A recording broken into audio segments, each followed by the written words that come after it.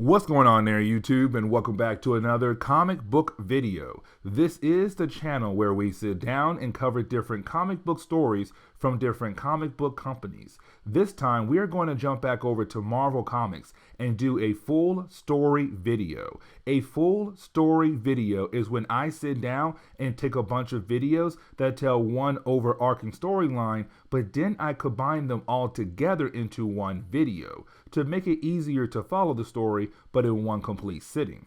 Today's full story video, we're going to cover the 2019 Excalibur series, where we took all the videos that we did over this series and combined them into one big video. When it comes to this series, of course, it comes after Power of X and House of X, and this was one of the many teams given to us. They were dealing with the idea of a new Captain Britain and what she should do with that status. Try to bring back the Captain Britain Corps, dealing with Otherworld as well, and of course the leader of Otherworld as well, which is Saturnyne, and her being a jerk.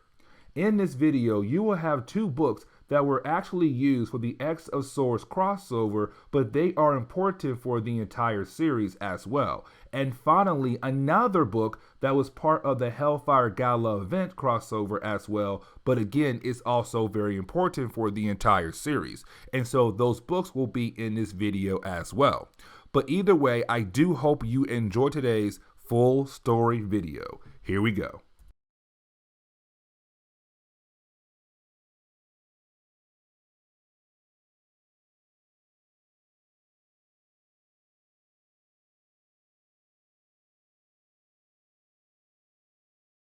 What's going on there, YouTube, and welcome back to another comic book video. This is the channel where we sit down and cover different comic book stories from different comic book companies.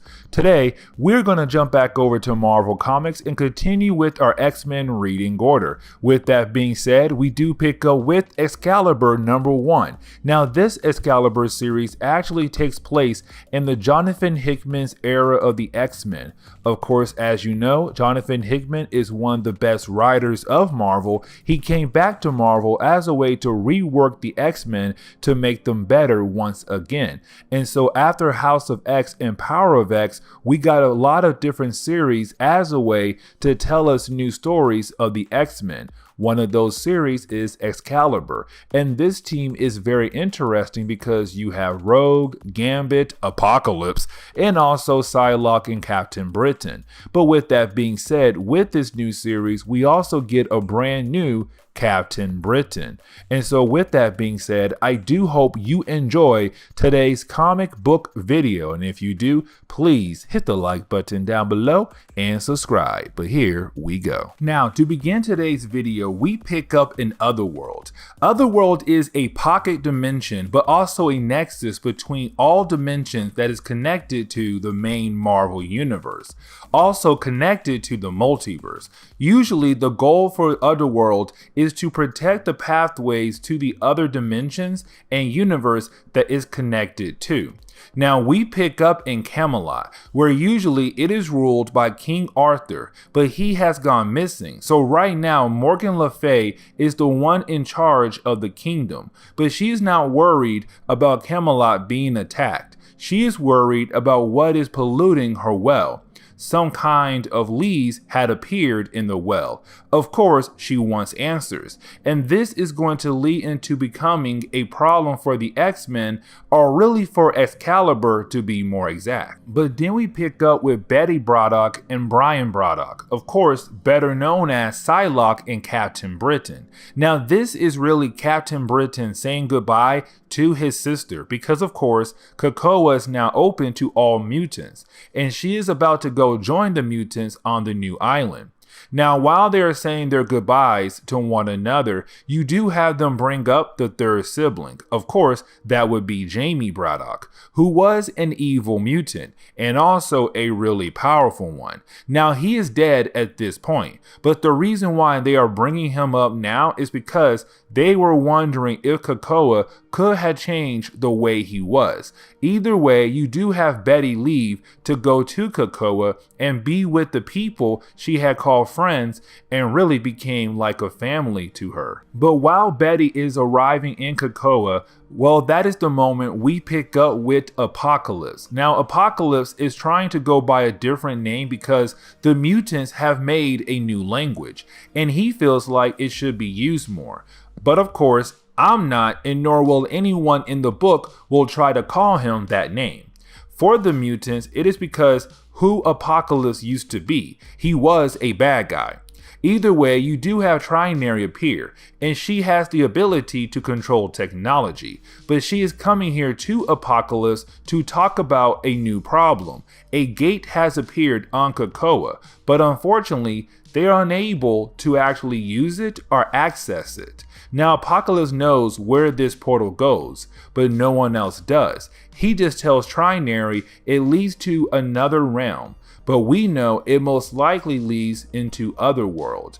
But you do have Apocalypse mention that they need some kind of champion if they want to be able to breach the portal. So now the question is, who is going to be the champion? We then pick up with the Coven Solar of Blackwood. Now, this is not a group we should have to worry about. Honestly, they're just a group of magic users who are actually confronted by Morgan Le Fay herself. Now, the reason why she is here talking to the Coven Solar group is because she wants to know who is polluting her well back in the Otherworld. Now, she claims that magic comes from her in Otherworld, and she has the ability to take the magic away from magic users. But either way, if they want to get their magic back, they are going to have to figure out what is polluting the well of Morgan Le Fay. Of course, we know that it has to be the new gate that has appeared on Krakoa. But getting back to Krakoa, we pick up with Betty arriving in Krakoa,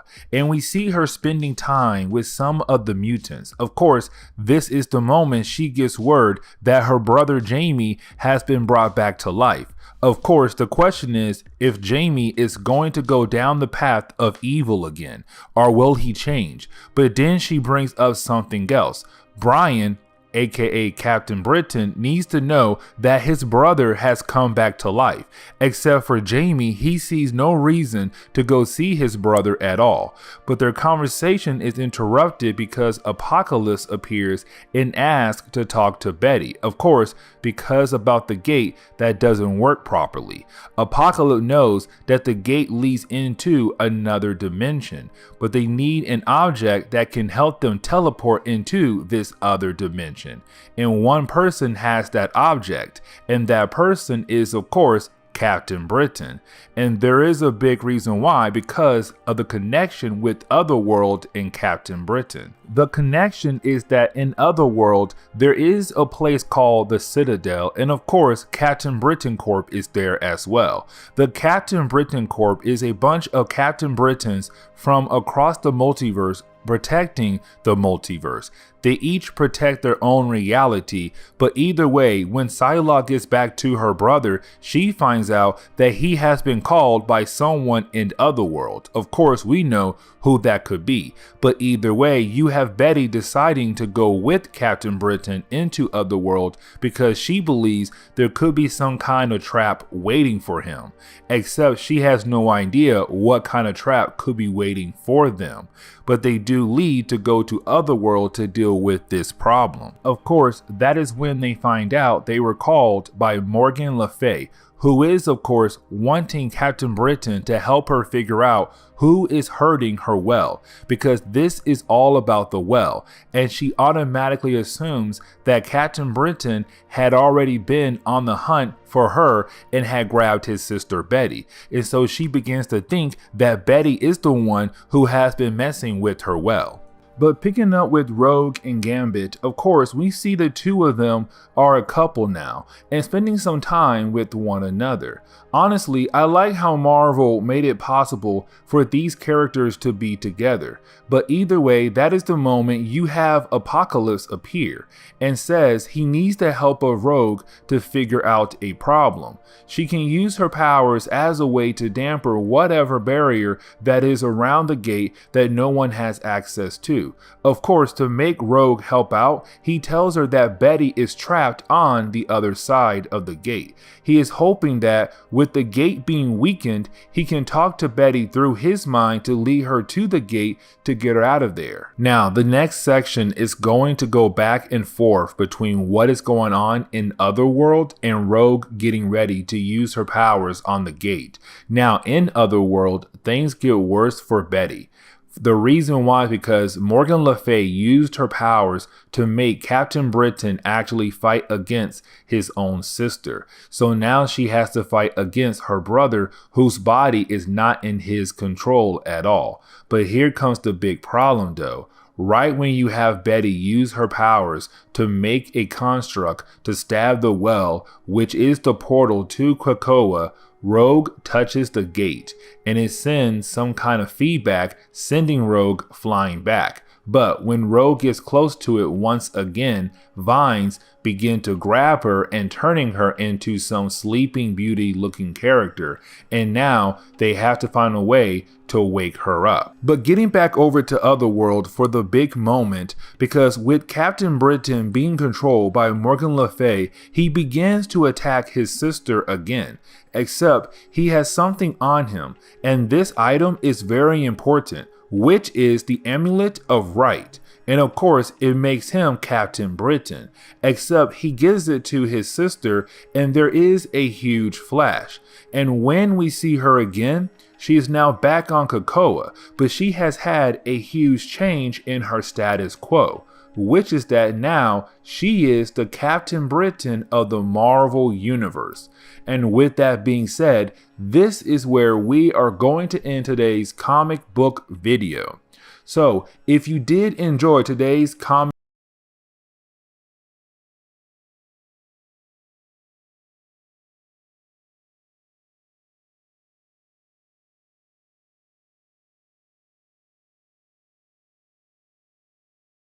To begin today's video, we actually pick up with Apocalypse. Now, this was a time where Apocalypse was one of the first many mutants on the Earth, meaning that at this point, there weren't that many mutants on the Earth. Now, with that being said though, you did have Apocalypse go around to find other mutants on the Earth. And he did. He found two twin brothers. Now, with these twin brothers, he was trying to recruit them to build a home for the mutants. Now, these twin brothers did not want to join Apocalypse. On top of that, they had the ability to never get lost. The problem is that when they went out into the ocean, they weren't good builders. What I mean is, they did not build a good enough boat to survive in the ocean. And so their boat, of course, drowned, and they drowned with their boat. And Apocalypse could have saved them, but of course, he did not. In his mind, he felt like this area where they died at could be very important for something else down the road. Now, we do jump back over to the present day, where we pick up with the Excalibur team. Of course, that will be Betsy Braddock, the new Captain Britain, Gambit, and also Jubilee. Now, they do have Kitty Pryde with them at the moment, but Kitty Pryde is not part of the team. Kitty Pryde is actually part of the Marauders team, who has a boat to go all over the ocean. And so right now, the Excalibur team needs the boat to go to the lighthouse. Now, the lighthouse is very special to the Excalibur landscape. But of course, I will explain that down the road. But either way, right now, they're using the boat to get to the lighthouse. And the reason why, because let's not forget what happened in our last video. When it came to Rogue, Rogue touched a Krakoan gate. And of course, that gate actually led into Otherworld, or actually Avalon, where Morgan Le Fay stays at. And right now, Morgan Le Fay is holding the original Captain Britain, Brian Braddock, as a hostage. But either way though, you have this team hoping that if they get to the lighthouse, they can go back to Otherworld, save Brian, and also fix Rogue. Because when Rogue touched that gate, there was some kind of feedback and basically turned her into a Sleeping Beauty kind of character. Now, at this moment right now, Gambit is very upset because he cares for Rogue. And he's kind of upset that everyone on this team is kind of just making jokes left and right and not taking this situation very serious. but of course, things are about to get very worse. Now, we do see that our Excalibur team do get attacked by some Silkies. Now, these Silkies are some kind of old Scottish folktale creatures, but either way though, these creatures are right now attacking the Excalibur team. And of course, they're attacking the boat that belongs to Kitty Pryde. Now, you do have Betsy Braddock tell us that these creatures were most likely sent by Morgan Le Fay as a way to capture her and bring her back over to Otherworld. And so right now you have our heroes just trying to fight them off. But of course, you do have Betsy Braddock tell us that they need to get to the shore. And the reason why, because these creatures technically can't walk on land or climb the rocks on the land, meaning that it's their best way to protect Kitty Pryde's boat, but to also get away from them and protect Rogue as well. And so you have our heroes being able to get off the boat and get right over to the shoreline where the creatures realize they can no longer follow, and they leave. Now, when they get to the shore, they realize that the lighthouse is gone. The lighthouse that belongs to Captain Britain's family. So with that being said, they're wondering what happened. But that is the moment Betsy Braddock is visited by some people that she can only see. No one else can see them. And they tell her what happened to the lighthouse. The lighthouse was burned down by, of course, Morgan Le Fay people. She has sent in a new coven called Coven Akkaba, and their leader is the High Priestess Mariana Stern. And with that being said, she was the one who burned down the lighthouse. But of course, don't worry, things are about to get better for our team. And the reason why I say that is because out of nowhere, you do have Rogue, who is right now really a sleeping beauty,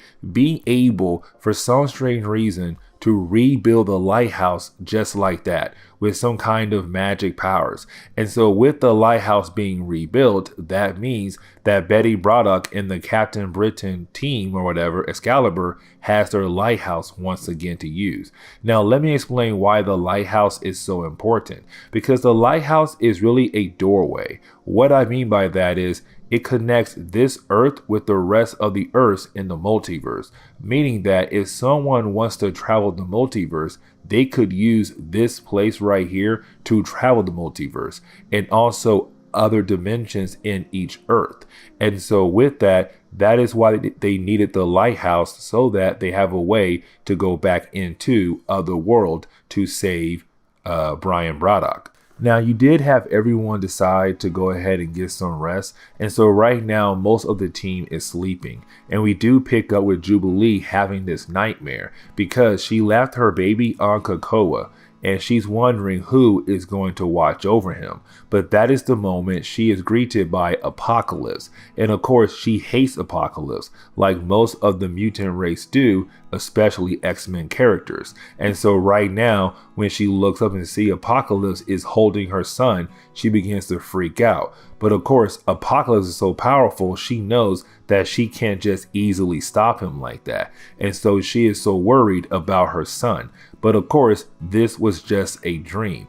And with this dream happening, it's basically going to make her realize that she should go back to Krakoa, get her son, and bring her son on this mission, because at least he'll be in safer hands. But either way though, we do jump over to Betsy Braddock's dream, which is kind of weird because she is greeted by some kind of fiery fox character. Now, like I said, in Betsy Braddock's dream, she is greeted by some kind of fiery fox, and she realized that this dream is trying to give her some kind of message. With that being said, she follows the fox until it leads her to a statue of Apocalypse. And of course, in each hand of Apocalypse, there is a plate with food on it. Now, once she's able to remove the food, she's able to read the message. And it said, "He will use us, but we can use him." And of course, this could mean Apocalypse is trying to use them, but of course, they could use Apocalypse for something else. And the dream kind of ends on that note right there. But when everyone wakes up, Well, that is the moment they are confronted by the same guys who told Betsy Braddock earlier what had happened to the original lighthouse, how it was burned down by the Coven of Akkaba. But that's the moment you have these guys actually tell Betsy Braddock that they recognize her as the new Captain Britain and they need her help to protect the area. But that is the moment they do get attacked by the Coven of Akkaba, and that means the Excalibur team must fight against them. But while the Excalibur team is fighting against the forces of the Coven of Akkaba, well, that is the moment you have Apocalypse appear in the mind of Psylocke to talk to her. Wait, not Psylocke, Betsy Braddock. For a long time, Betsy Braddock was actually Psylocke, and so sometimes I get confused that she is no longer Psylocke. My bad. But either way though, you do have Apocalypse contact Betsy Braddock to tell her that she needs to stop this nonsense and just go ahead and go to Otherworld, and the reason why, to save her brother, because the longer her brother is in Otherworld with Morgan Le Fay, the easier it will be for her to corrupt him and make him work for her. Now of course, Betsy, like most X-Men characters, do not trust Apocalypse. On top of that, she just learned that Akkaba, the coven that burned down the original lighthouse, used to work under Apocalypse so many years ago. And you have Apocalypse say, yes, that is true, until they had believed a lie. That lie was that with their using magic powers, they were on my level. And of course, I had to show them they were nowhere on my level. And after that, they no longer work for me. But of course, that is the moment you have Apocalypse appear and he takes all of the Coven of Akkaba out. And the reason why, because again, he wants Betsy Braddock and her team to go to Otherworld right now to go ahead and save Brian Braddock. But of course, like I said earlier, no one trusts Apocalypse, especially X-Men characters. Now, once the Coven of Akkaba has been defeated, well, that is the moment you actually do have Apocalypse tell Betsy Braddock and Gambit and Jubilee that they need to go ahead and go into Otherworld to save Brian Braddock, to stop Morgan Le Fay. Now, again, no one trusts him, but then you have Apocalypse say, listen, I will stay here, protect the lighthouse, but also protect the area like you want to. On top of that, I will protect Rogue. Now, as soon as he says Rogue's name, that right there makes Gambit very angry. And the reason why, because no one on the X-Men team trusts Apocalypse, especially Gambit, when it comes to the girl he loves so much. But right now, honestly, he has no choice. He has to let Rogue stay here. On top of that, that means Shogo, the baby of Jubilee, has to stay here as well. Something else that Jubilee does not want to do. But of course, that is the moment you have Apocalypse teleport the whole team into Otherworld to begin their mission. And right behind them is a dragon. And so right now, in the next issue, we're going to see our heroes fight against a dragon. But with that being said,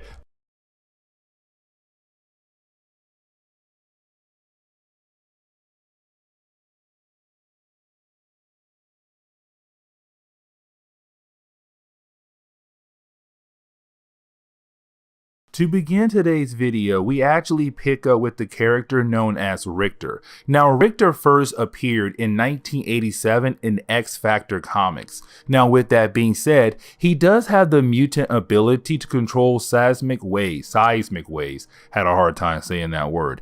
But either way though, he's very similar to Avalanche in a way. Now, of course, we actually pick up with the character right now in his apartment. And the reason why, because like most mutants across the world, they're still trying to reach Krakoa. But the problem is though for Richter is that as soon as he steps outside of his apartment, he does cause an earthquake, which is a big problem because to him, he's wondering if he's able to get to the island of Krakoa, would he cause an earthquake on that island? He's so scared that he might cause a lot of damage and kill a lot of people if he goes to that island. And so what he does instead is just stay inside his apartment to protect him and everyone else he could possibly kill down the road.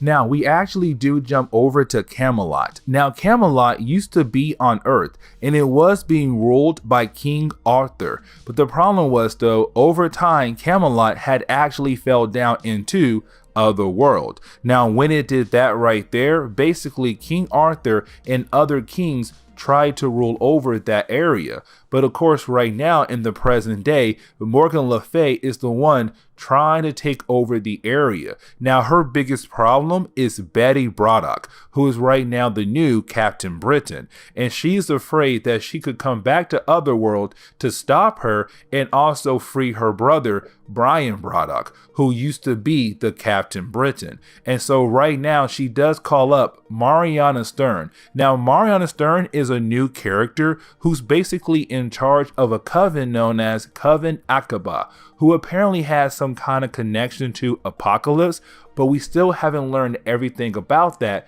just yet. But either way though, right now Morgan Le Fay is hoping that Coven Akkaba was able to stop Captain Britain, but to also tell the public about the new Captain Britain being a mutant. Because let's not forget, mutants are still hated across the world. And that even means right now, when it comes to Betty Braddock being the new Captain Britain and she is a mutant, people should hate her automatically. But of course, you do have Mariana Stern say, unfortunately, the world has no idea that there is a new Captain Britain. And matter of fact, right now, the world is focusing on Krakoa. Everything else about Krakoa is taking over the news right now. And so that right there makes Morgan Le Fay angry, because that means sooner or later she might have to deal with Betty Braddock. And that moment might come very soon. And the reason why, because in our last issue, at the very end, Apocalypse met up with Betty Braddock and told her, listen, if you want to save your brother, you must go over to Otherworld, go to Camelot, fight Morgan Le Fay, actually beat her and free your brother. But you have to go over there to actually complete that goal. And so at the end of the last issue, Betty Braddock, Gambit, and Jubilee were all transported to Otherworld, to Camelot, to hopefully free Brian Braddock, who used to be the Captain Britain. Now, when they got there, well, they were confronted by a dragon.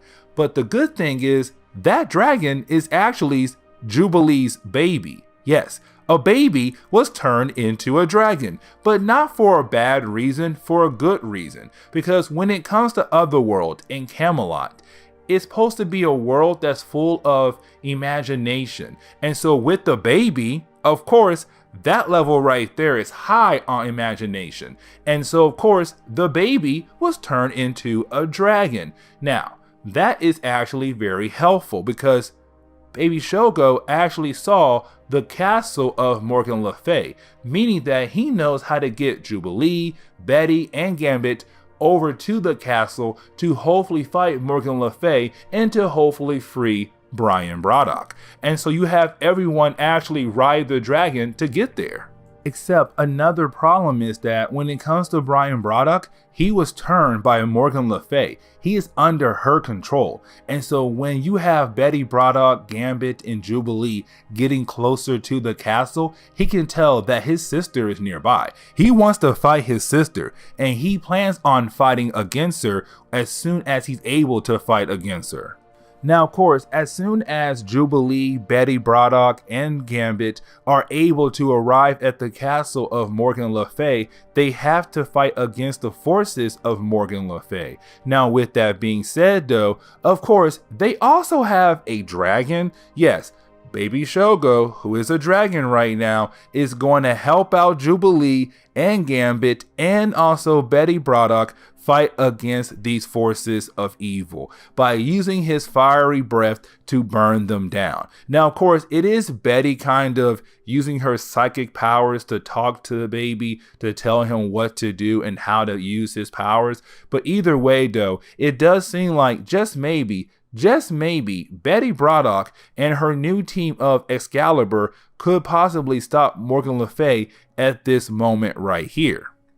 But then here comes her brother, Brian Braddock, and he is full of rage because right now he is under the control of Morgan Le Fay, but he wants to fight against his sister, Betty Braddock. And of course, when he sees his sister, he calls her a pretender because let's not forget, for years and years and years, Brian Braddock was Captain Britain, but out of nowhere, now his twin sister is the new Captain Britain? That's crazy. That's wild. And so right now he's calling his sister a pretender, saying that she's not good as he was. He was the best Captain Britain, and she can't even come close to what he was.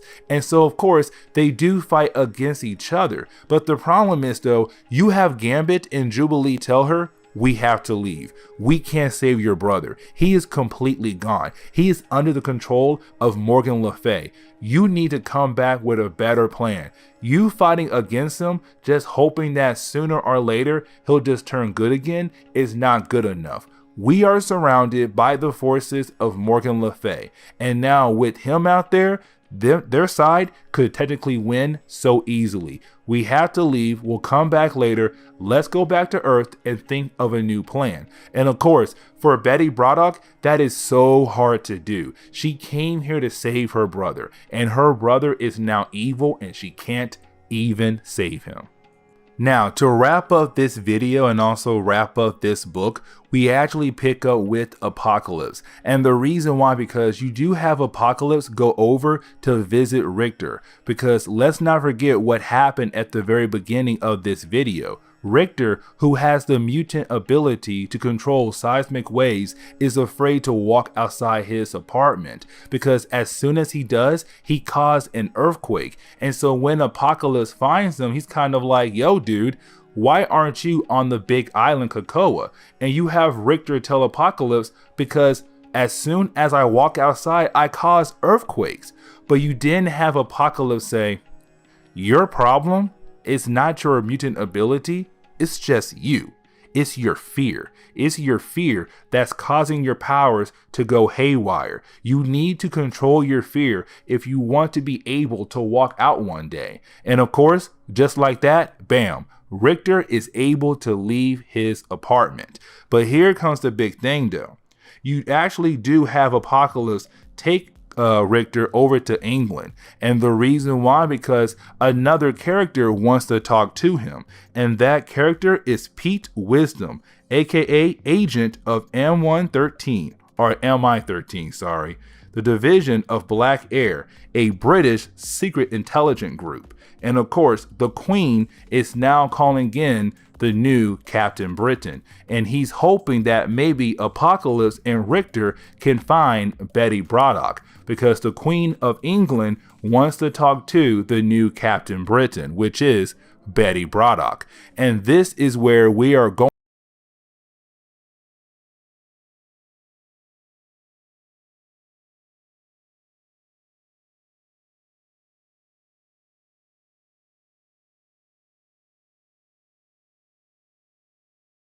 Okay, to continue our coverage over the Excalibur series, we pick up with Excalibur number 4. Now with this book right here, right off the bat, it reminds us what is going on with Excalibur, especially Rogue. Because remember, Apocalypse in our earlier videos was trying to open the gate to Otherworld, which is right now being ruled by Morgan Le Fay. Now of course, he tried to use Rogue as a way to open the gate up. But when Rogue touched the gate, there was some kind of feedback that sent her flying back and put her in some kind of stasis. And so ever since then, Gambit, who already hated Apocalypse, hates Apocalypse even more, because he feels like Apocalypse had basically used Rogue and tricked Rogue, and now Rogue is in some kind of stasis and Gambit wants his wife back. And so right now he says he is gonna go over to Britain to talk to Betty Braddock. Here's the big problem though. Right now, Betty Braddock is meeting up with the Queen of Britain. And so when he arrives, there's a mob outside the castle of the Queen. And the reason why, because word just got out that the new Captain Britain, which is Betty Braddock, because her brother is stuck in Otherworld, is a mutant, and the world does not like mutants. And so when Gambit appears, of course, the mob knows that he is a mutant, but he does not care. He wants to talk to Betty, and he will fight the crowd of people to get through them and the gate, get inside the castle to talk to Betty to hopefully find a way to save his wife. Now, while Gambit is outside causing problems for everyone, on the inside of the castle, we do get reminded who is on this Excalibur team, which of course is Richter and Jubilee. Now, of course, while they're walking around the castle, well, that is the moment they come to find out that Gambit is outside basically fighting against a crowd of people who are upset that the new Captain Britain is a mutant, and especially upset when they see him, who is also a mutant. But either way, though, you do have Richter and Jubilee jump in to help Gambit fight against a crowd of people. But of course, everyone stops as soon as Betsy Braddock walks out. And the reason why, because you have Betsy Braddock tell everyone there that she has met with the Queen. And the Queen has approved that Betsy Braddock can be the new the new Captain Britain. Almost to the new Great Britain, the new Captain Britain. But also she had approved the idea that Betsy Braddock as the new Captain Britain can have her own team of mutants to help protect Great Britain, but to also protect other worlds as well. And of course, she tells everyone that her new team is called Excalibur. And so right now, the Queen has approved that they can have a mutant as the new Captain Britain. Now, you do have all of the Excalibur team come together to discuss what should their next move be. What should they do next? And that is the moment you have Apocalypse say they need to find a way to basically defeat Morgan Le Fay, but to also wake up Rogue, because apparently Apocalypse needs Rogue for some kind of special reason. Now, on top of that, you do have Betsy Braddock tell everyone that when she talked to the Queen of Great Britain, the Queen is very concerned about the Coven Akkaba, of course, the organization that's working under Morgan Le Fay. And right now, the Queen of Great Britain wants Excalibur to go ahead and get rid of them before things get worse. And so right now, it seems like Apocalypse and the Excalibur team, they all have different missions on their mind, but of course, all their missions are tied to one another. Now, we actually do get reminded that Jamie Braddock is alive. Now, Jamie Braddock is the younger brother of Betsy Braddock, of course, who's right now Captain Britain. But when it comes to Jamie Braddock, he is very powerful. And when I say he's very powerful, I mean he is very powerful. And matter of fact, you're going to see down the road in later books that we're going to cover how powerful he truly is. But either way, though, we do get reminded that Jamie Braddock is around, and possibly down the road, he could cause a lot of problems for the Excalibur team, or he could possibly help them down the road in some special kind of way. Now, we actually do pick up with Gambit and Richter, who is on a mission right now that was given to them by Apocalypse. Now, their mission is to, of course, travel underneath the earth. And the reason why, because apparently there is some kind of crystals underneath the earth that were made by the bones of dead mutants from a long time ago. But apparently these crystals are holding a lot of power that Apocalypse needs for some kind of special mission. And so with that being said, we actually do pick up with Richter and Gambit traveling deep into the earth. Now, of course, they're able to do this because Richter has the ability to control seismic waves. But of course, while the two characters are traveling deeper and deeper into the ground, well, that is the moment they are confronted by some random characters who also have the ability to control the earth as well. And so it seems like they're attacking both Richter and Gambit, but of course, they're not attacking Richter at all. And the reason why they're not attacking Richter is because Richter has the same abilities as they do, which is being able to control the earth. Now, of course, the reason why they find him so intriguing is because they realize that he was born with his powers. he did not have to learn how to control the earth. He was just born with the powers. And so, of course, they found him so intriguing that they began the process of handing over the crystals that they came down here for Apocalypse. Now, as soon as they give the crystals over to Richter, of course they say they like Richter, but they don't like Gambit, because to them, Gambit is a thief, which he is. And so you do have these guys just begin the process of sending Gambit deeper into the earth to possibly kill him and to get rid of him. Okay, to wrap up this video, we actually do pick up with Captain Britain, aka Betsy Braddock, and MK13 meeting up with the Coven Akkaba leaders, which is Mariana, a character we have been seeing in our earlier videos, and also Ruben, who is a new character, but he's also a leader of the organization Coven Akkaba. Now, let's not forget, the Coven Akkaba is working for Morgan Le Fay, who's trying to take over Otherworld. But the problem is she can't do that because of Excalibur.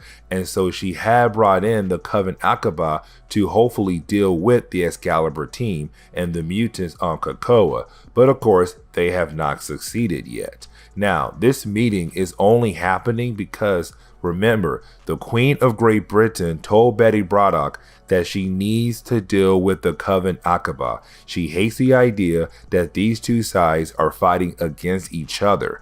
And so, with that being said, she hates the idea that Great Britain is in the middle of their fight.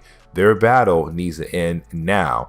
And so, hopefully, they can get some kind of peace treaty made out of this meeting. But of course, there will be no kind of peace treaty. And the reason why I say that is because you have Ruben say he has been trying to talk to the Queen for a long period of time, ever since Betsy Braddock became the new Captain Britain of Great Britain. And so the reason why he was doing that because he wants to remove Betsy Braddock as the new Captain Britain. But he was telling the Queen, listen, the new Captain Britain, she's reckless, she's new, and of course, she is a mutant. Three things we cannot have when it comes to someone being our protector of our country. But of course, he does bring up another thing, which is baby Shogo. Because remember what happened in our last video.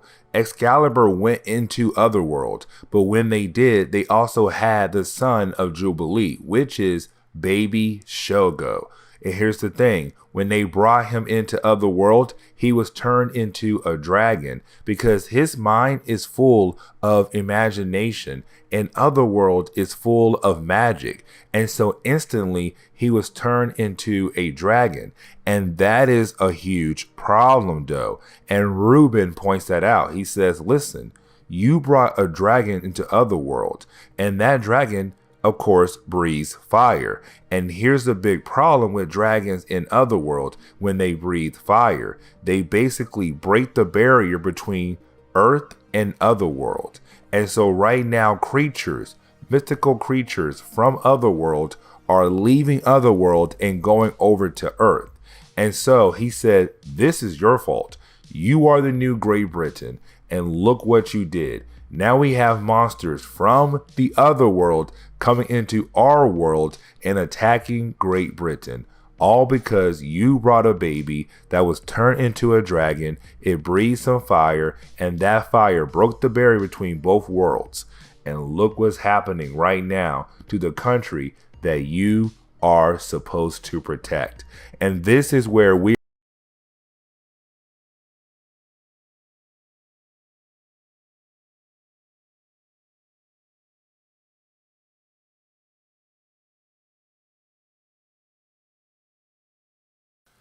Now, to continue our coverage over the Dawn of X, we do pick up with Excalibur number 5. Now, with that being said, we actually do pick up with Richter and Gambit, and where our last video left off at with these two characters. Because remember, Gambit and Richter were able to get crystals for Apocalypse, but apparently Gambit has slipped down to a deeper part of the earth. And of course, Richter is trying to use his powers as a way to save Gambit, before Gambit is able to die. And so with that being said, you do have Richter being able to use his mutant ability, which is that he's able to control seismic waves to be able to catch Gambit before Gambit is killed. But that is the moment they realize they have to go back and meet up with the rest of the Excalibur team.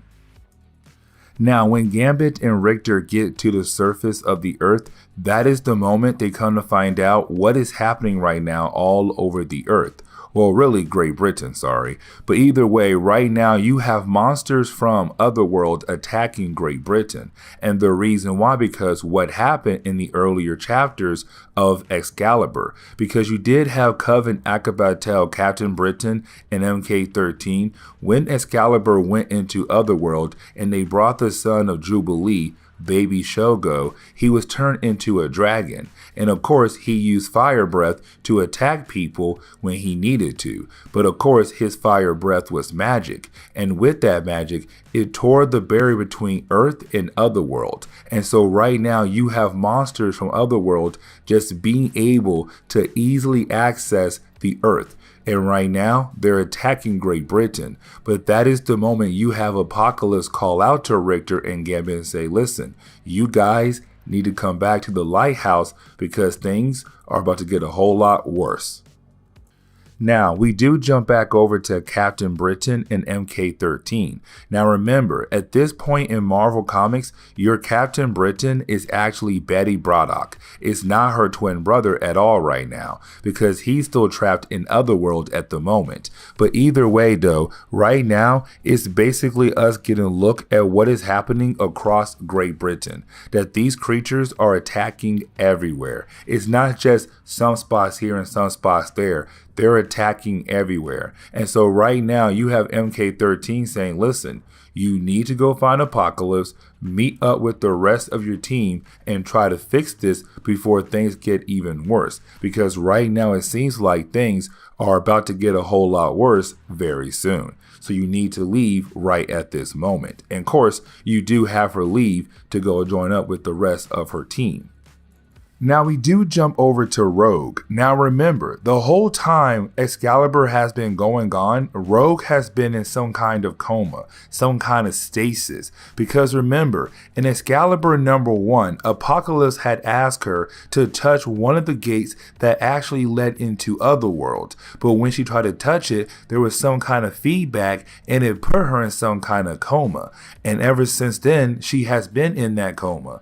And so right now, we go into her mind and we see her having some kind of dream. Now right now she doesn't remember what happened to her, and so she's wondering where in the world is she. And she does run into a fiery dog. Now this fiery dog we actually met in one of the earlier chapters of Excalibur, and Betsy Braddock actually met this dog. And so this dog is actually very important.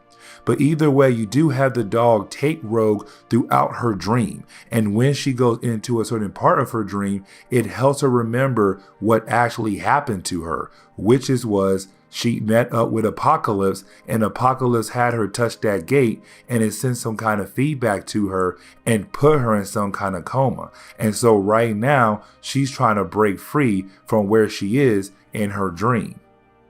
Now getting back to the rest of the Excalibur team who's right now regrouping at the lighthouse, you have them right now fighting against the monsters from Otherworld. But with them doing that, of course, they're trying their best to survive. Now, you do have Gambit and Richter appear, and apparently Gambit still does not like Apocalypse.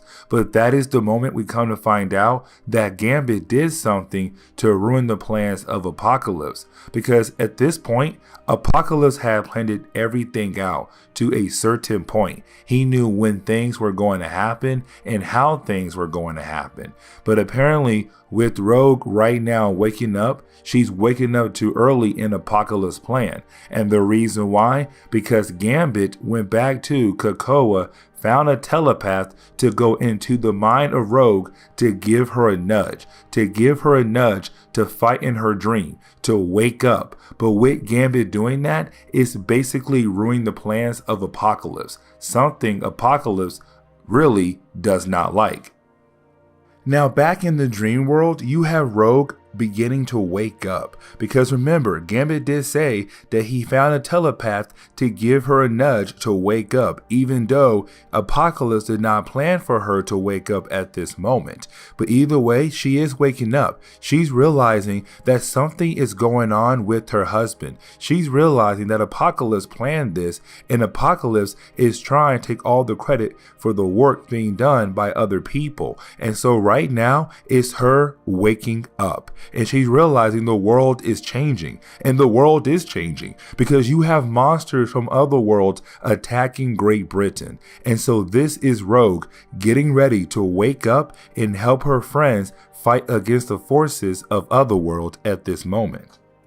Now, getting back into the real world, you have Gambit fighting against Apocalypse. Now, let me just say, this fight right here is not fair. It's not fair at all because it's Gambit fighting against Apocalypse. Apocalypse is too strong for Gambit to stop on his own. And so you have Apocalypse just beat down on Gambit and knock him out. But things are about to get a whole lot worse for Apocalypse. And the reason why I say that is the crystals that he wanted. Because remember, in the last chapter, he has sent Richter and Gambit to go gather some crystals. Now, these crystals were apparently made out of the bones of mutants from thousands of years ago. But these crystals were holding a lot of magic. And when Apocalypse tried to use them, the crystals no longer have magic anymore. And so you have Apocalypse wondering, what in the world happened to the crystals? What did Gambit do? What did Richter do? What is happening right now? His plans are falling apart and he cannot stand that at all.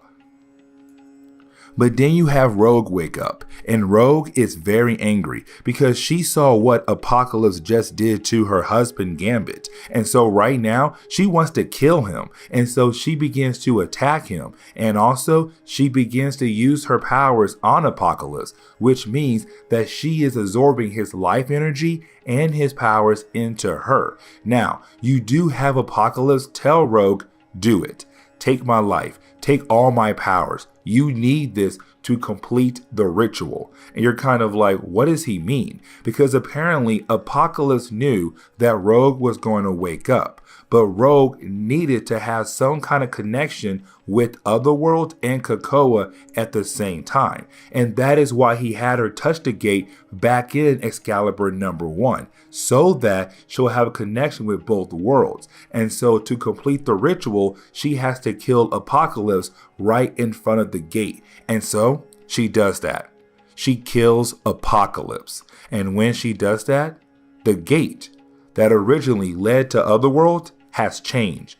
On top of that right there, Rogue has changed. Rogue now looks like Apocalypse. And this is where we are going to end today's comic book video. So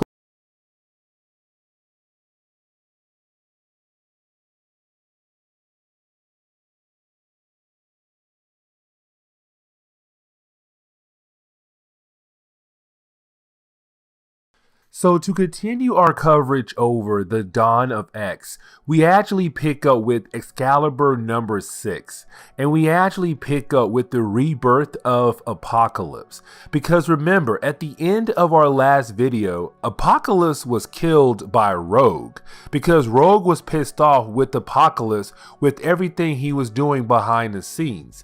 And so with that being said, Rogue had killed Apocalypse, and so now we're seeing Apocalypse being brought back to life thanks to the Five. Remember, the Five are 5 mutants who have the ability to bring someone back to life. But as soon as they bring Apocalypse back to life, that is the moment he is confronted by Jamie Braddock, the brother to Betty Braddock and Brian Braddock, the original Captain Britain and the current Captain Britain. But the big question is though now, what is Apocalypse planning with Jamie Braddock? Now we do jump back over to Otherworld. And remember, right now Otherworld is being ruled by Morgan Le Fay, somebody that the Excalibur team is trying to bring down, but to also free the brother of Betty Braddock and Jamie Braddock, Brian Braddock, who was the original Captain Britain. But with all that being said, you do have the Excalibur team right now in Otherworld getting ready to fight against Morgan Le Fay. Now remember, the Excalibur team is a very capable team, but at the same time, when it comes to Morgan Le Fay, she has a whole army behind her. And right now, she also hates the mutant race a whole lot, especially Apocalypse, because she knows that it was Apocalypse plotting to do something here in Otherworld and at the same time plotting to do something else, and we have no idea what it is at all at the moment. Now, while you have the forces of Morgan Le Fay fighting against the forces of Excalibur, that is the moment you have Apocalypse reappear. Now, with Apocalypse reappearing, this is very huge because to Excalibur, they saw him die at the very end of our last video. And so right now they're confused on how in the world this man is alive once again so quickly. Yes, they do know about the 5, but usually it takes some time for the 5 to bring someone back to life. And you have Apocalypse say, because he's one of the members of the Quiet Council, he was moved up the list very quickly to be brought back to life. And so that is how he's here right next to the Excalibur team. Now, this is the moment you have Apocalypse actually go over to Morgan Le Fay to work out some kind of deal. And when I say a deal, I mean a duel. A duel between her best warrior and his best warrior, which right now is Betsy Braddock, who is the current Captain Britain, and Brian Braddock, who was the original Captain Britain before his sister. And they're going to have these two characters fight against each other. If Betty wins, Apocalypse wins. If Brian wins, well then Morgan Le Fay wins. And that right there is very important. Now, this duel does go on for a couple pages, where you actually have Betsy Braddock fighting against her brother Brian Braddock. And while the two characters are fighting against each other, it's reminding us who is a better swordsman, who is a better fighter. And at first, it does kind of seem like Brian Braddock is the better swordsman, the better fighter. But at the same time, let's not forget, Betsy Braddock used to be in the body of Psylocke, who's right now the leader of the Fallen Angels team. And while she was in that body, she learned so much more about sword fighting. And so with that being said, Betsy Braddock is also a great sword fighter. But either way, this duel does end with Betsy Braddock being able to stab her own twin brother Brian Braddock. Now, with him being stabbed, that is the moment you have Brian Braddock find out that his brother Jamie Braddock is alive. Now, this is huge because Jamie Braddock is the strongest sibling because he's able to warp reality on a very high level. And he was a bad guy for a long time in Marvel Comics. But of course, Brian Braddock had no idea that Krakoa had brought Jamie back to life.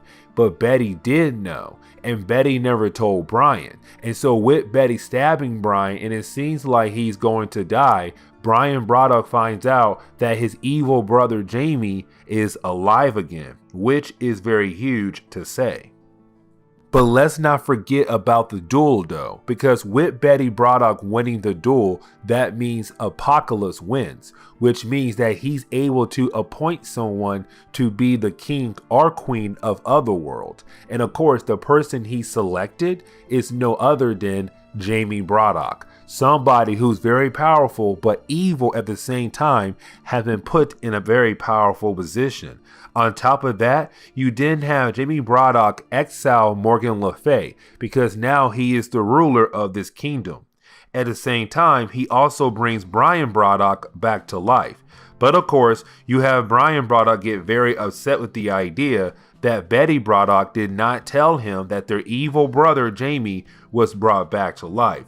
But either way though, now Jamie Braddock is the king of Otherworld, which is very huge to say for the moment. And the big question is now, what is Apocalypse and Jamie are planning to do together? What is their big goal?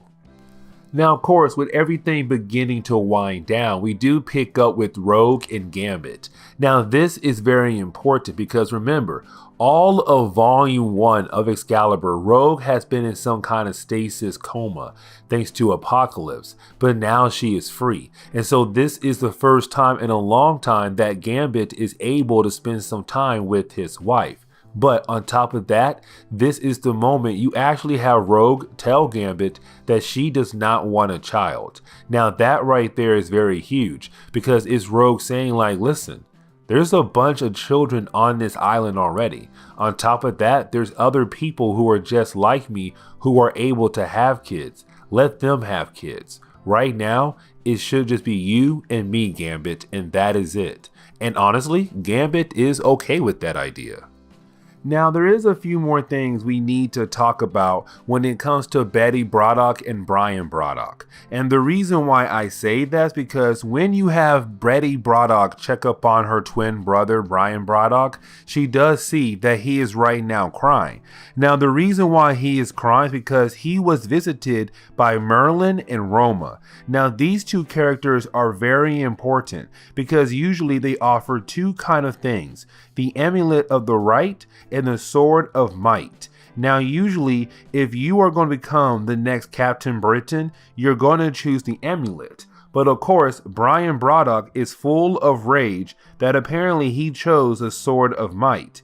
And that right there is very huge, because with him picking up the sword of might, that means he cannot be Captain Britain. But the reason why he picked up the sword of might is because he believes that his soul, his mind, his body is full of anger, all thanks to Morgan Le Fay having control over him for so long. But with all that being said, basically right now he has chosen the sword of might, and so he now has a different set of powers.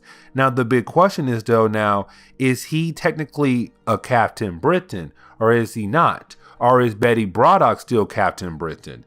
Either way, you're going to have two characters holding different weapons, the sword of might and the amulet of the right. But either way, these two characters are going to protect Britain and Otherworld together. But to go ahead and wrap up this video, we actually do jump back over to Otherworld. And remember, in Otherworld right now, Jamie Braddock, the brother to Betty Braddock and also Brian Braddock, is the ruler of Otherworld. And that is huge right there, because for some strange reason, Apocalypse wanted Jamie Braddock to be the ruler of Otherworld. We have no idea why, but when Jamie Braddock goes to see Apocalypse in the dungeon or basement level of their new castle in Otherworld, Apocalypse is working on something big. We have no idea what it is yet, but we are going to learn in future videos. But with all that being said, I do hope you enjoyed today's comic book video, and if you did, please leave me a like.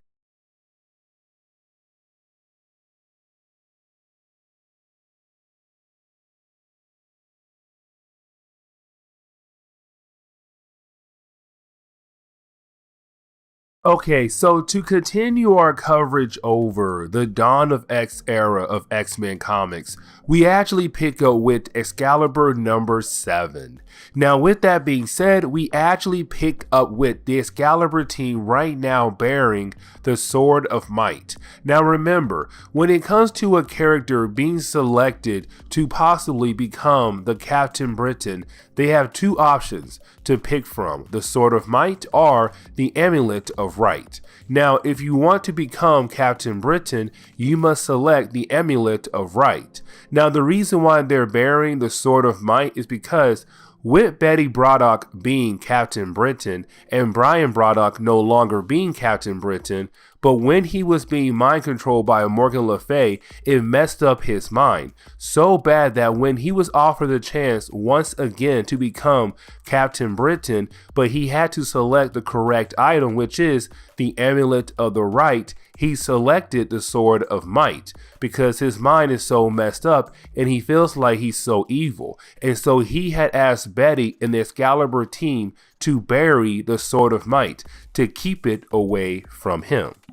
But did we see Betty Braddock actually go over to Otherworld? Now, when she arrives, she's basically confronted by Apocalypse, Exodus, but also her brother, Jamie Braddock. Now, when it comes to Jamie Braddock, she is very worried because with Otherworld being free from Morgan Le Fay control, they need a new king or queen. And Apocalypse put Jamie Braddock as the new king of Otherworld, which is very concerning. And the reason why, because to Betty, her brother Jamie is pure evil, which he is. On top of that, he is a very powerful mutant.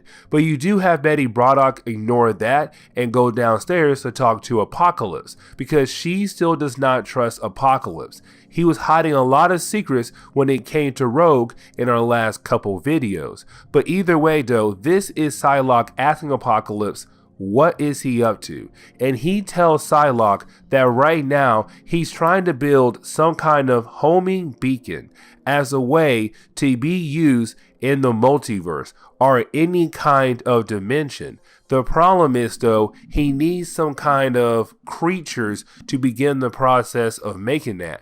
And these creatures are werewolves. And werewolves first appeared back in the only 80s or 90s of X-Men comics. I could be wrong. But either way, they're from the Mojoverse. And so right now, these creatures are actually being held in a zoo in Great Britain. And so now this is Apocalypse telling Psylocke that she needs to call in her team and go get the heads of these werewolves or warwolves and bring them back over to Apocalypse.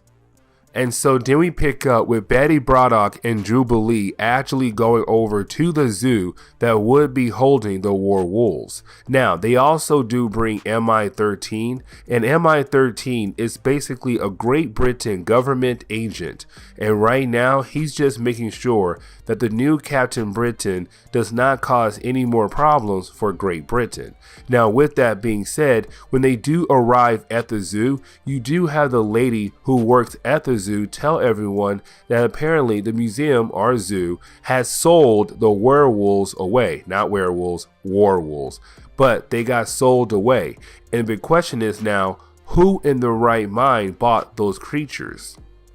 Now, we do see Betty Braddock and MI-13 actually go to a bar. And the reason why, because they're going to run into Cullen Bloodstone. Now, Cullen Bloodstone is an old character. Not old, but he first appeared back in 2012. But he's part of the Bloodstone family, a monster hunter family. Now, with that being said, he was the one who bought the werewolves, because right now in his backyard, he is holding a big hunting competition, which of course is the werewolves, to see who can kill all of them or who can kill the most. And so right now, he's inviting the Excalibur team to join his hunting game that he is holding in his backyard to see who can kill the most werewolves, not werewolves, werewolves before the other.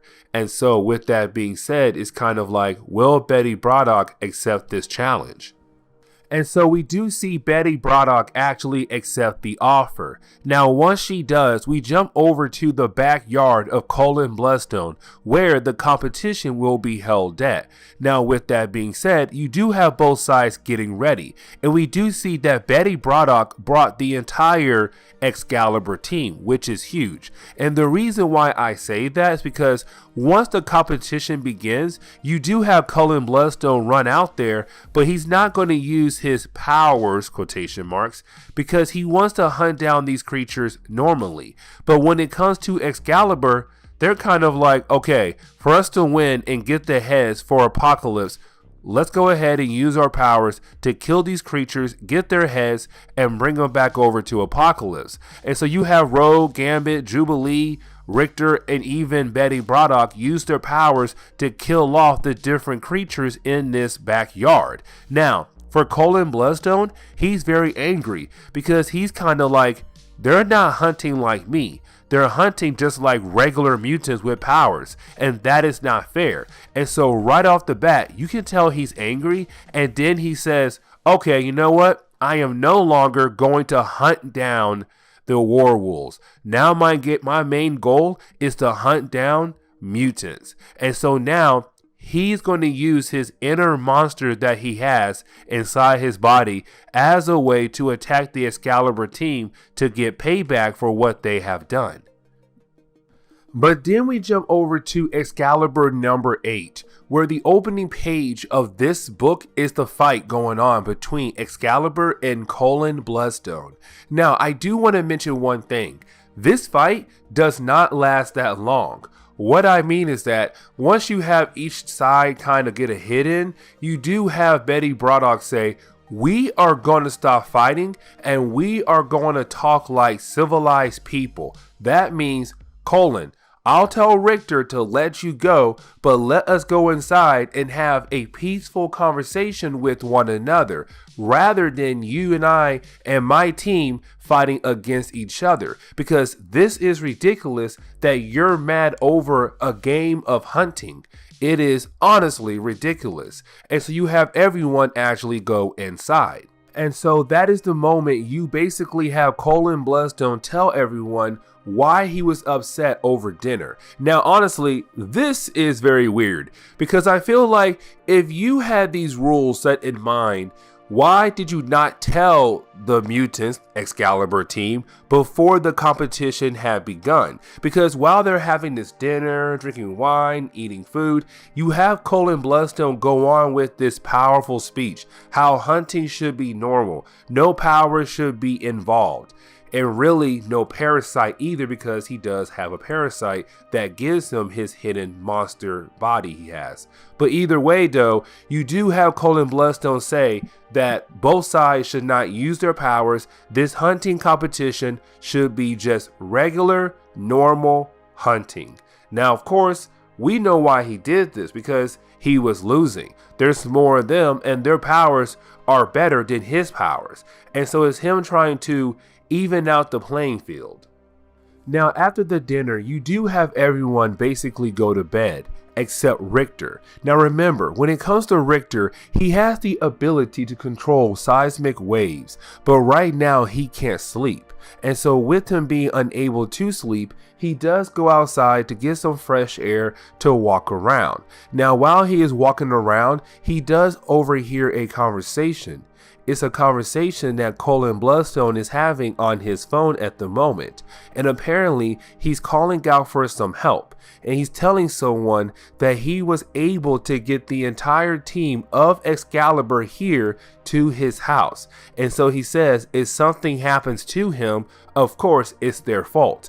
But he is asking for some help. Now, he does see Richter, and so he hangs up the phone call and he confronts Richter. Now, this is where things get very, very interesting, because you do have Colin Bloodstone tell Richter that he doesn't find mutants scary. Like, he doesn't hate them. It's just that with them now being in charge of the world, or being in charge of a lot of different things across the world, that is what scares them, because now they're on top of the world. Now, you do have Colin Bloodstone basically tell Richter that he is gay. Now, this is honestly kind of important for the next part. And the reason why, because you have Colin Bloodstone kiss Richter.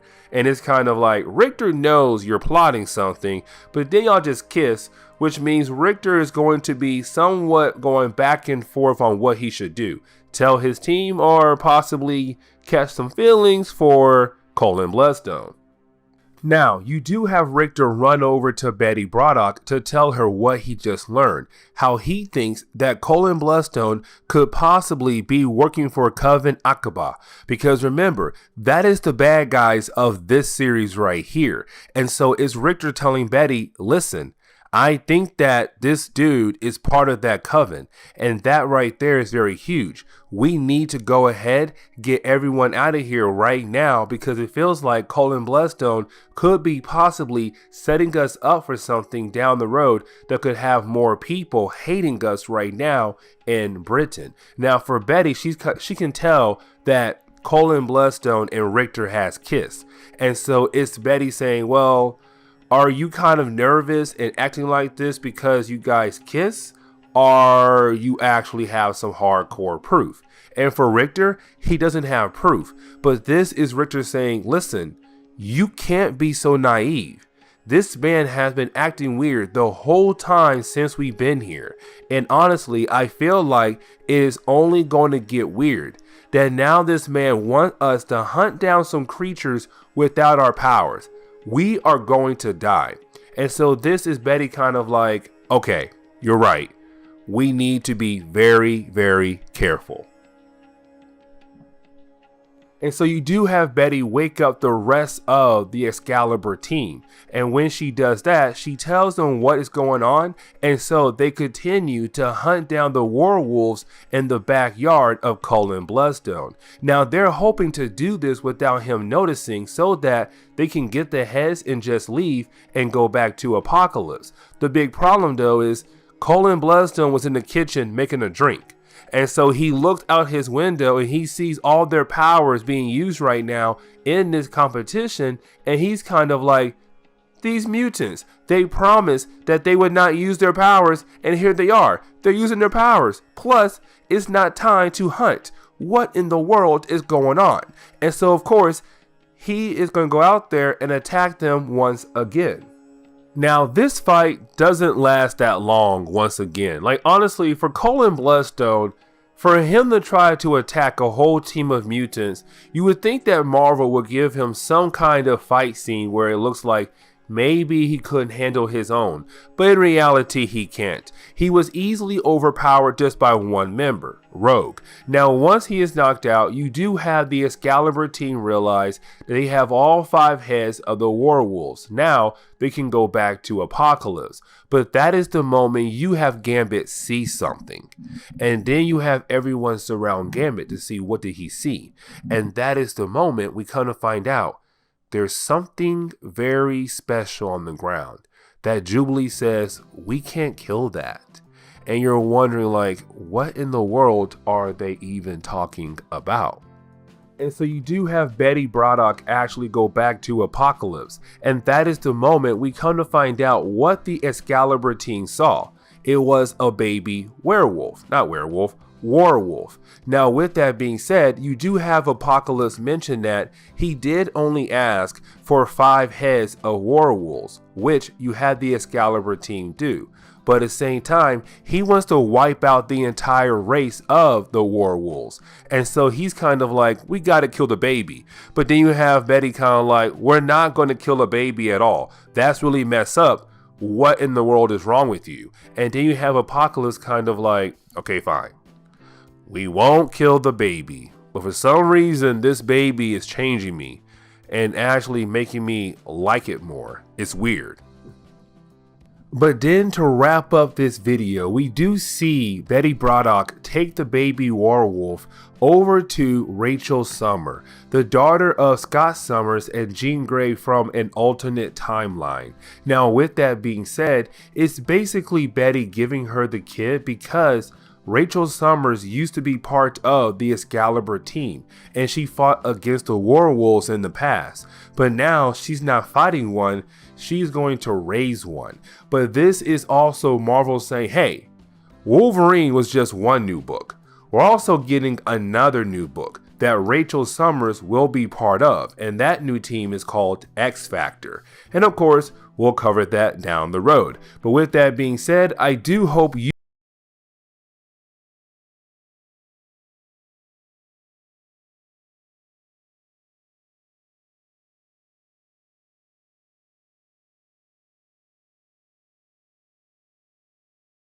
Okay, so continuing our coverage over the Dawn of X era of X-Men comics, we do pick up with Excalibur number 9. Now, with this opening pages, we kind of learn a little bit more on what Apocalypse is planning. And what I mean is this right here. So, Apocalypse is telling us that right now, the reason why he had the Excalibur team get those werewolves heads in our last video is because he wants to use them as a way to send a message to one certain character, and that character is Saturnyne. Now, Saturnyne is the leader of the Captain Britain Corp. So, in Marvel Comics, you have a Captain Britain in every single universe, but they all come together to protect all realities. Now, with that being said though, in Jonathan Hickman's Avengers and New Avengers, the Captain Britain Corp was wiped out completely. I mean, it was wiped out. But either way, this is Apocalypse telling us that it's back. But the problem is, though, for some reason, the Excalibur team can't find the place, the base of the Captain Britain Corp. Because right now, Saturnyne, the leader, she is cloaking the place. And so this is Apocalypse trying to send a message out saying, hey, we have a new Captain Britain. And yes, she is a mutant, but she is a Captain Britain, so she should be part of your Captain Britain Corp. Why are you hiding from us? Now, we do jump back over to the Excalibur team, who's right now chilling in the lighthouse, just trying to have a relaxing time, minding their business, having a good night. But that is the moment you have Betsy Braddock, who's now Captain Britain, realize that someone is outside the lighthouse. And so with that being said, you do have Betsy Braddock go outside to see who it is. Now she knows who it is. It's her brother, Brian Braddock. Now remember, Brian Braddock was the original Captain Britain in Marvel Comics, but thanks to a few things happening in the Dawn of X era of X-Men Comics, he is no longer Captain Britain. Now, I do want to mention one more thing. If you want to get caught up to Captain Britain's storyline, go ahead and follow my Excalibur playlist, because with that playlist, it will help you understand why Brian Braddock is acting like this. Because as soon as Betsy Braddock goes outside to see her brother, he disappears because he's trying to keep his distance. And so that's why I say you need to make sure you're following my playlist to get a better understanding on what is happening right now. But then we jump over to the Starlight Citadel. Now, of course, this is the home of Saturnyne, the leader of the Captain Britain Corp, or she was. Now, with that being said, though, right now you have two random characters right now giving a message or some kind of bag over to Saturnyne. Now, as soon as they give the bag over to her, well, that is the moment you have Apocalypse's face appear. Because remember, Apocalypse is trying to send her a message. And it seems like that message is, hey, we have a new Captain Britain who needs to be part of your Captain Britain Corp. So why isn't she? But either way, though, Apocalypse appearing right now in the Starlight Citadel, and it's not like he's actually there. His face is just showing in the sky as a way to say, hey, I'm calling out to you, Saturnyne, answer my call. But as soon as Saturnyne answers that message, the bells ring. And usually in the Starlight Citadel, if the bell rings, that means trouble is coming very soon. Now, we do pick up with the Coven Akkaba. Now remember, the Coven Akkaba was a group of magic users that were working for Morgan Le Fay, the big bad guy in our earlier videos of Excalibur. Now, one of their leaders, Mariana, is very upset because she got word what's happening right now in Otherworld. In Otherworld right now, they have a new leader, and that new leader is not Morgan Le Fay. Instead, it is Jamie Braddock, the other brother of Betsy and Brian Braddock. And remember, Jamie Braddock is well known to the mutant race as a madman because he is crazy, but he's also very powerful. And I mean very powerful. He's able to warp reality. But of course, they're very upset. Now, with that being said, though, they do begin the process of doing a ritual. And so right when someone agrees to be killed for their coven, we do see another person freak out and run out of the building. And the person who ran out of the building is Megan, the wife of the original Captain Britain, Brian Braddock. Now, with that being said, though, the reason why Megan was in that building with the Coven Akkaba, because she was going undercover for another character known as M13. Now, M13 is also a mutant, but he's kind of like your James Bond for Great Britain. And honestly, that's the truth. Like, he's literally James Bond. He's a government agent that works for Great Britain. Now, with that being said, he sent Megan in there to hopefully learn more about what the Coven Akkaba is planning. Because if he went in there, they will know a mutant was in there. But Megan is not a mutant, so she was able to go in there, gather information to tell M13. And you have her say, listen, they're trying to start a war with Jamie Braddock because Jamie is the new leader of Otherworld. Now, with that being said, though, That right there scares M13 because he knows that Jamie Braddock is a madman. And so with that being said, it'll be so easily to make him angry and go to war with Jamie. The problem is though, Jamie is still one of the most powerful characters in Marvel Comics. But either way, you do have McGon say that Brian Braddock, the original Captain Britain, is not doing good right now. Because remember, in earlier stories, he was taken over. He was mind controlled by Morgan Le Fay. Ever since then, ever since he was able to break free, he has not been okay. But either way, you do have McGon leave. But right before she leaves, she does tell M13 that she does hope that him and Captain Britain, Betsy Braddock, do get together because they make a great couple. Now, we actually do jump back over to the Excalibur team. Now, with that being said though, right now we see them traveling over to the Starlight Citadel. Now, they're not going inside the place right now. They're just going over there, but they're going to camp outside the place. Now, with that being said, this leads into a very important moment. And the reason why, because you have Rogue actually ask Betsy Braddock a couple more questions. The first question is, has she ever been inside the Starlight Citadel? And you have Captain Britain say, yes, I have. But then you have Rogue ask about the Captain Britain Corp, where of course you do have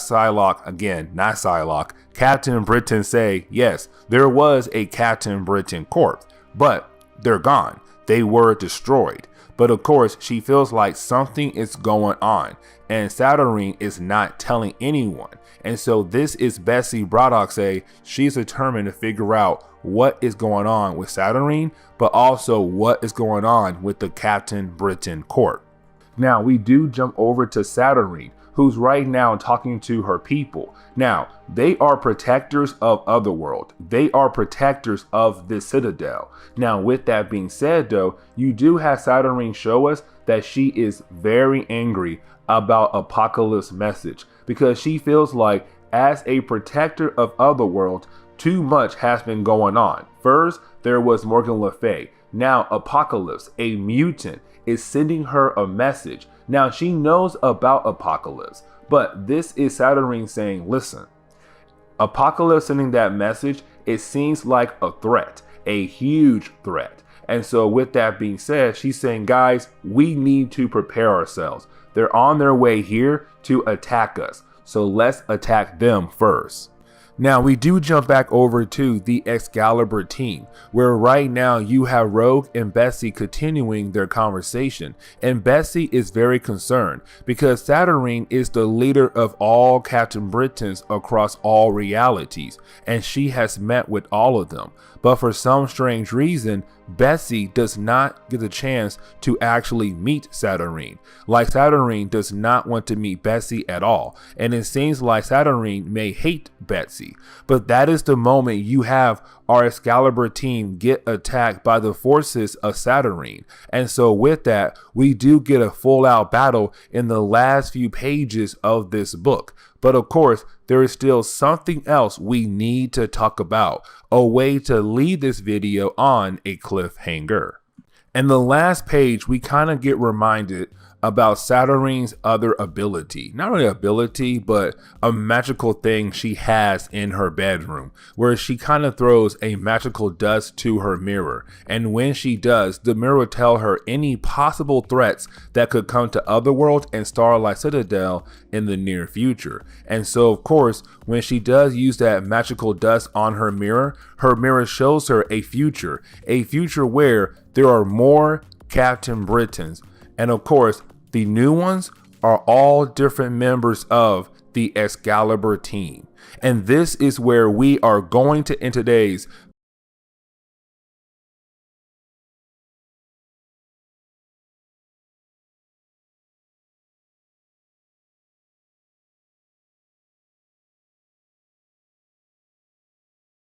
Okay, so to continue our coverage over the Dawn of X era of X-Men comics, we actually pick up with Excalibur number 10. Now, with this book right here, it does open up in a very weird way. And what I mean is, right now, Great Britain is on fire. The entire country is burning down. On top of that, Great Britain has declared war against COPPA because apparently some random missiles that seem to be came from COPPA had hit Great Britain. And so, of course, to the Queen and the rest of the government of Great Britain, they believe that COPPA has declared war against Great Britain. And so now we have some war going on between two different nations.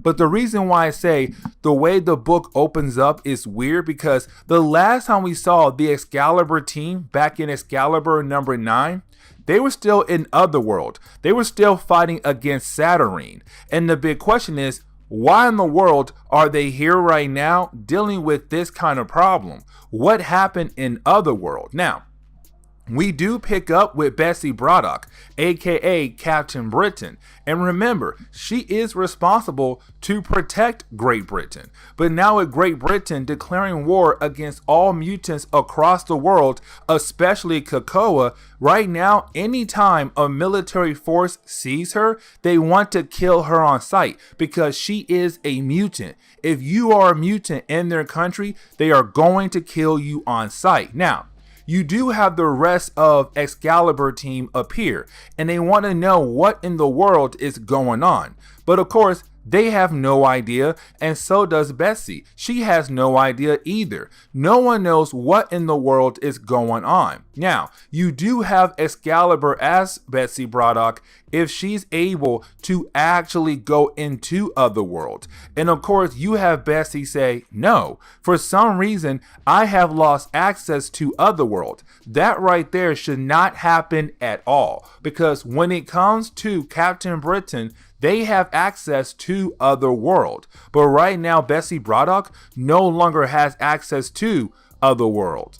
Now, you do have Gambit try to think of different ways for this team to escape. But right now, you have Betsy Braddock say, the country has declared war against us, COPPA. Right now, they're watching every single possible way to leave this country or to get into this country. Meaning that if they see us, they are going to blow us up on sight. But that is the moment you have Kitty Pryde appear on a flying boat. Now, Kitty Pryde being here is actually for a good reason. Now, the reason why I say it's kind of cool to see Kitty Pryde here is because remember, back in the old days of Marvel Comics, Kitty Pryde was one of the original team members to make up the Excalibur team. So when the team first came together ever in Marvel Comics, Kitty Pryde was one of the first members. Now, of course, it's kind of cool to see her right now helping out a new version of her old team. Now, of course, the big question is, how in the world is this ship flying through the air right now like it should be normal? Well, that is the moment you have Kitty Pryde tell us and Betsy Braddock, thanks to Rachel Summers, using her psychic powers as a way to make the ship fly through the air. Now, of course, Rachel Summers was another member of Excalibur, but she came later on. But again, it's kind of cool that Marvel is reminding us that Kitty Pryde and Rachel Summers used to be part of the Excalibur team. Now here comes a sad moment though, because then you have Kitty Pryde tell Betsy Braddock that Petey Wisdom has died. Now of course, this is confusing because in our last video, he was alive. He was alive and well. And matter of fact, he was hanging out with Brian Braddock's wife to hopefully find out what in the world is going on with the Coven Akkaba, the bad group that is trying to take down Excalibur. But of course, between that book and this book, he has somehow died fighting for his country. Now again, all of this should tell you that something is wrong with this book right now. Something is wrong with this world because none of this should have happened because in our last video, again, Excalibur was fighting against Saturnyne. Now, you do have Betsy Braddock tell Kitty Pryde and also Rachel Summers to take her over to the lighthouse. Now, the reason why, because the lighthouse is not just important for Betsy Braddock and her family, but also the Excalibur team. But this is Betsy Braddock hoping to learn or find some answers on what in the world is going on right now and give us, the readers, some answers as well. But that is the moment we jump over to Jamie Braddock. Now remember, Jamie is the more powerful sibling. He's able to warp reality. On top of that, he was crowned king of Otherworld and Camelot. And so right now he's in charge of Otherworld. But you then have Jamie Braddock tell us that he is watching his sister and her team travel to the lighthouse. And the reason why he's watching them is because everything we saw in this book alone, in this video alone, is a reality that he has made. Because again, he's able to warp reality. And so he made another reality where all of that is happening right now in that reality. Now, the big question is, why in the world would he do that? Well, you have Jamie explain about a group called the Captain Britain Corps. Now, the Captain Britain Corps was a group made back in the early days of Marvel Comics. What happened was you would have a Great Britain from each universe coming together to work under Saturnyne. Now, this group was very popular, but when it came to Jonathan Hickman's Avengers and New Avengers, that group was wiped out completely. But then you have Jamie ask Morgan Le Fay, who was the bad guy in our earlier videos of this series, he does ask her, why hasn't Saturnyne made a new Captain Britain Corps? The old one was wiped out. But of course, the multiverse is still there, meaning that you still have the ability to go ahead out there and recruit more Captain Britons to make a new Captain Britain Corps. But of course, she hasn't done that yet. And so this is Jamie Braddock saying, I am going to make a bunch more of realities out there, and each reality is gonna have a Captain Britain. And so with that, we'll have so many Captain Britons across the multiverse thanks to all my different realities that Saturnyne has no choice but to go ahead and recreate the Captain Britain Corps. But getting back over to our Excalibur team, right now we do see them arrive at the lighthouse, but as soon as they arrive, they do get attacked by more missiles that were made to look like they came from Krakoa, which of course we know they did not. But either way, it's kind of like, what in the world is going on?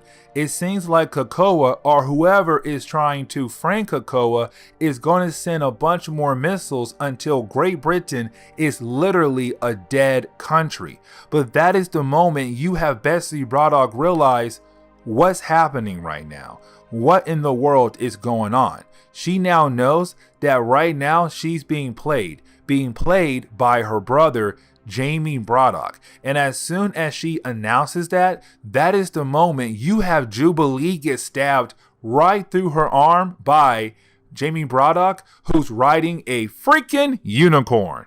Now, you do have Betsy Braddock express how she feels to her brother, how upset she is with her brother, because she knows that what her brother has done is horrible, is wrong. But that is the moment you have Jamie tell Betsy Braddock, listen, you're technically not real. You're a reality that I made. You're not the real Betsy Braddock. I have her still. She's still in Otherworld. This reality was made by me. I am basically your God, your creator. Now, of course, Betsy Braddock is not happy about this at all. And so what she does next is she does use her psychic powers on her brother. And then she asks Rogue to use her powers on Jamie Braddock to hopefully take his powers away from him so that she'll be able to kind of have this reality go away peacefully, but to also make sure that her brother cannot do more harm to the multiverse. But that is the moment you have Jamie say, oh, I still have more plans, and my next plan is going to be a big one. And that is the moment you have Betsy Braddock get hit with a missile, and she is down for the count. And really, Betsy Braddock is dead. Now, with her death, that is very huge because now there is no Captain Britain. And when it comes to Great Britain, there is always somebody who is Captain Britain in Great Britain, which means right now somebody must step up and become the next Captain Britain. But that is the moment it leads into Jamie Braddock's next plan, or next part of his plan, because with the reality he has made and with him killing off Betsy Braddock, that means somebody must pick up the amulet of right. And usually when someone picks that up, they become the Captain Britain of Great Britain.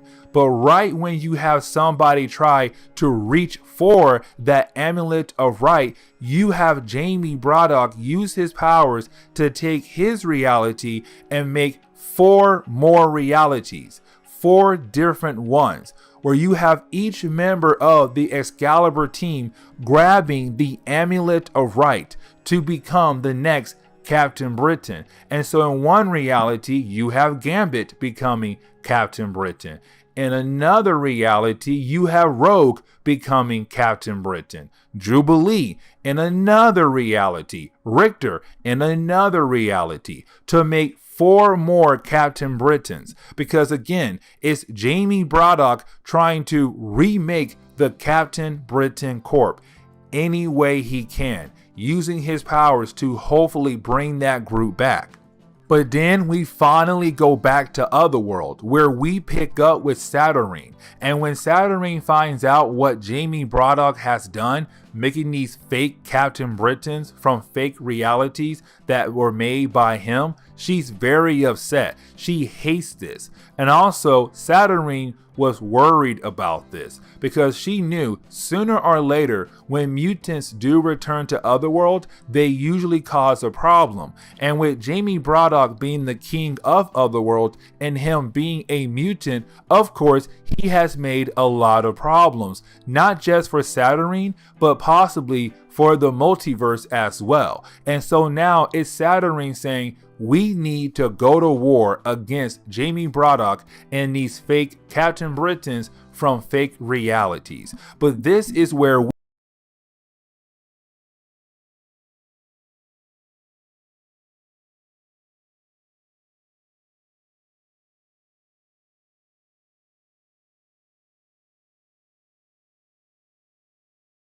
Now, getting into today's video with Excalibur number 11, we actually pick up with Jubilee being locked up. Now, the reason why Jubilee is locked up is because what happened at the end of Excalibur number 9.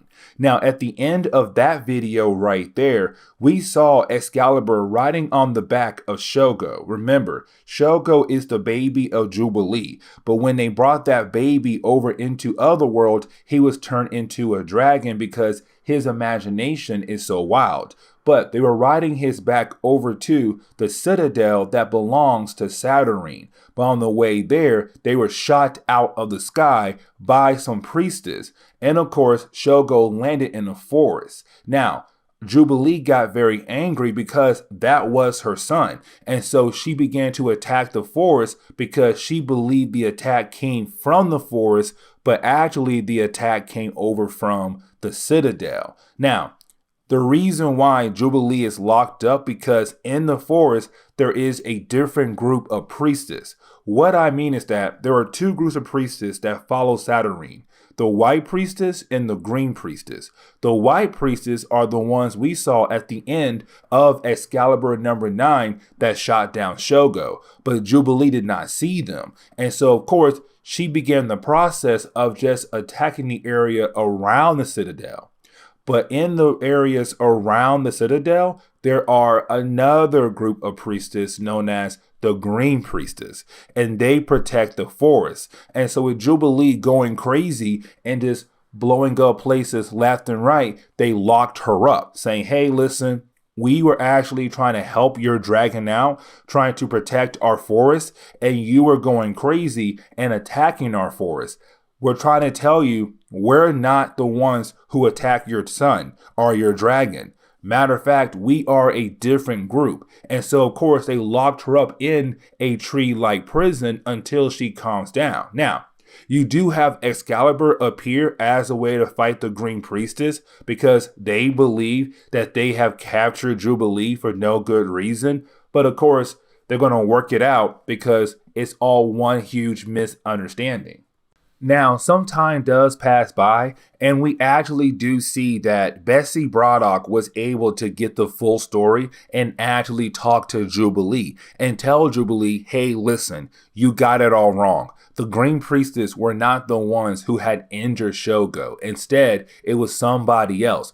But the Green Priestess, they saw the dragon and they were trying to heal the dragon up. Now, of course, when you came around the corner, you started attacking the place, and this is their area they have to protect. And so that's why you got locked up, because you rushed in, you freaked out, you started attacking the forest and them. They had no choice but to lock you up. And so you have Betsy Braddock being able to kind of calm Jubilee down good enough so that the Green Priestess could actually let her out of her prison so that she can go see Shogo to see how he is doing, because he was badly injured.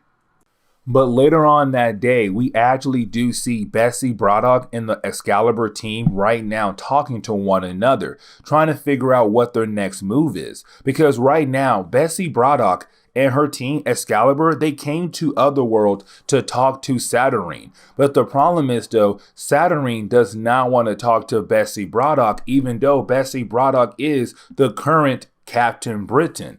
But of course, you have Betsy Braddock not giving up, but she wants to know why, when it comes to Saturnyne, why doesn't she want to talk to me? Because I am the Captain Britain of the main Marvel universe. She is technically my boss. I answer to her, but she will not answer my call. Why? And of course, it could be the reason why she is a mutant. But again, we don't know the full story just yet. But either way, you do have Excalibur kind of wondering, what should they do? One, Shogo is still a dragon, but he's badly injured. And they know if they leave Otherworld, he'll turn back into a baby and he could possibly die. Also, they're kind of tired and exhausted. They need to figure out what is their next move before they go do anything else. But later on that night, we do see that Richter is walking around the area because he couldn't sleep. Now, he does walk over to some of the priestess who are kind of worshipping or examining a random rock that is shining. And that is the moment you do have the two priestess tell Richter that when it comes to this earth, they believe that the earth's energy comes from the blood of the people's heart. Because when you die, you are buried in the ground. And the blood from your heart is what powers the earth, our Otherworld. Now, with that being said, you do have Richter begin the process of actually touching this rock that the priestess were examining. And when he does touch the rock, he does realize that somebody has been listening in to his thoughts. And he's wondering who in the world could have been possibly listening to his thoughts. Is it Saturnyne? No, it's not Saturnyne. Of course, it is Apocalypse. And this is Marvel trying to continue the idea of making Richter a character that fans should care more of. I'm not saying like he's a bad character or anything at all. I'm just saying that when he first appeared, he was very interesting, and then Marvel barely used him up to this point right here in the Dawn of X universe or era.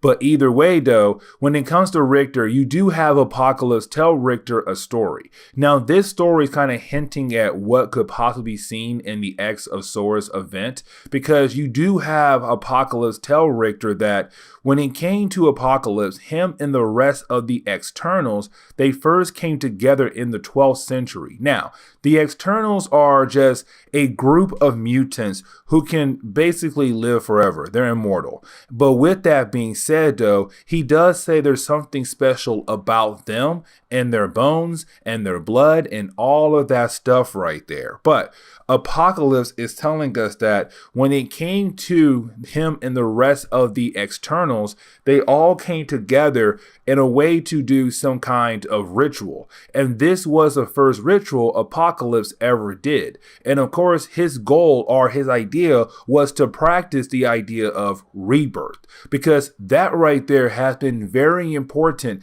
in the Dawn of X era of X-Men comics. Because remember, at the very beginning of House of X and Power of X, Jonathan Hickman gave the X-Men a new concept of bringing someone back to life. And that right there seems like Apocalypse is hinting on that when it comes to the mutant race, the idea of rebirth is our main goal, our main gift from the universe. And so with that, he does tell us he was doing a ritual on another external named Kendra. And I really hope I pronounced her name correctly. But Kendra's soul was actually placed into a gem. Now, he does tell us that originally Kendra did try to back out of the ritual, but of course it still went through, and he put her soul in a gem. And of course, that gem is very important, because for some strange reason, that gem could possibly help Apocalypse make a new kind of gate. But after that moment right there, we actually skip over to Excalibur right now, regrouping and getting ready to attack the Citadel that belongs to Saturnyne. Now, with that being said, though, they're kind of wondering how can they actually get close to the Citadel, because their first attempt got them blown right out of the sky. And that is the moment you have Richter say, I have an idea. Because remember, when it comes to Richter, he does control seismic waves. He can control the Earth or a planet that he's on. And so with that being said, they're going to go underground as a way to get close to the Citadel, to get inside of it, to finally talk to Saturnyne, because that is their main goal right now. Now, you do have the Excalibur team remind us that one of their goals is to actually plant a Krakoan gate on the actual grounds of the Citadel. And so that means they actually have to be on the Citadel to plant a flower that can open a Krakoan gate. And so you do have Richter begin the process of growing that gate. And so then when they actually get onto the Citadel, that Krakoan gate will actually be ready to open and be used. And so, of course, we actually do see them do that. But when the gate is finally open, you then have Richter remember that somebody has to go back through the gate to get Apocalypse and bring him here. But here comes the big problem, though. As soon as Richter does use that gate and he goes through it, well, he remembers when it comes to otherworld Krakoan gates, they need a crystal, a specific kind of crystal. And of course, with this gate not having that crystal, Richter begins the process of just falling into some unknown world or some unknown area. And he's talking to Apocalypse because Apocalypse knows how to help Richter out to get out of this situation. But while Richter is going through that process right there, that is the moment you have Gambit, Rogue, and Betsy Braddock be confronted by Saturnyne. And this is actually very important because this is Betsy Braddock finally saying, listen, I want to talk to you. I am a Captain Britain. I answer to you. Why are you turning your back on me? And so they're finally going to have that conversation to figure out what in the world Saturnyne is actually doing. Now, while Saturnyne and Betsy Braddock are having that meeting, you have Rogue and Gambit kind of walk around the Citadel to kind of just walk around. But while they're walking around, remember, Rogue and Gambit, they're married at this point in Marvel Comics. And Rogue knows almost every single detail about her husband, especially the idea that he is a thief. And sometimes he loves to take things from other people. And so you do have Rogue kind of show Gambit this certain kind of cabinet or whatever that was locked but then unlocked by unknown people. Who knows? But of course, you do have Gambit begin the process of looking through this cabinet. And when he does, he actually finds the same gem that is holding the life force of Kendra. And that right there is very important because remember, Apocalypse's first ritual with the externals was putting her soul into that crystal. And Gambit just found it. Now we get into Excalibur number 12. And with this book, we actually pick up with Apocalypse right now, meeting up with the rest of the externals. Now, of course, the last time Apocalypse had talked about the externals was the first time he was trying to do a ritual as a way to figure out the way of rebirth. But here he comes now to tell the externals, listen, the mutant race has evolved finally. They have built a nation for their own. On top of that, they have found a way to do rebirth. And he is talking about the Five, because remember, the Five is a group of mutants that can come together to bring someone back to life. Now, when I say bring someone back to life, I really mean that they make a clone body of you and then download your memories into this new clone body of you. But of course, it's still a rebirth. And so right now, it's Apocalypse saying that now the mutant race really doesn't need us as much as we thought they did, because they were able to find a way to do a rebirth process. Now, of course, you do have some externals feel like Apocalypse is saying that they're now obsolete, but you have Apocalypse say, no, I'm not saying we're obsolete. I'm saying that the rest of the mutants are finally catching up to us, but they still have so much to learn. And because we have been around for so long, we can still teach them those things. But there is another reason why I called everyone here for. And that is the moment you have Richter appear. Because remember, Richter did use a gate as a way to teleport over to Apocalypse. But after using that gate, he continued to fall through some unknown area. Well, come to find out, the gate had actually teleported him right underneath where Apocalypse and the rest of the externals are at. And when he appears, he begins the process of actually killing off some of the externals except Apocalypse, Selene, and Gideon. And the reason why, because Apocalypse needs the bones of the externals to finally finish what he has been trying to finish this whole time in the Excalibur series. But he knew that if he had asked the externals to kill themselves to give over their bones, of course, they would say no. And so instead, what he did was he made Richter teleport underneath them as a way for Richter to pop out, but to bring a lot of magma with him so that he could just kill off the few externals that he needed to be killed off, so that he could finally finish the gate or finish the project that he was working on, because he needs the bones of the externals. Now, of course, he kept Selene and Gideon alive, and I really feel like because those two characters plus Apocalypse are the more popular external characters, we can't kill them all for right now. But the rest of them, who we have seen, and they did have some storylines, they weren't that popular still. Let's go ahead and kill them off and help Apocalypse finally finish his crazy project of his. But that is the moment you have Apocalypse realize that something is wrong, because we do see that the externals that were killed, their bones, they do change colors, like crystal-like colors. And of course, Apocalypse plans to use their bones for some unknown project. But here comes the big problem though. His project is still incomplete because of Kandra. Because remember, her soul was taken out of her body and put into a gem. And so with her soul actually not being in her dead body right now, Apocalypse cannot do his plan. And so now it's kind of like, where is her soul? Well, we know where her soul is at. It's with Gambit in that jewel that he found over in the Citadel that belongs to Saturnyne. And so when we actually jump over to Gambit and Rogue, we see the spirit of Kandra actually talking to Gambit. Now, there is a little bit of history between these two characters. And honestly, I'm not going to dive into that history, because if I do, it could add another 5-6 minutes to this video. I don't want to do that right now.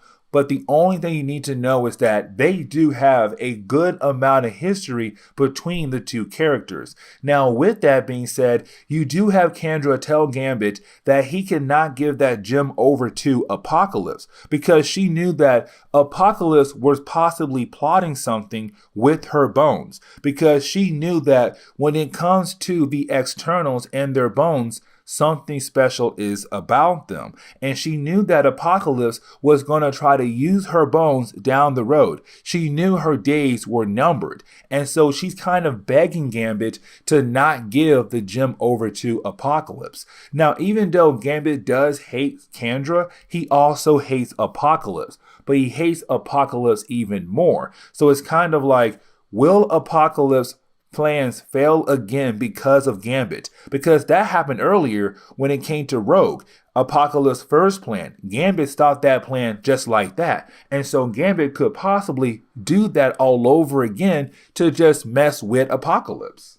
But getting back over to that meeting between Betsy Braddock and also Saturnyne, you have Betsy Braddock tell Saturnyne, listen, I am your Captain Britain. I am Captain Britain of the main Marvel universe. Why have you turned your back on me? And that is the moment you actually have Saturnyne tell Betsy Braddock, because I don't like you. When I look at you, you're somebody who's not actually a Captain Britain. You just can't pick up the medallion one day and say, "Oop, I'm Captain Britain now." No, it takes a whole lot more. And I feel like you don't have the ability to actually be a Captain Britain. And here's my next question for you. Your task, your job is to listen to me, but to also protect Britain as well. But here comes the problem though. You are a mutant, and in your world and most worlds, mutants are hated on. What happens when you're hated so much that you let that hate blind you from actually doing your job? Now, you do have Psylocke say it's not going to happen, but for Saturnyne, she's all like, I can't trust that because I've seen so many different realities, and hate usually wins. Now, she does bring up what happened in Excalibur number 10, because remember, her brother Jamie Braddock is also the king of Avalon. But with his abilities to warp reality, what he did was he made 4 new realities, and in those 4 new realities, he made 4 new Captain Britons. Jubilee is one, Gambit is one, Rogue is one, Richter is one, in each of those realities. And it seems like Jamie is trying to bring back the Captain Britain core. And of course, Saturnyne, she does not like that idea of him doing that without her permission. But that is the moment you have Saturnyne say her citadel is under attack. And if Betsy wants to prove herself, she has to protect this place right now. And that is the moment you have Saturnyne and Betsy Braddock figure out why the alarms are going off. And the reason why, because of Gambit and Rogue. Because Gambit and Rogue stole something from Saturnyne, and that something is the gem that Gambit is holding. The spirit or the soul of Kendra.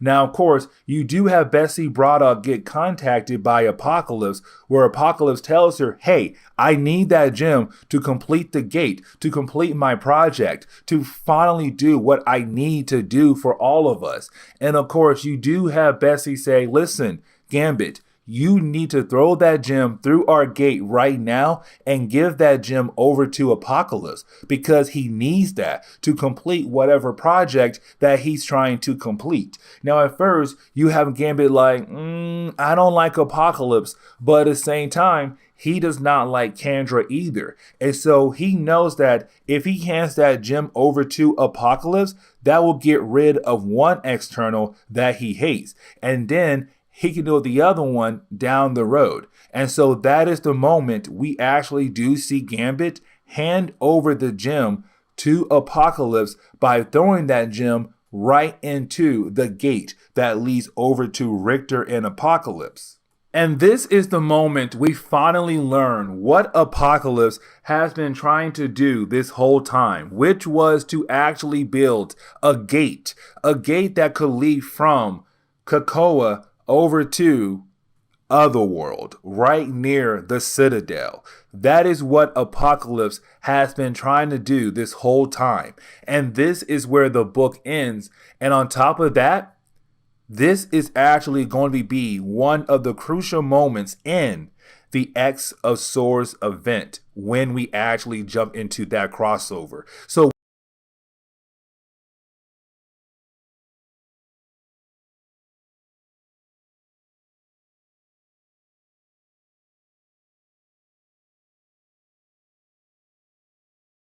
And so to begin today's video, we actually pick up with the Starlight Citadel, of course the home of Saturnyne. Now remember, Saturnyne is the person who's right now having both sides of the war between Arako and Krakoa go out there to gather swords to basically fight in some kind of competition. She's the one behind all the scenes, moving pieces left and right.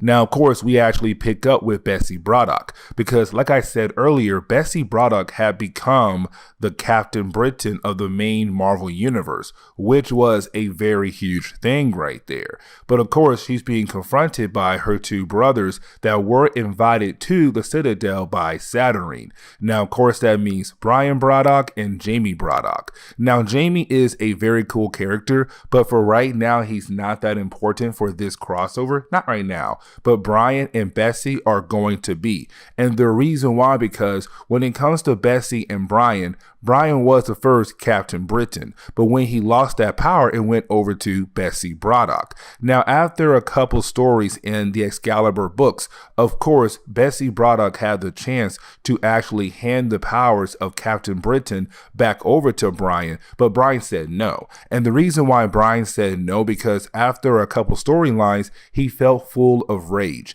and he feels like he cannot be the Captain Britain if he has a body full of rage and wants revenge against different people. And so he basically told her, no, you can be Captain Britain. I am going to go a different path. And that path was the Sword of Might. Now, how it usually works is you have two choices. You can pick up the Swords of Might, or you can pick up the Amulet of Right. Now, usually if you choose the Amulet of Right, you become the Captain Britain. But again, remember, when it came to Betsy Braddock being Captain Britain, when she had the chance to actually give that power back over to Brian, Brian said no, and he picked up the Swords of Might. And so just like that, we have our two swords right here and now. Captain Britain and, of course, Brian Braddock having the Swords of Might. Now, there's something else I need to mention. When it comes to Brian Braddock, he is not a mutant. He is not. His brother and sister, Jamie and Betsy, they are, but not Brian. Now, with that being said, though, of course, Brian has a Sword of Might, which could possibly play in the role of him joining Krakoa to fight against Arako, even though he is not a mutant. Said earlier, Saturnyne was the one who had invited Jamie Braddock and Brian Braddock to the Citadel. Now, the reason why, because when it comes to Saturnyne, Saturnyne is trying her best to have Brian Braddock retake the role of Captain Britain, because to Saturnyne, she does not like Betsy for a lot of different reasons. One of those reasons could be that she is a mutant, but on top of that right there, you do have Saturnyne say that she feels like because Betsy Braddock did not actually choose to become Captain Britain, she's a rogue. Let me explain a tad bit more. So usually when you are about to become Captain Britain, you have to choose out of two items, the Sword of Might or the Amulet of Right. If you choose the Amulet of Right, you become Captain Britain. Now, of course, if you choose the Sword of Might, you just become a guy with a Sword of Might, and that is really it. Now, usually you have most people choose the Amulet of Right if they're going to become a Captain Britain. Now, this is Saturnyne kind of reminding us what happened in earlier books of Excalibur, because with Jamie Braddock having the ability to warp reality and make different realities, he had made different realities where you do have now multiple Captain Britons. And of course, they're all mutants. And of course, they're all members of the Excalibur team, just different universe versions of those members. So there's now a reality where Gambit is Captain Britain, Rogue is Captain Britain, and Jubilee as well. But the thing is though, for Saturnyne, she still feels like those guys right there do not count because again, they did not choose. They did not have the right to actually sit down and choose between two items, the Sword of Might and the Amulet of Right. Because Jamie Braddock just used his powers to make the reality and then make them automatically become a Captain Britain, to Saturnyne, that's not correct. They're just rogue members. They do not count as Captain Britain. And the reason why you have Saturnyne, Jamie, Brian, and Betsy having this conversation is because Betsy, Brian, and Jamie, they want to bring back the Captain Britain core. But of course, Saturnyne has not done that yet. And she will not use the ones who exist right now because, again, they did not properly choose the Amulet of Right. They just woke up one day with the ability of being Captain Britain thanks to Jamie or other different methods. Now, with that being said, though, you do have Brian say, listen, we need the Captain Britain core. Now, if you're wondering what happened to the Captain Britain core, well, it was killed off completely. And Jonathan Hickman's Avengers and New Avengers, where basically the Beyonders just wreak havoc across the multiverse. But with that being said, though, of course, it's our Braddock family wanting to bring back the Captain Britain core.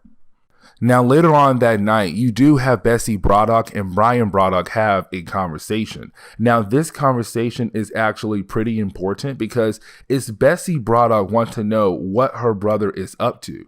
Because originally, Brian Braddock wants the powers of Captain Britain back, but he didn't ask for it back. And so basically, Betsy Braddock kept the power, but she knows that her brother wants the power back because he was the Captain Britain of the main Marvel universe for so many years. So she knows that he wants the powers back, but he's not asking for it. At the same time, he won't pick up the Sword of Might. Now, like I said, he does have the Sword of Might with him, but he doesn't use it. And the reason why, because if he does, he becomes somebody full of rage. That's something he wants to avoid. And so right now, he just uses sword kind of like really like part of his outfit. And that's really it. It's on the side of his leg and it stays there. He does not use it at all. But of course, it's Betsy Braddock saying, no, pick it up. Pick up the sword, because we know in the prophecy that Polaris, what she said was, your sword and my sword are going to be part of the war between Arakko and Krakoa. But the big question is, though, can you properly use that sword without going crazy, full of rage once again? But that is something we can't tell because it's Brian Braddock's future. It has to be seen down the road. Now, of course, you have Brian upset with the fact that his sister has not given him his powers back, the Captain Britain powers back. But at the same time, he has not properly ask her for the powers of Captain Britain back. So she's kind of like, no, if you want the powers back, ask for it. But at the same time, you have to let go of the Sword of Might. And so there's really is a lot of confliction here. But of course, it's them two saying they want something to happen, but they're both too stubborn, to let those things actually happen.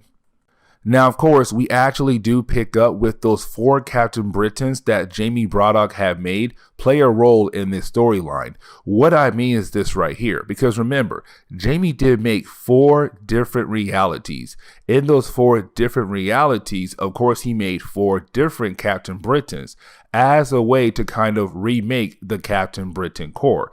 Now, with that being said, though, of course, each of those realities had a certain member of the Excalibur team become a Captain Britain. So Gambit in one universe, Jubilee in another one, Rogue in a different one, and on top of that, you had Richter as well. 4 different realities with 4 different Captain Britons. Here's the thing, though. They arrive in Otherworld, and of course, they're trying to kill Jamie Braddock, the man who actually made them. Now, of course, you do have Betsy Braddock and Brian Braddock freak out because they hear the screams of their brother, Jamie Braddock. Now, of course, when they get there, it's hilarious because they do hear his screams. He calls out for guards. He calls out for help. But when they get there, of course, this man, Jamie Braddock, does not need any help at all. Matter of fact, he was able to stop all 4 Captain Britons. Now remember, he made these 4 Captain Britons when he made those 4 different realities. Now, you do have Jamie basically use his powers to kill off the Jubilee version of Captain Britain. Of course, the reality she came from. Now, with the death of Captain Britain Jubilee, that upsets the other Captain Britons that have come from different realities, which of course they now want to attack Jamie Braddock even more. And so right now they begin the process of actually attacking Betsy, Brian, and Jamie, the entire Braddock family. And of course, the Braddock family do run away to protect themselves, but that is the moment you actually have Brian use the Sword of Might. And this is huge because remember, if he does use the Sword of Might, it basically means he could become somebody full of rage, become someone completely different, but he has no choice to protect his brother, Jamie. Now, of course, with him being able to pull out the Sword of Might, it does show that he's able to actually control himself. Now, this is where things get even crazier because you do have Saturnyne reappear. And remember, Saturnyne does not like the idea of Betsy Braddock being Captain Britain. Matter of fact, she feels like Betsy Braddock is a fake because Betsy Braddock did not actually choose the Amulet of Right. Instead, she just really was given to her by her brother, and that is it. She feels like because Betsy Braddock did not actually choose between the Sword of Might and the Amulet of Right, she cannot be a Captain Britain. She did not go through the usual ways of becoming a Captain Britain. And so you have Saturnyne feel like that basically she has the right to take away the Amulet of Right away from Betsy Braddock. But that is the moment you have Betsy Braddock use her powers to actually destroy the Amulet of Right. That right there is huge because it's Betsy Braddock saying, no, you are playing games here, Saturnyne. For some strange reason, you do not want me to become a Captain Britain, only my brother. And also you have some kind of weird affection for my brother. So you have Betsy Braddock just use her psychic abilities to destroy the Amulet of Right. And that right there is huge. So you have Saturnyne lock up the other Captain Britons, the ones that Jamie made, but also lock up Betsy Braddock as well. Now, getting over to the prison that basically Betsy Braddock is locked up in, of course, this prison was made by Saturnyne. Now, of course, they are nearby a window, but anytime a prisoner tries to jump out the window as a way to escape, they fall right back into the prison all over again. And matter of fact, when Betsy Braddock talks to Gambit, the Gambit of Captain Britain Gambit, you have the Captain Britain Gambit say, listen, Rogue tried to escape by using the window, except she kept falling and falling into darkness, and she only came back here to the prison. She's now really cold in the possibility that she could die, meaning that if you do jump out that window, you're going to fall and fall and fall in pure darkness until you end back up again in the prison, but like lose your body heat. Now, you do have Betsy Braddock get called out by her brother Jamie, who does tell her, listen, ignore all that. Jump out the window. Because if you do it, I'll be there to catch you. I will be there to catch you. And so you have Betsy actually do it. And when she does, she is caught by her brother, Jamie Braddock. Now, this is the moment you have Jamie say, okay, cool. I got one sibling. Now we have to save the other, Brian Braddock. Now, here's the thing, though. The reason why Saturnyne is so key on Brian Braddock being Captain Britain is for two different reasons. One, because she wants Brian to be the main protector of the Citadel, of course, holding the Starlight Sword. Of course, that sword is going to be very important for the crossover of X of Swords, but she wants him to have the Starlight Sword, which is basically all the power of the Citadel inside of it. But on top of that, she wants to bang Brian Braddock. which is huge, but at the same time, Brian Braddock is married and he has a kid, but she don't care. She's all like, nah, you're mine and I want to bang you. And so you actually have Brian Braddock and Saturnyne possibly going to bang.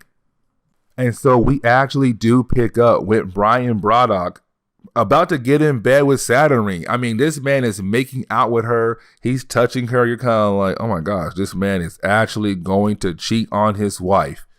This is crazy. Except this was all part of the Braddock's family plan.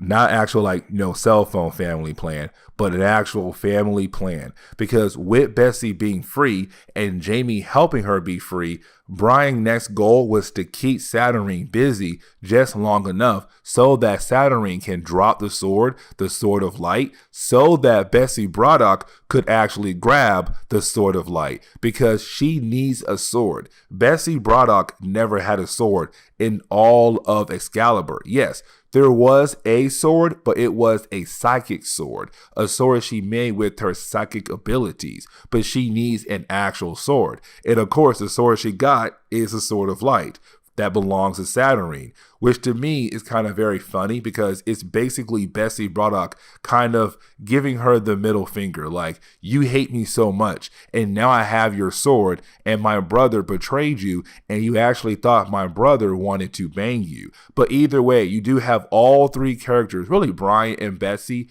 being able to get out of the Citadel and use the gate to go back over to COPPA. And so to wrap up this chapter, we actually do see our two heroes arriving back with the rest of the characters who basically have their swords to get ready for the war between Arakko and COPPA. Now, here's the thing though. We only have 7.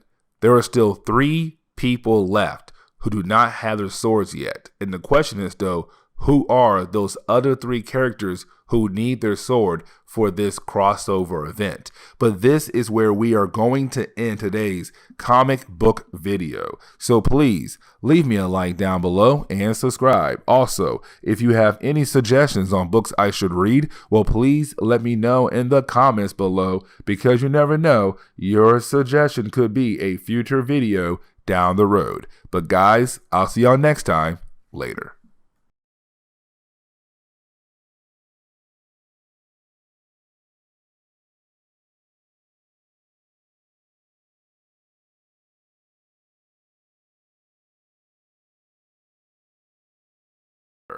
And so getting into chapter 14 of this crossover, Marauders number 15, we actually do pick up with Wolverine right now, seeing what would happen to Earth if he had killed Saturnyne. Because remember, when it comes to Saturnyne, she made this competition, but she said this right here. If Arakko wins, Arakko has the right to basically go over to COPPA and Earth and conquer the entire planet. But if Arakko lose, they have to go back to Armeth.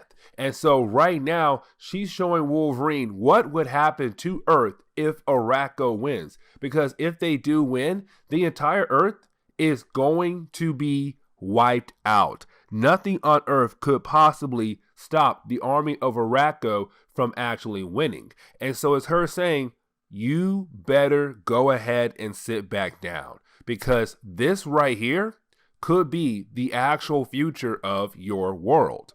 Now, when they come back into the real world, you have Wolverine freaking out because Saturnyne basically played with his mind. He never had stabbed her. He thought he stabbed her, but she read his mind and realized what he was going to do. And so that's why she showed him that dark possible future. If you stab me, this is what's going to happen. Your entire Earth wiped out by the children of Apocalypse and the army of Arakko. Now, of course, you do have Wolverine actually sit down, but that is the moment you actually have Cypher take a piece of Wolverine's meal. Now, of course, when Cypher does that, Cypher has no idea the food was actually poison. And so when Cypher eats the food, it's too late when Wolverine realized, oh my gosh, my food been poisoned, and Cypher just took a bite. And so, of course, Cypher begins to start choking, and it does look like there is a possibility that he could die. Now, of course, you do have some members of the Arakko side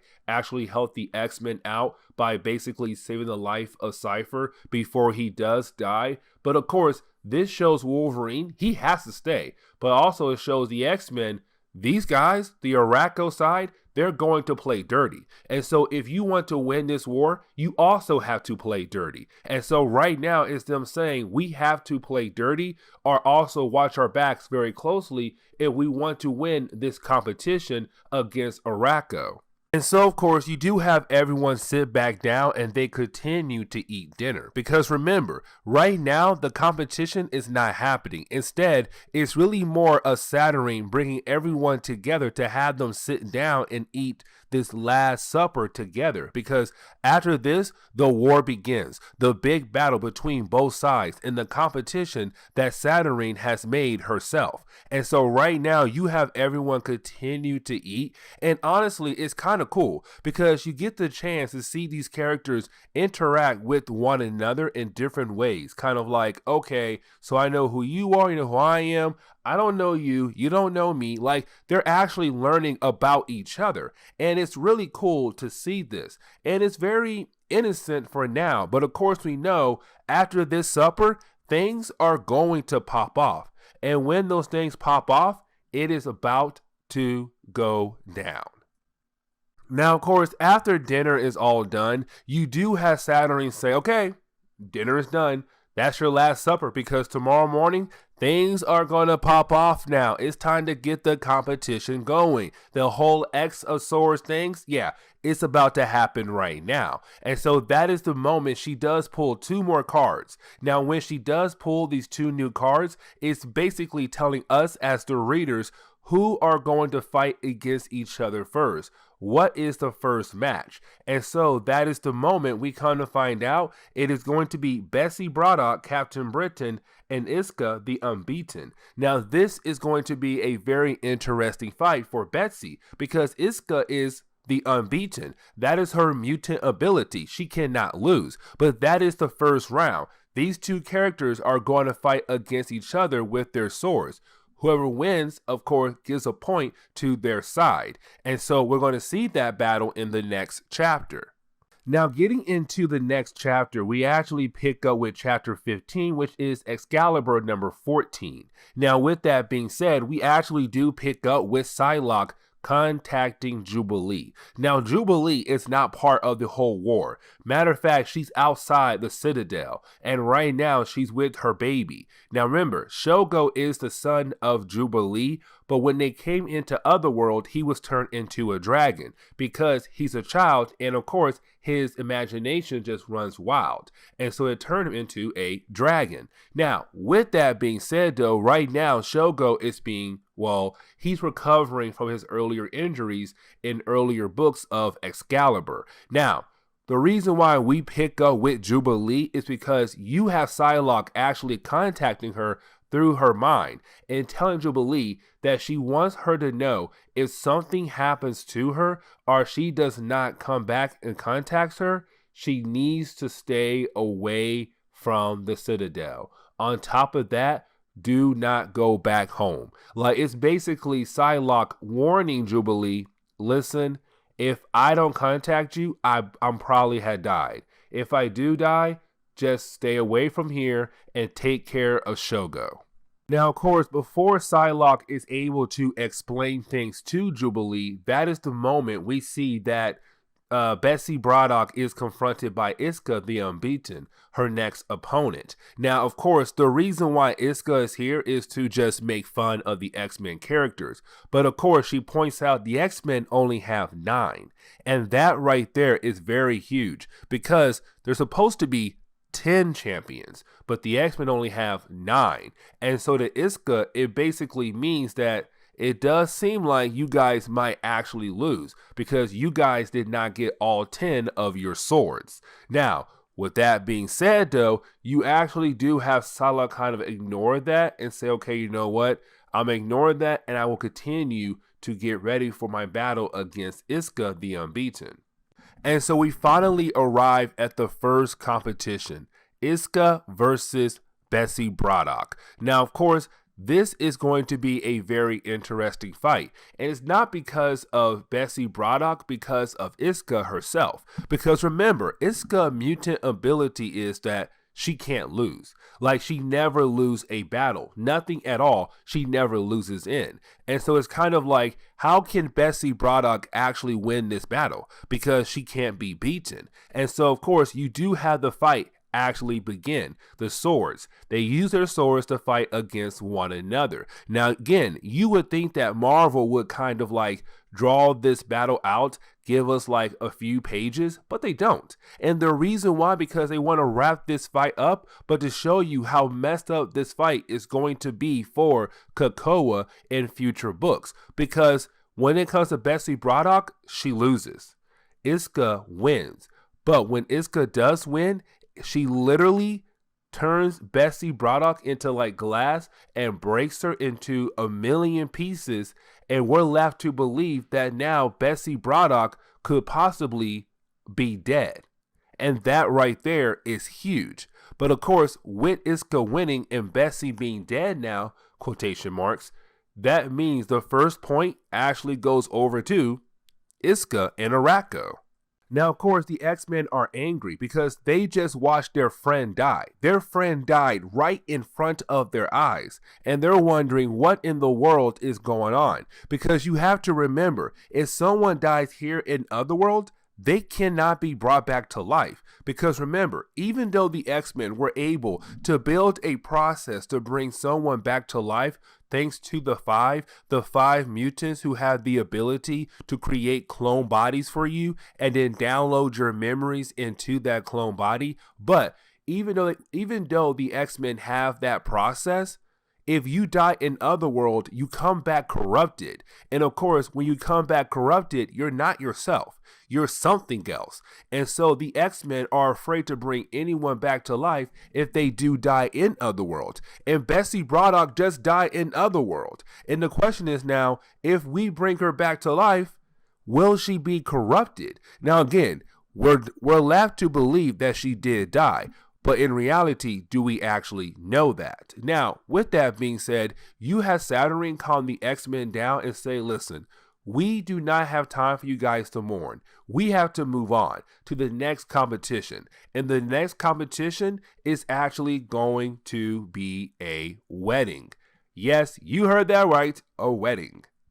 And the wedding is going to be between Cypher and Bay the Blood Moon. Now, when it comes to Cypher, he has the mutant ability to actually understand any kind of language across the universe, meaning that if someone walks up to him and speaks a language, he'll be able to actually understand what they are trying to tell him. Now, of course, he was also able to learn that when it comes to fighting and watching someone's movement, he's able to understand how that person fights, because movement is kind of like a language as well. Now, with all that being said, when it comes to Bay, the Blood Moon, she has a language that nobody can understand. And that right there is very huge. And the reason why? Because not even Cypher is able to actually understand what she is saying. That right there is crazy because, again, he has the mutant ability to be able to understand any language across the universe, but he can't understand Bay. And when he does meet her, he finds her intriguing, interesting, and this man falls in love so fast. He's all like, yo, she's kind of hot, y'all. She's amazing. I love her. Now, of course, you do have the wedding actually happen. And let me tell you, at first, it's kind of sweet and kind of funny to see because you have Cypher actually walk up very nervous because, again, this is somebody he can't actually understand. But for some strange reason, he's very attracted to her. And when it comes to Bay, she's also attracted to him. And so we actually see the wedding about to happen. And you have Apocalypse like, hey man, listen, I can actually understand what she said. Her vows, they're pretty good. So, you know what? You should go ahead and just say yes. Like, She cares for you, dude. We don't know why y'all fell in love so quickly, but she does. And she loves you and you love her. So let's go ahead and get this wedding going. But as the wedding is going on, that is the moment someone actually attacks the Citadel. And of course, it's Jubilee and Shogo. Because remember, when it came to earlier in this chapter, Betsy Braddock did contact Jubilee and told Jubilee, hey, listen, if something happens to me, you need to stay away from the Citadel, but to also protect Shogo.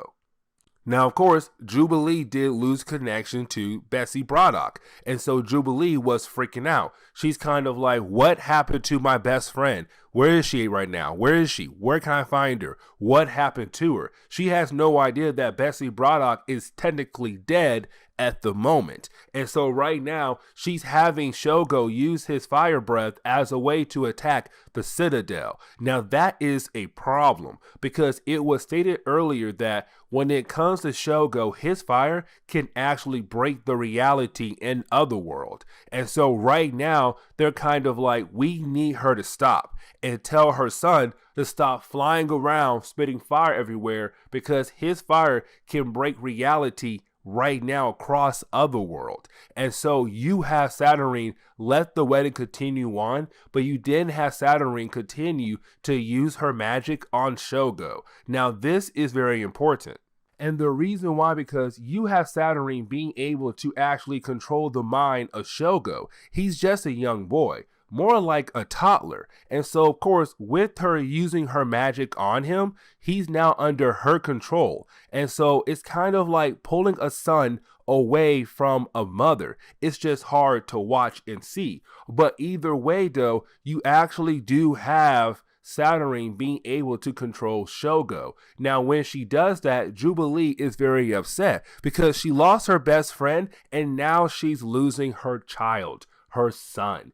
But you have Storm say, listen, do not worry. We're not going to let Saturnyne do any kind of harm to Shogo, but you need to stop because you almost ruined everything for everybody. Now, with all that being said, with the wedding actually being over, each side gets a point. Orako now has 2 points and Cocoa has 1 point. But Bay and Cypher, they're now married. And so we can move on to the next chapter. But getting into the next chapter, we actually do pick up with Wolverine number 7, chapter 16 of X of Swords. Now, this is the moment where we can basically say that this tournament is rigged because you basically see how Saturnyne is trying to help Orako actually win the tournament. And what I mean by that is we pick up in the next round where you have Magic fighting against, and I love this character's name so much, Pog, who's kind of like this rock crocodile kind of creature we saw in the previous videos. But either way, though, Magic must fight against Pog.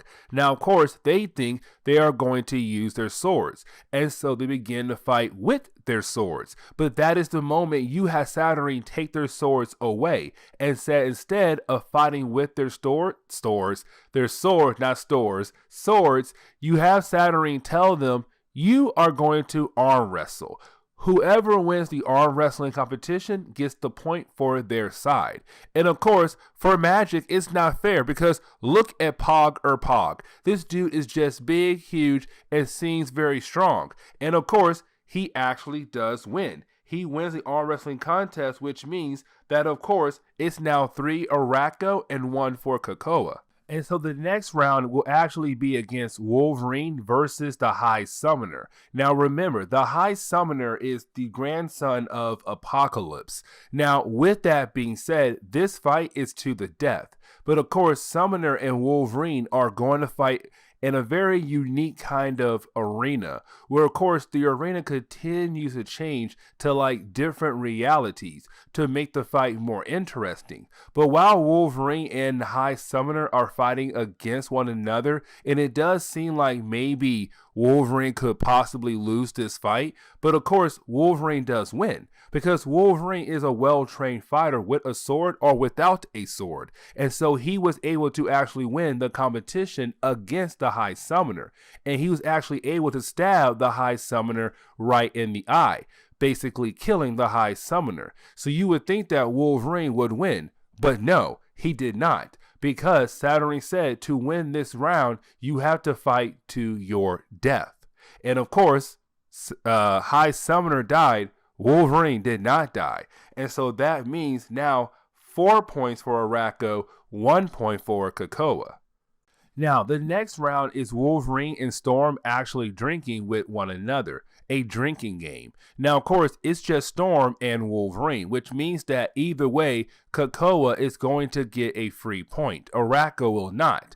And so right now you have our two X-Men characters just go ahead and drinking left and right. Now, of course, for Wolverine, he has a healing factor, meaning that he'll be able to kind of withstand the ability of being drunk.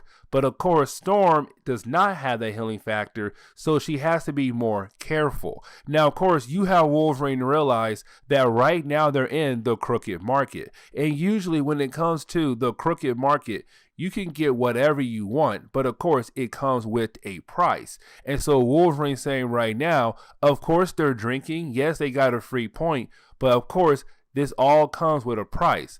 And so the X-Men have no idea before they arrived. Mad Jim Jasper, the owner of the Crooked Market, had met up with Death, one of the kids of Apocalypse, where of course Death gave Jasper some kind of scarab to put inside the drink of Wolverine. And so when Wolverine had one of his drinks, of course he drank the scarab. Now this is actually very important. But that is the moment you have Wolverine be teleported right in the middle of a battle that was going on between Solem and War. Now this is actually very important, and the reason why, because when it came to Solem and Wolverine, they met in an earlier chapter where Wolverine got the Muramasa blade, but there were two Muramasa blades, but Solem gave Wolverine one. But Solem did tell Wolverine it comes with a price, and of course that price is right now, where Solem is able to kind of have Wolverine replace him in a fight, meaning that Wolverine will fight for Solem against War. Now here's the problem though. Right after Solem leaves, Solem tells War, oh, by the way, Wolverine killed your child, the High Summoner. And so War is angry. That was her child. And of course, now you have War wanting to kill Wolverine even more. And so they do basically fight, where of course Wolverine technically does win the battle after a few pages. But here's the thing though. Even though Wolverine fought in that battle, he fought for Solem. And so technically Solem won the award. Not Wolverine, Solem did. And so that is how messed up this tournament is. So now it's 5 points Arakko, 2 points for Krakoa, or 3 points for Krakoa. But either way, this is where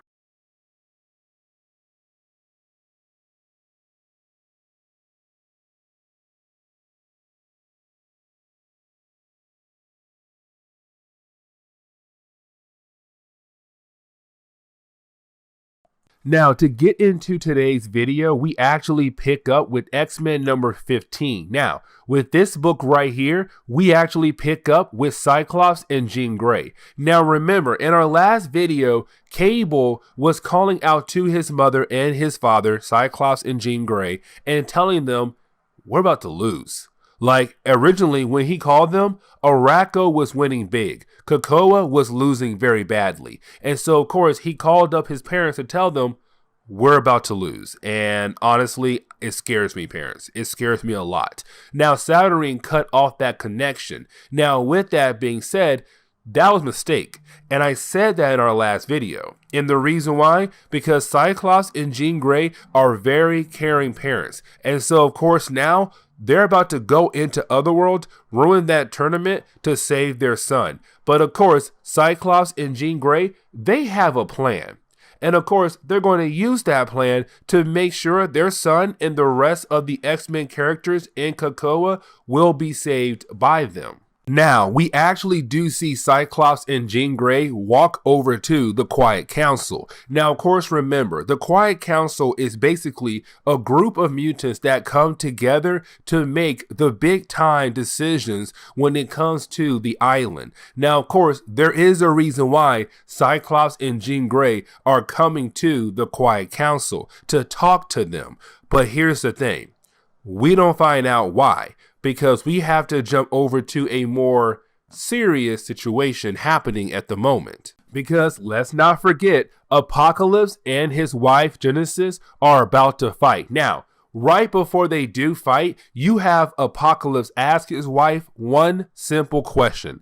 Are you going to wear the mask? Of course, he is talking about the mask of annihilation. Because remember, when someone wears that mask kind of takes over your body or influence you to do certain things. And so right now, you have Genesis take off the mask and say, no, I'm going to fight you, my love, without the mask. And so the final fight actually begins. Apocalypse versus Genesis. Who is going to win? That is the big question that's right now on the table. But we have to jump back over to Cyclops and Jean Grey. Now, the next section of this book, written by Jonathan Hickman, is really more of him focusing on Cyclops and Jean Grey, telling the Quiet Council what they have in mind, that they're gonna go over to the other world to save their son, but the rest of the X-Men characters who need help right now. Now, with that being said, of course, the Quiet Council is not down with this plan, because Cyclops tells them, listen, our son called us. He told us that we are losing big time, not small, big time. And of course, he cried out for help. And so I am going to go out there to actually help my son. And of course, I want a strike team to come with me so that I'm making sure we're able to actually win this battle. Now, of course, Cyclops is the best person to possibly lead that strike team. And the reason why, because Cyclops has been an X-Men for so long. He was the first team leader. He has been doing this for most of his life. He knows what it's like to lead a team into battle. Now, of course, for the Quiet Council, they have to decide by voting to let Cyclops and Jean Grey actually go into Otherworld. Now, I do want to mention one thing. Don't forget, Jean Grey is part of the Quiet Council, but she says, listen, I'm going to, because that's her son right now who's trapped in Otherworld fighting in that war. She wants to save her son. And so again, this is why I say Saturnyne messed up. When Saturnyne cut that connection between Jean Grey and Cable when they were talking through the minds, I said that was a mistake right there. And the reason why, because now you have Jean Grey more determined to save her son. And so even when the Quiet Council debates about should they actually let Cyclops and Jean Grey go on with this mission, they end up voting and they keep coming out saying, nope, the vote says no, you're not allowed to go. You must stay here. But of course, Cyclops say, I don't care what the votes say. You may vote to say I can't go, but I'm still going. I'm still going to take a strike team, because you have to remember, I'm Cyclops. And so far as we've been on this island, I have not failed at all. And you're like, yo, Cyclops, he's speaking mad facts, because this man has not failed yet at all being on this island. He's the best captain on this island. And so it's Cyclops saying, don't worry, you can vote, but I'm still going. And because my son's down there, you actually thought that your vote was going to change my mind? No. And Jean Grey, she is coming with me. And so they actually just walk away with the idea of them going to stop and save their son. But of course, we have to get back to the battle between Apocalypse and Genesis. And this battle is actually pretty cool. Like, honestly, the artwork is beautiful, and Hickman knows how to write Apocalypse. Actually, Hickman knows how to write bad guys very well. But either way, though, this fight does go back and forth for a couple pages. And matter of fact, it's a good fight. It's a really good fight between Apocalypse and Genesis. Now, at first, it does seem like they're equal to one another, but then you have Genesis being able to get a hand up on Apocalypse by actually breaking his sword, and you have everyone like, okay, Apocalypse might lose this fight. We're about to lose this war. It's about to be all over for us. But then you have Apocalypse say, no, I'm not going to give up. And you have Apocalypse being able to use the broken piece of his sword to actually cut his wife. And of course, it leaves a gaping wound. And with that gaping wound, that means that technically she had lost. But she has to yield. She has to say, I give up. But she doesn't. And the reason why she does not give up is because she goes over and picks up the helmet or the mask of the annihilation god, the god of annihilation. And so with her doing that right there, she gets this second win, this second power up. And so now she's ready for round 2 against Apocalypse. This fight is going to continue into the next chapter. But then we get into Chapter 21 of this event, Excalibur number 15. And this is where things truly pop off. And yes, I really do mean things actually do pop off. Because you have Genesis say, you know what? Forget this whole competition. I'm now wearing the mask of the god of annihilation. I am able to actually control the creatures from our meth. So why in the world have we been playing around in this competition for? And so that is the moment you have her call in all the creatures from our meth to attack Otherworld, to make their way to the external gate that can lead them over to Krakoa, so that they can finally begin the process of invading Earth. And so now the X-Men should no longer care about them losing the battle, but now trying to stop the creatures from reaching the external gate. On top of that, Genesis, she still wants to fight against Apocalypse, not for the competition, just to get rid of him. But that is the moment you have Storm just come down with a lightning bolt and struck Genesis to kind of knock her out for a brief moment, to tell Apocalypse, hey, if we're going to win this, we need you to get your head in the game. Your wife is basically saying, forget the competition. It's all out war now. We need you to get your head in the game. Think of a plan on how we are actually going to save the day, but save our island and save the Earth before it's invaded by the forces of Arakko.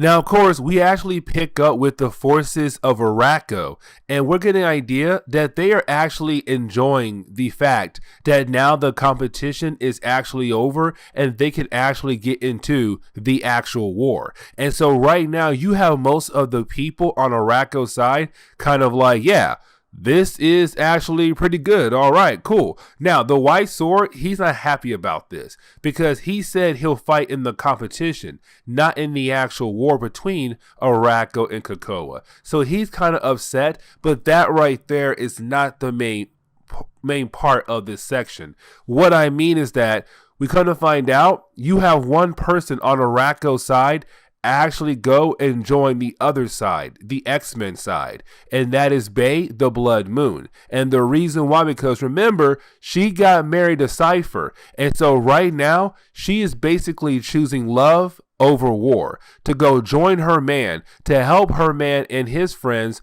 defend their land.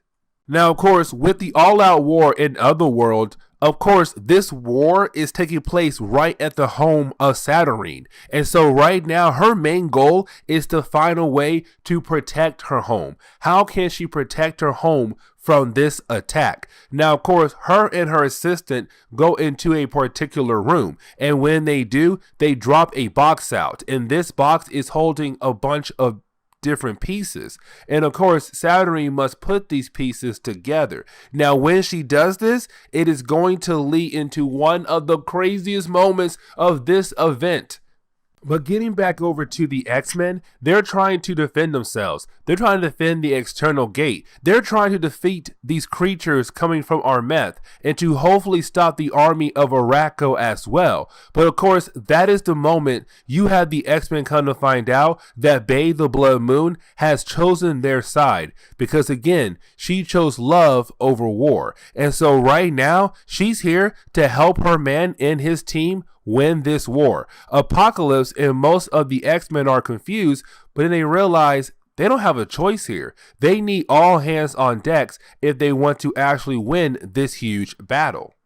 But you have the X-Men and Bae the Blood Moon working together as a way to fight against the forces of Arakko, Genesis, the children of Apocalypse, the creatures from Armeth. They're fighting against so many different forces, the champions of Arakko as well. But they're fighting against so many different forces. Our heroes are trying their best because they know if they die, if they lose here, Earth is going to fall. Because remember, if Arakko wins the war, they have the right to go ahead and invade Earth. Now, of course, Genesis is basically saying, no, we're going to war now and we're going to conquer Earth. And so right now it seems like the X-Men are about to lose. The X-Men are going to lose to Arakko, and Arakko is going to conquer Earth. It does look like that because they are completely surrounded by all the different forces under control of Genesis and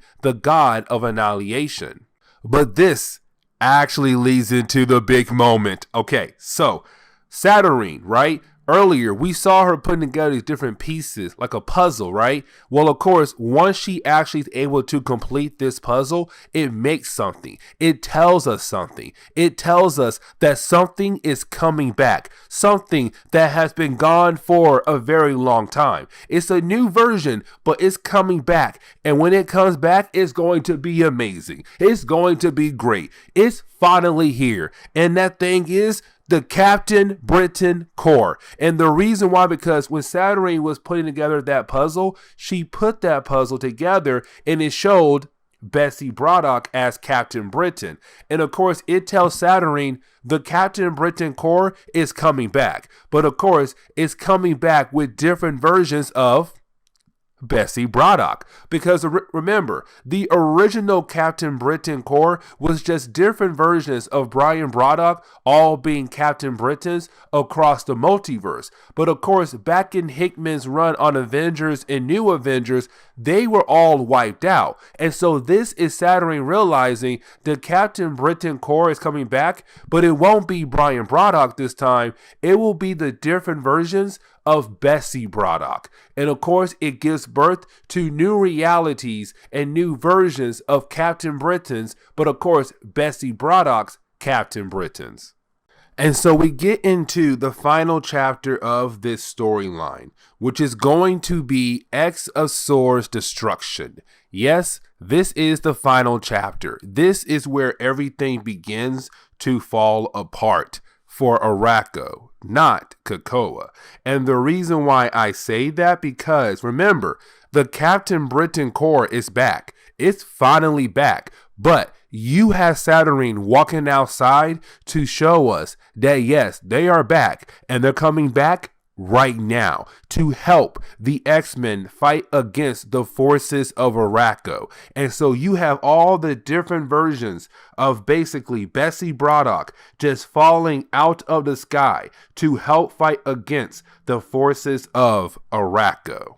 Now, of course, this is still not enough for the X-Men to win. Yes, you are talking about different versions of Betsy Braddock, who are all being Captain Britons across the multiverse, coming here to actually help the X-Men out, to win this battle. You may think they actually have the chance to win this war right here and now, but the numbers are still not in their favor. Because remember, these are mutants from Arakko who have been fighting in wars for thousands of years. They are not going to just give up so easily. And so with that, of course, right now, of course, the X-Men are still losing. Yes, they do have that bright moment right there with the return of the Captain Britain Corps, but it's just not enough. And so now it's kind of like, what can they do to actually win this battle? What can they do to actually save the day? But that is the moment you have Cyclops actually contact Cable.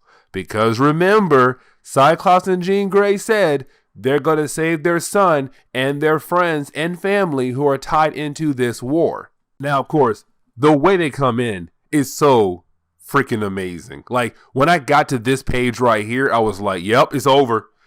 They're going to lose. Not the X-Men, Arakko is going to lose. Because you have Cyclops call up Magic and say, hey, Magic, need a portal. Like, open up the biggest portal you can open up. And she's kind of like, what do you mean? Why do we need a portal so big? And that is the moment you have Cyclops and Jean Grey just use that portal as a way to bring in the Sword Space Station. Remember, that appeared in the earlier chapters of this event. Yes, it was only like 2 or 3 chapters, but of course it was still important because of this moment right here, and also because what happens after this event right here. But either way, yes, the X-Men, Jean Grey, Cyclops, have brought the Sword Station, the Sword Space Station, to this battle. And the reason why, because that station is holding a bunch of different X-Men characters over the years on the ship, all here to help fight in this war.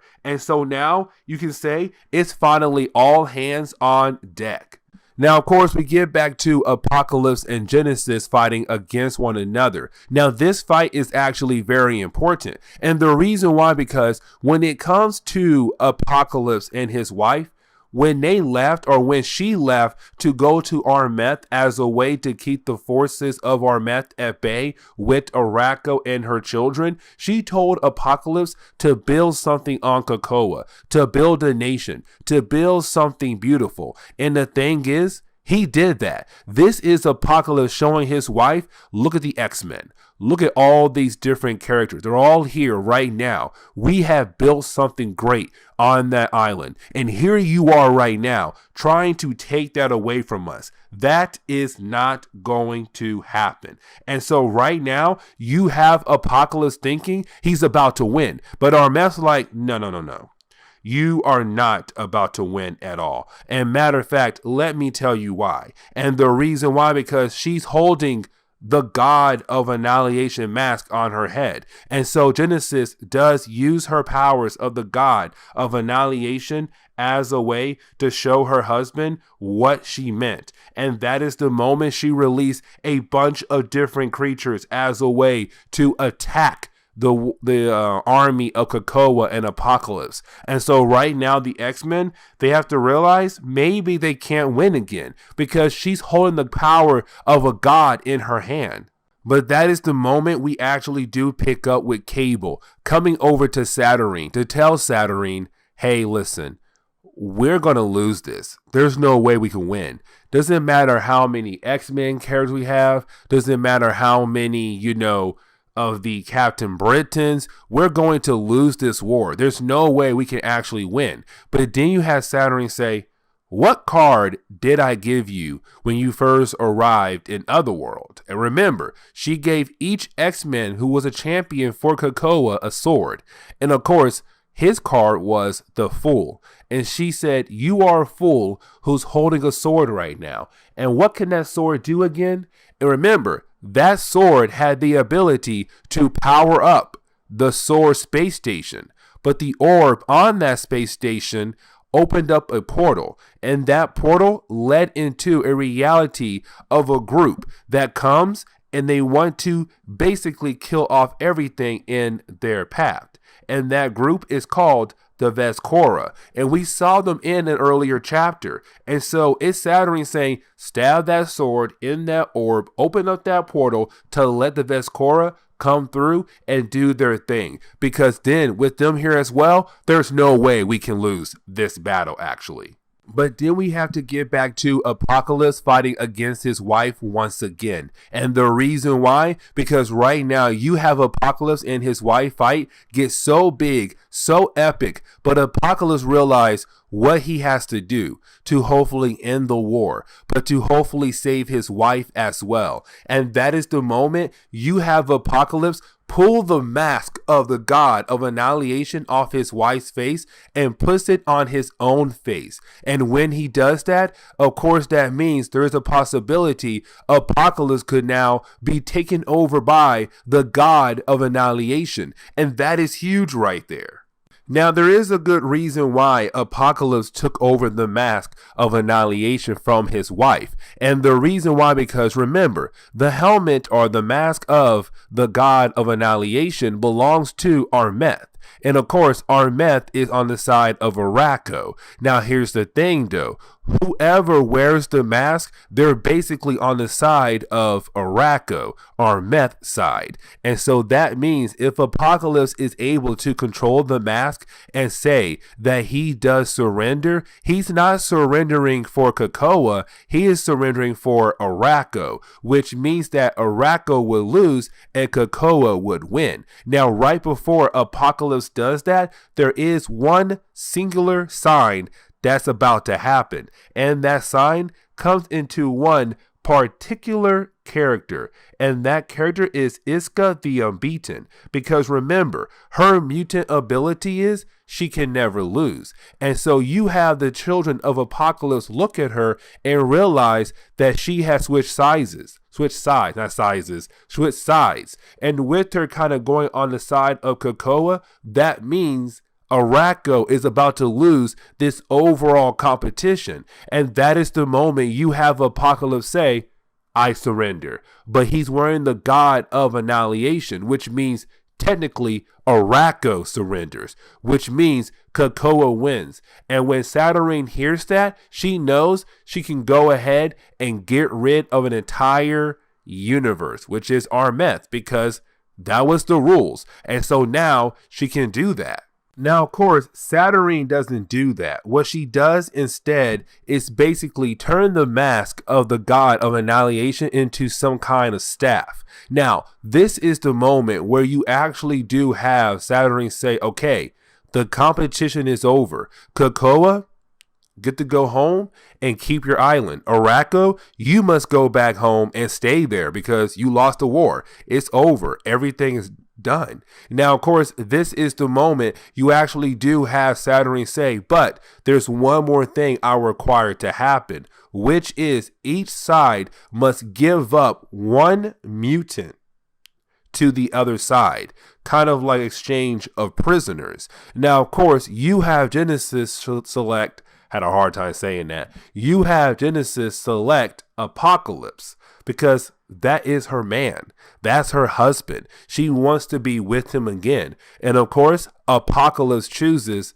to say yes to that. And so now Apocalypse will live with Genesis and Armeth with the rest of his family. But then you have Apocalypse say, okay, I'm going to choose one mutant to go back over to the side of Krakoa and leave with the X-Men. And who he chooses is Araco, the living island, because Araco was part of Krakoa originally before all of this mess kicked off, but it was split in half. And so this is Apocalypse finally giving Krakoa what it wants.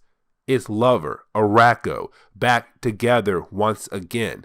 And so, of course, the deal is done. Now, here's the catch, though. There could be a lot of mutants on Araco also going with the island back over to Earth to be connected with Krakoa. That could actually happen. And so this is where we're going to end today's comic book video, because this is the moment where you actually do have Jonathan Hickman tell us Dawn of X is over. X of Swords was a way for him to wrap up Dawn of X. Dawn of X was just the beginning of this new era of X-Men comics, because now after this we jump into the Reign of X, a brand new era for the X-Men comics to see what could possibly happen next for the X-Men and their many teams. But with that being said, I do hope you enjoyed today's comic book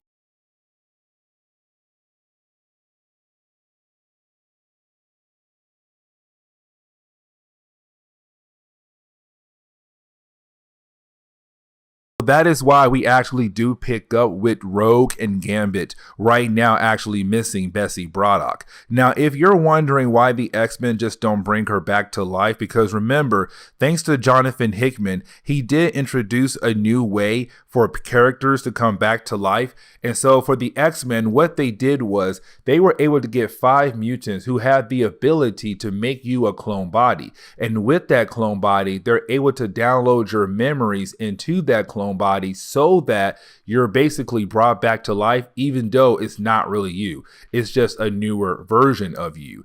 But of course, you're wondering why the X-Men won't do that. Well, you have to remember, because Betsy Braddock died in Otherworld, when mutants are brought back to life who died in Otherworld, of course, they come back corrupted. Now, when I say corrupted, I don't mean like they came back evil, want to kill everything in their path. What I mean is that they're not themselves. They're completely different. Or sometimes, in some cases, they're just a shell of who they used to be. Just a body there, but of course, no memories or anything about their past life can be installed into their body. And so with that, Betsy Braddock technically cannot be brought back to life because she died in Otherworld.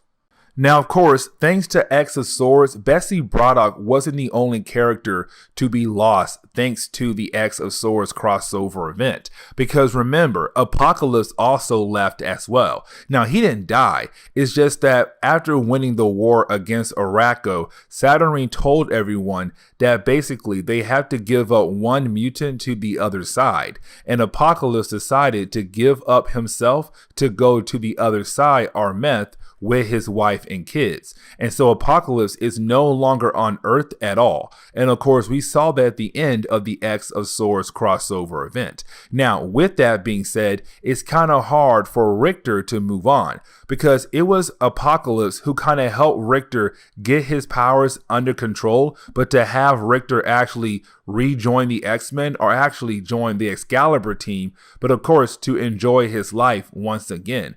And so with Richter right now, it's kind of like he's upset with the idea that Apocalypse is no longer around. Now you can take this as like Richter maybe has some kind of feelings for Apocalypse, or possibly he looked at Apocalypse like a father figure or a big brother figure.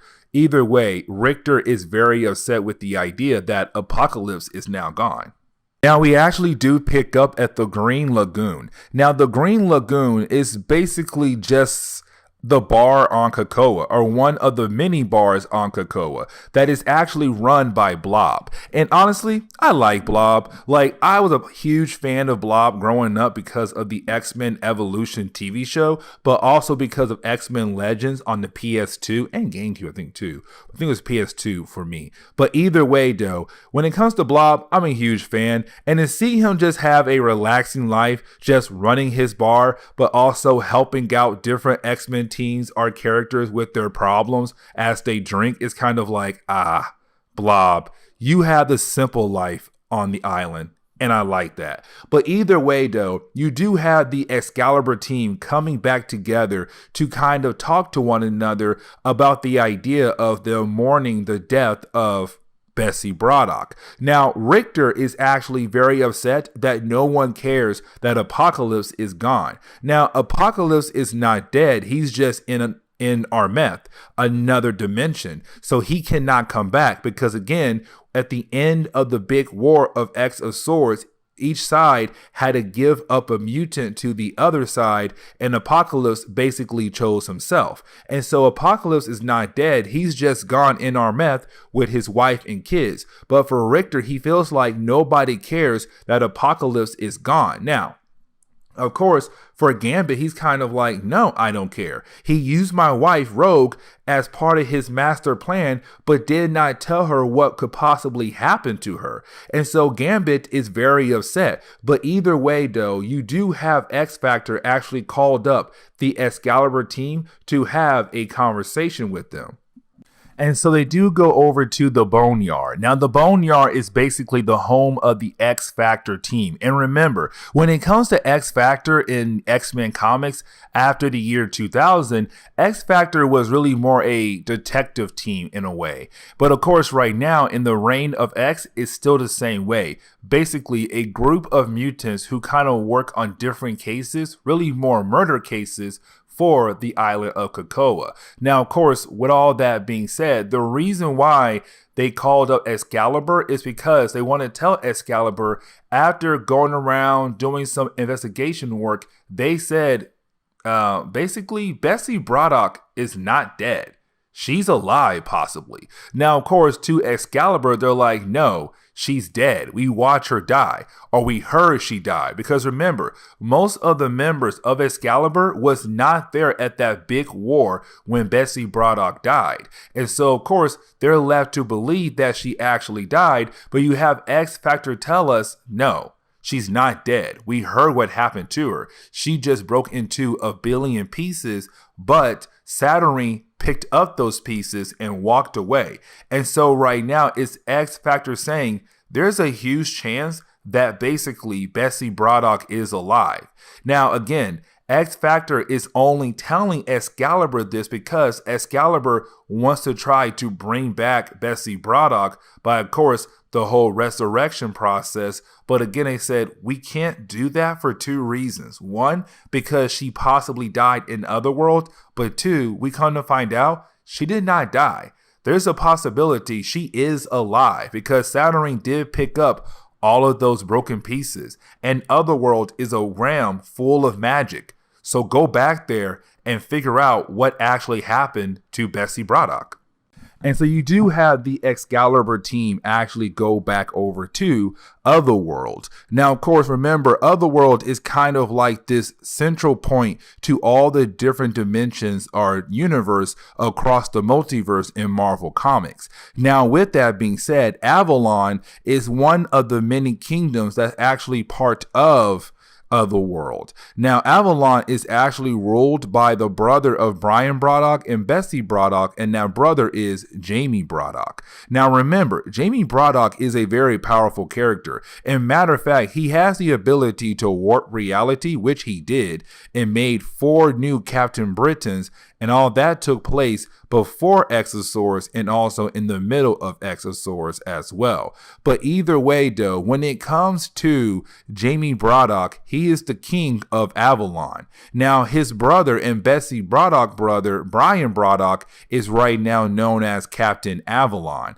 And of course, that means he's kind of like the knight to Jamie Braddock and Jamie Braddock Kingdom. Now, either way, though, you do have the Excalibur team come to Otherworld because that is the best way to begin to figure out how in the world can they bring back Betsy Braddock. Now, with that being said, of course, they do run into the wife and daughter of Brian Braddock. Now, when it comes to the daughter of Brian Braddock, she is very intelligent. Like, she is very smart. Matter of fact, she first appeared back in, I want to say, X-Men Gold Annual #1. And when she did appear, I think it was like she was 3 months years old and she was able to like talk in full sentences better than most people can. Like, that's her ability. She's just very smart for her age. And matter of fact, right now she's kind of like 3, I guess, maybe 2, and she's still very intelligent, which means that there is a possibility she could one day rival against Reed Richards and Doctor Doom as well.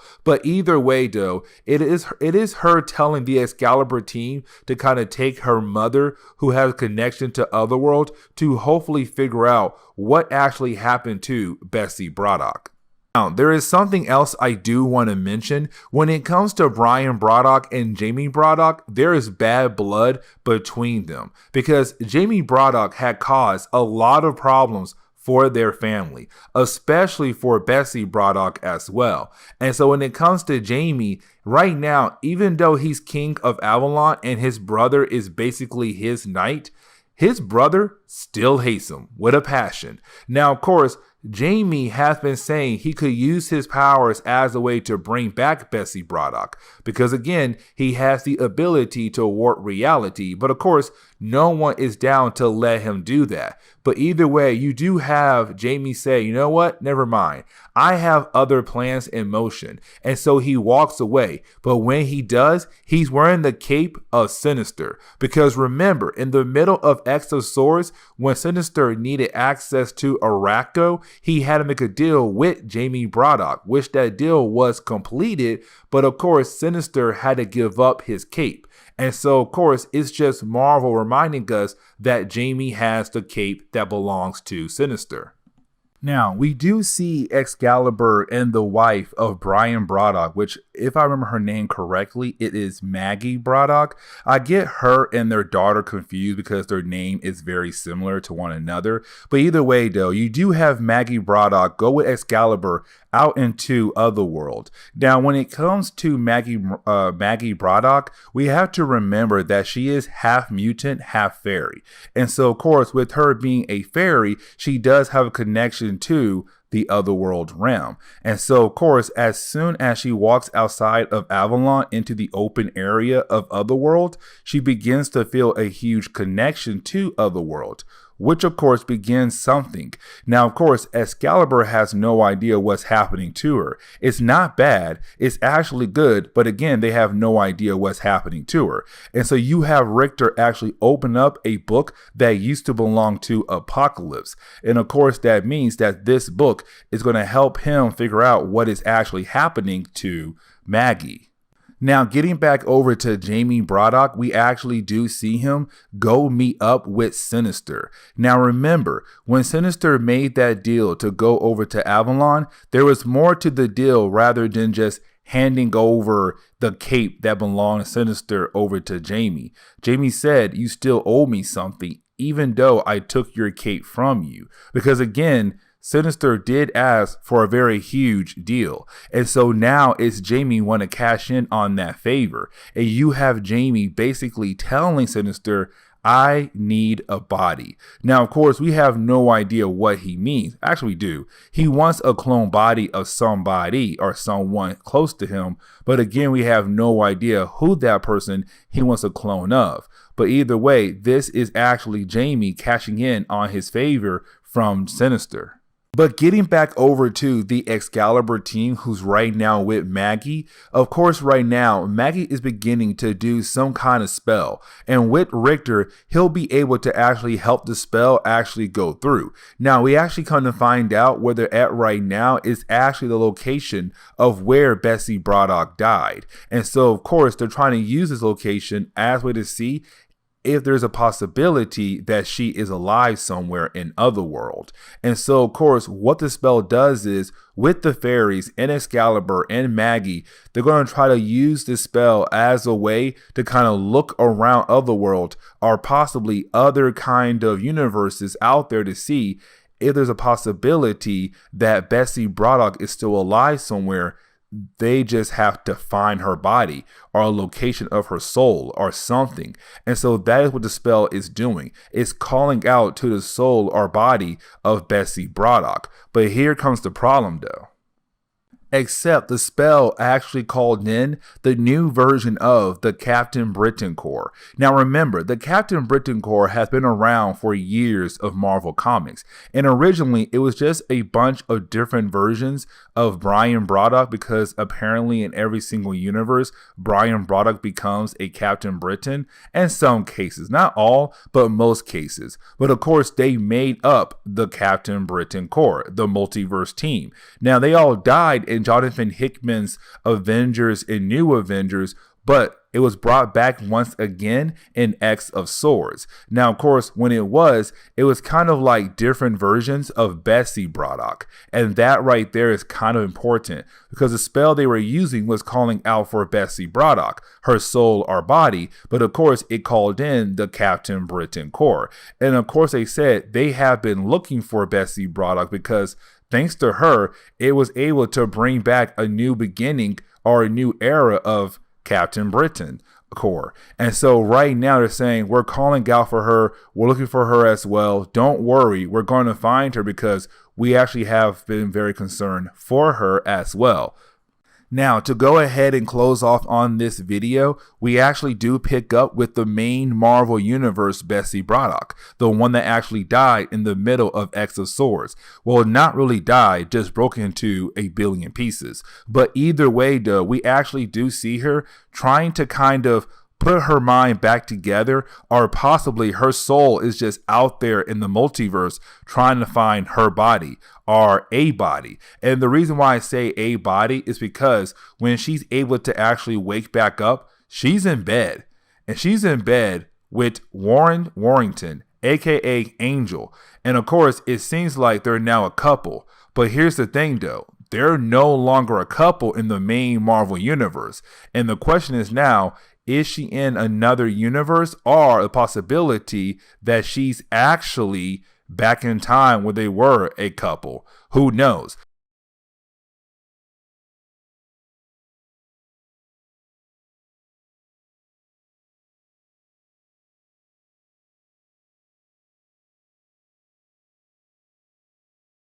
And so getting into today's book, we actually pick up with Peter Wisdom and also Ruben. I cannot pronounce Ruben's last name. I'm not going to try to. And so with that being said, when it comes to Peter Wisdom, you have to remember that he basically works for the secret government team of Great Britain. Now, of course, the reason why he's kind of important is because he is a mutant, meaning that he does have the ability to go to COPPA and back. But on top of that, he does work very close with Excalibur, since Excalibur is technically a team that belongs to both COPPA but also Great Britain as well. Now, when it comes to Ruben, you have to remember, Ruben was part of a group called the Coven Akkaba.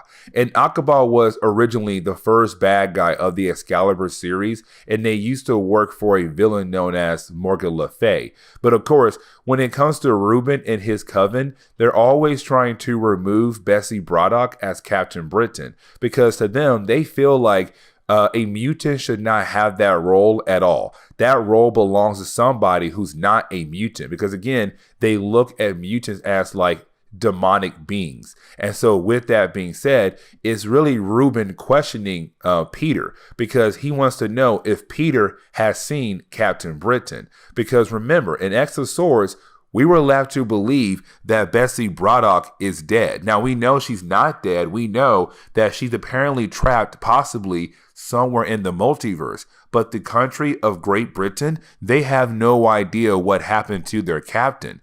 And so now the question is, will the country find out what actually happened to their captain? Because if word gets out that she's possibly dead or possibly trapped in another universe, they're going to begin the process of trying to find a new Captain Britain. Now, on top of that, Ruben also has information about the fake Captain Britons.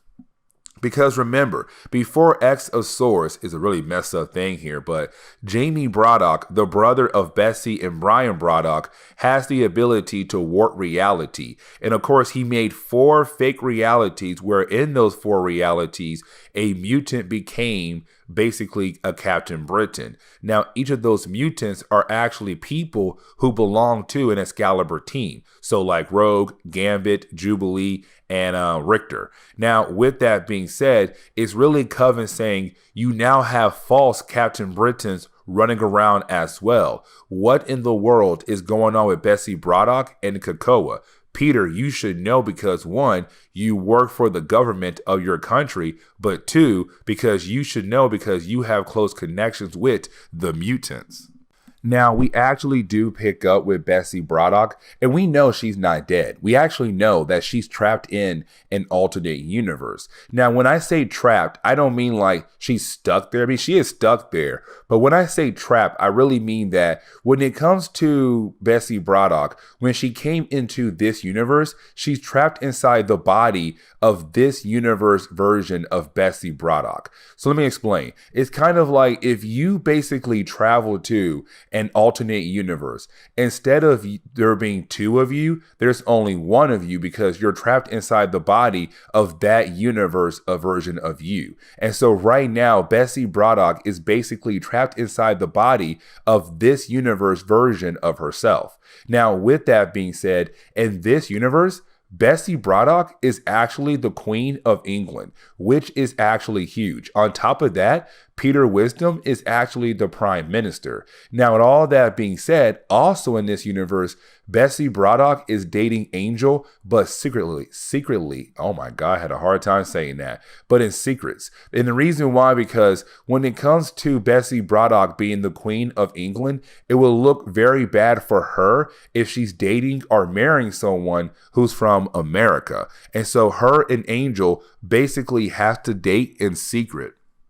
Now, with that being said, though, this is also Marvel kind of reminding us about the times where Betsy Braddock and Angel actually used to date in X-Men comics, especially when Betsy Braddock was kind of a way to help Angel control his archangel side. Now, with that being said, apparently off panel between the books, Angel and Betsy Braddock had already made a plan to kind of help her get back into the main Marvel universe. It begins with her going to the lighthouse. Because remember, when it comes to Excalibur teams, they all work out of the lighthouse that belongs to the Braddock family. And the lighthouse does have a lot of different connections that are actually important. And so this is Betsy Braddock hoping that if she goes to the lighthouse, she can basically find a way to get back home to the main Marvel universe. But she has to sneak away because in this universe, she's the Queen of England. And you do have Angel tell her, don't worry, I have someone here to help you. And that person is actually Kawanin. Now, this is huge because in the main Marvel universe, Kawanin and Betsy Braddock actually switched bodies back in the early 1990s. And for some strange reason, Marvel just never had their bodies switched back up until I want to say 2015, 2016, possibly 2018. But either way, though, it's Angel saying Kawanin is going to help you get away from your castle over to your lighthouse and hopefully back home to your main Marvel universe. Wisdom meet up with the rest of the Excalibur team back in the main Marvel universe, where right now you kind of have the Excalibur team just moving some of their things inside the lighthouse, but also to begin the process of hoping to find a way to bring Betsy Braddock back to the main Marvel universe. Now, you do have Peter Wisdom actually tell the Excalibur team the big problem, and that problem is that basically right now, Ruben, who we saw earlier in this video, and his Coven Akkaba are on their way over to the lighthouse. And the reason why, because they're trying to prove to the rest of Great Britain that their Captain Britain is no longer around, that she basically took the job and vanished. It's a way to kind of tarnish her name, to make her look bad in the eye of the public. And so right now you have Peter saying, we have to go to the lighthouse right now and basically hold back the Coven Akkaba, because if we don't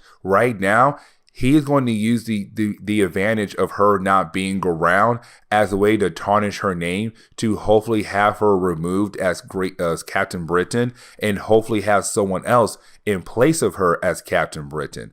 On top of that, he was able to get intel about the fake Captain Britons that Jamie Braddock had made. Of course, we know those four, the version of Rogue, Gambit, Jubilee, and Richter in those other universes that Jamie made where they become Captain Britons. And so right now, it's Peter saying the Coven Akkaba is using a lot of intel that should not gotten out, but it did. And that intel and him going to your lighthouse is going to lead into more problems for Betsy Braddock and you guys as well. To Betsy Braddock in that universe version of Kawanin, because remember, Betsy Braddock is actually trapped in an alternate universe. Now, with that being said, you do have Betsy Braddock and Kawanin being able to actually sneak into this universe version of the lighthouse. Now, in this alternate universe, the lighthouse is not actually a lighthouse. It's actually a top secret government base. And so right now you have Betsy Braddock and Kawanin of this universe sneaking into this version of the lighthouse, quotation marks, this secret top government base. Now, while they're kind of sneaking around, you do have Betsy Braddock begin to ask a bunch of questions to kind of learn more about this universe and also the mutant race in this universe. But of course, Kawanin only gave her 3 answers to 3 questions, and those questions don't really give us a lot of details about this universe version of mutants, really. But either way, you do have Kawanin actually get Betsy Braddock into the center of the lighthouse. Now, when it comes to lighthouses across the multiverse, when it comes to the lighthouse that belongs to the Braddock family in the multiverse, every single lighthouse in each universe has a connection to Otherworld. And remember, Otherworld is basically this alternate dimension where it does have a connection to all different universes across the multiverse and all different dimensions across the multiverse as well. And so with that being said, the reason why Betsy Braddock and Kawanin broke into this top secret government base is because, yes, it's where the lighthouse should be yet, but of course it's a government base. But inside that government base, there's still a connection to Otherworld. And so Betsy Braddock is hoping if she touched that connection to Otherworld, that portal, it could basically lead her right back to the main Marvel universe, but she has to touch it. Now, of course, when they break inside and they're actually able to get her close to that portal, when she touches it, it begins the process of transporting her, but we have no idea if it's actually going to transport her back to the main Marvel universe. Now, back in the main Marvel universe, you do have the Excalibur team actually getting to the lighthouse, but now having to protect the lighthouse against the Coven of Akkaba, because they came here to basically prove a point that Captain Britain has disappeared. She's not around at the moment, and that is huge. And so with that being said, you basically have the Excalibur team trying to fight against the Coven of Akkaba. But this actually leads into our cliffhanger. And the reason why I say our cliffhanger is because while you have the two sides fighting against one another, that is the moment you actually do have something pop off, like some kind of magical but psychic explosion. And of course, at the end of that explosion, you actually have Betsy Braddock appear, and you have everyone stop in their tracks to say, "Oh my God, Betsy Braddock is back. This is huge. This is amazing. Coven Akkaba, you can leave because look, she's here now." But the question is though, is this actually Betsy Braddock?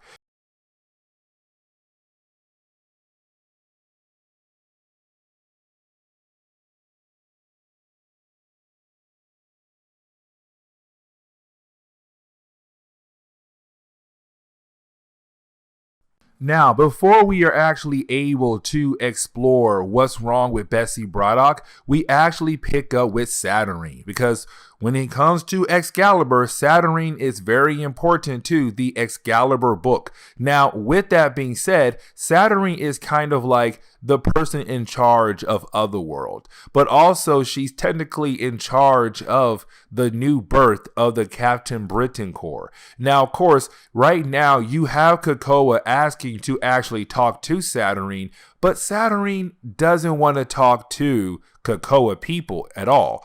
And the reason why? Because their universe lacks a Captain Britain, meaning that Betsy Braddock went missing, and so with her being gone, technically right now there is no Captain Britain. Because remember, Betsy Braddock became Captain Britain at the very beginning of the Excalibur book.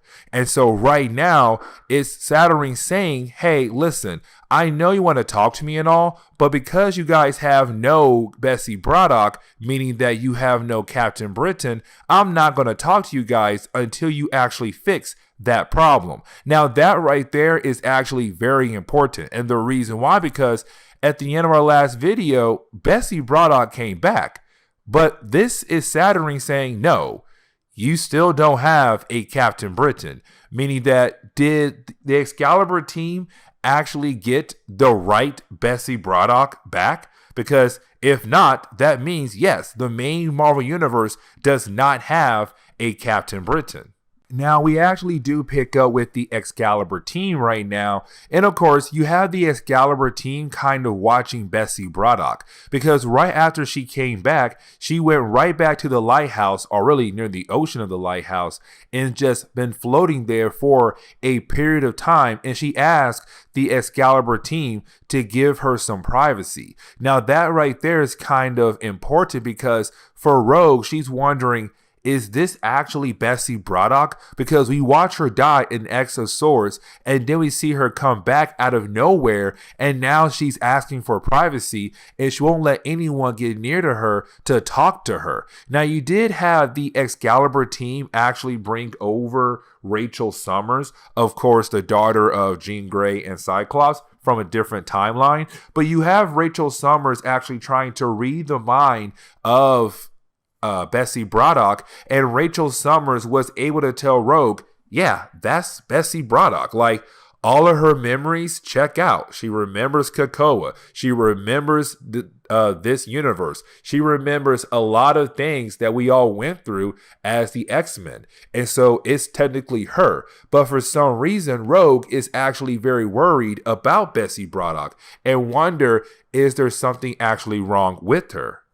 Now, that is the moment you have Emma Frost appear. Now, Emma Frost, she's ticked off. For a good reason why, I guess, to her. Because you have to remember, Emma Frost is part of the Quiet Council. And you have to remember, when it comes to the Quiet Council is kind of like the government system of Krakoa. And Emma Frost is part of that council. Now, with that being said, this is Emma Frost kind of saying, listen, you guys should have told us that Betsy Braddock is alive again. Because Cerebro had told the Quiet Council, hey, listen, in my files, I had Betsy Braddock dead, but hey, she's alive again. And matter of fact, the Excalibur team has her at the lighthouse. So Emma Frost came here to tell the Excalibur team they have a mission. Now, this is the moment you have Betsy Braddock kind of ignore Emma Frost and just walks away and says that she is going to take a bath, that she does not want to be bothered at all,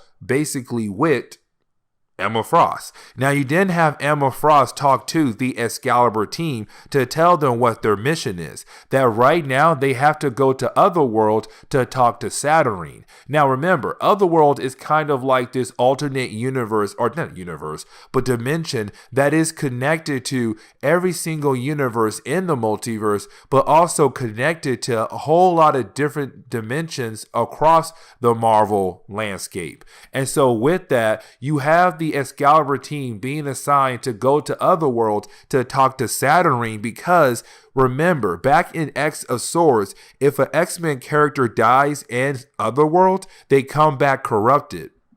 Because remember, Jonathan Hickman was able to give the X-Men the ability to come back to life after they die, thanks to 5 mutants who are able to make you a clone body, but download your memories into the clone body. So that's a way for you to come back to life. But the problem is, though, if you die in Otherworld, you come back corrupted. Like all of your memories that were basically saved in Cerebro, it comes in corrupted to your new clone body. And so the problem they have right now is, if someone dies in Otherworld, they come back corrupted. That's a huge problem. And so now the Excalibur team has to go to Otherworld, talk to Saturnyne, and figure out how in the world can they fix this problem and help mutants who die at Otherworld come back correctly.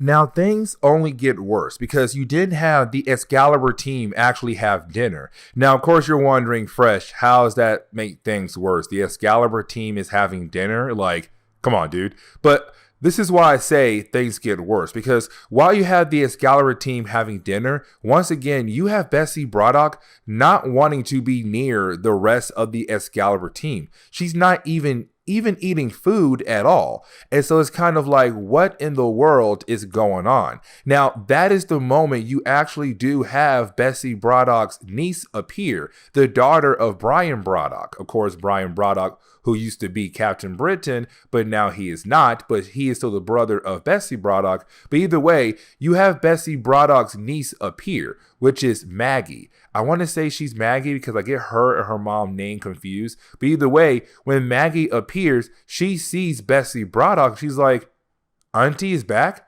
Auntie Betsy is back. Oh my God, it's huge. I'm going to tell Dad. Now, of course, as soon as Maggie leaves, Betsy Braddock gets very upset about the idea that she was seen by somebody from her own family, so she leaves. And so when Brian Braddock comes back to see that his sister is alive again or not, because his daughter said, hey, Dad, I just saw Auntie Betsy. She's alive. And they come back, she's gone. You have Brian yelling at the Excalibur team like, why do you not tell me that my own sister is alive again? I watch her die back in the X of Swords crossover event. But then you have Rogue say, we're kind of trying to figure out if it's her or not. Because we have this weird feeling that right now, that is not Betsy Braddock. But again, we're not for sure. Now, you do actually have Rogue talk to Brian more about the idea that maybe they don't have Betsy Braddock, about the idea that they technically could have another version of Betsy Braddock from a different universe. They have no idea at all. But of course, this is Brian Braddock kind of believing Rogue that there could be something wrong or actually wrong with Betsy Braddock. And so is Brian asking Rogue to leave so that he'll be able to actually think about the idea there could be something wrong with his sister, or the idea they do have a different universe version of Betsy Braddock here in their universe. But right after Rogue leaves, that is the moment you do have Betsy Braddock appear. And she does use her psychic powers as a way to control the mind of Brian Braddock to make him go back over to Avalon. Now, of course, this right here is very important because when it comes to the gates of Krakoa, only mutants are allowed to use those gates. And when it comes to Brian Braddock, he is not a mutant at all. He is a human being. Now, his brother, Jamie, and also his sister, Betsy, they're mutants. But Brian is not. He's the only one to come out human. But either way, though, he was sent back over to Avalon. Now, that is the moment you do have Betsy Braddock actually go over to Rogue, and she tags Rogue. You know how you used to play tag when you're a young kid? You tag somebody and run away. Well, you have Betsy Braddock actually tag Rogue in her mind and then runs away. And so Rogue is kind of like, this girl just tagged me and left. That's weird. That's strange. Okay, you know what? I am basically going to find her. And so Rogue wakes up trying to find her, but then Rogue realizes that Brian Braddock is also missing. And so you have the entire Excalibur team wake up and trying to figure out where Betsy Braddock is and where Brian Braddock is. Now, Rogue was able to figure out that Betsy Braddock is on Krakoa, but you then have Gambit going over to Avalon to make sure that Brian is okay. And so you have the team kind of split up to take care of these different problems. Now, you do have Gambit go over to Avalon, where he does run into Jamie Braddock, the third sibling of the Braddock family. Of course, the brother to Betsy and the brother to Brian as well. Now, of course, remember, Jamie is the king of Avalon, a certain section in Otherworld. But either way, though, you do have Gambit coming to Jamie like, hey, have you seen Brian? Have you seen Betsy? And when it comes to Jamie, he's like, nope, I have not seen either one of the two at all. But hey, wait a second. You said Betsy. Betsy is still dead. And that is the moment we have to realize Jamie had no idea that Betsy Braddock is alive again. So Gambit's all like, no, she's alive again, but she's acting weird, doing a lot of weird things. But then that's the moment you have Jamie say, well, you know what? I did make an extra Betsy Braddock. And that right there is huge. Because remember, in the earlier books of Excalibur, Jamie went to Mr. Sinister to cash in on their deal. Because remember, back in X of Swords, Mr. Sinister had to ask Jamie for help. Jamie did help, but Jamie said, you still owe me a favor. And apparently, Jamie did cash in on that favor. And when it comes to Sinister, he's known as a guy who makes clones. Prime example, Madeline Pryor. And so it's kind of like, did he make a clone of Betsy Braddock? Now, we actually do pick back up with Rogue and Richter. Now, before Rogue is able to go over to Krakoa to find this Betsy Braddock that is running around, you actually have Rogue go with Richter. Now, Richter, you have to remember, he actually built some kind of bond with Apocalypse. Now, you could say that it was Richter kind of building a father-son-like relationship with Apocalypse, or you could say that Richter actually did care for Apocalypse in a more romantic way, or you could also say that Richter just a dude who actually cared for Apocalypse a lot. Either way, though, when it comes to Richter, he cared for Apocalypse a lot. Now, the reason why I'm saying this to you is because Richter actually does go back to the old lab of Apocalypse, where Apocalypse was looking over a bunch of different magical spells that could basically do a lot of different things. But the reason why Richter had brought Rogue here is saying that, listen, if you're telling us right now there's something wrong with Betsy Braddock, meaning that the one we have right now is not actually our Betsy Braddock, and our Betsy Braddock is still trapped somewhere in the multiverse, we're going to need magic to kind of help us out. We're going to need magic to bring back the real Betsy Braddock, but to handle the fake one as well. And so this is Richter saying, I'm going to learn the magic that Apocalypse left behind for us to actually use. Now, we do jump back over to Gambit, where, of course, you have Gambit following Jamie into an unknown room. I say an unknown room, but honestly, it's kind of like a prison. But either way, you do have Gambit following Jamie into this prison, where, of course, we are reminded that right now, Jamie is still holding on to Morgan Le Fay. And remember, Morgan Le Fay was the first bad guy that the Excalibur team had a fight against at the very beginning of the Excalibur book in the Dawn of X era of X-Men comics. But with that being said, though, you actually do have Jamie say, listen, I'm holding on to Morgan Le Fay because technically she is a danger to our nations, talking about Krakoa. But then you have Jamie say, but this is what I want to show you, a coffin.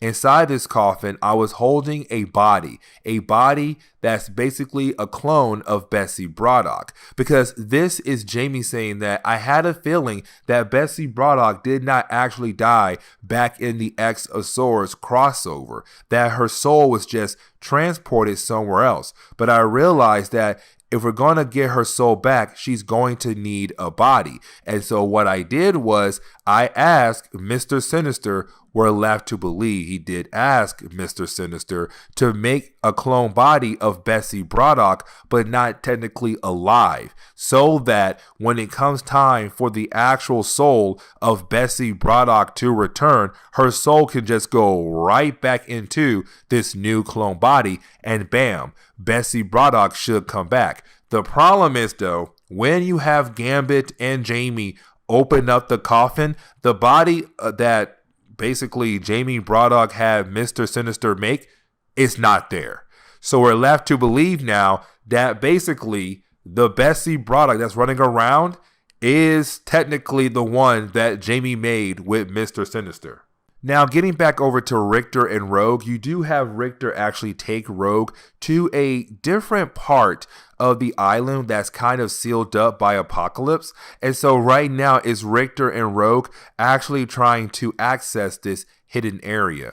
But while they're trying to do that right there, that is the moment you have Betsy Braddock actually attack Rogue and Richter. And so now it's Rogue versus Betsy Braddock, or Rogue versus Captain Britain. And you're kind of like, oh my gosh, can this fight actually happen? And will it actually be cool? Well, the fight is actually short-lived for a very good reason why. Because Betsy Braddock is actually knocked out by Psylocke. Or you could say Kawanin. I forgot what code name she's actually using at the moment.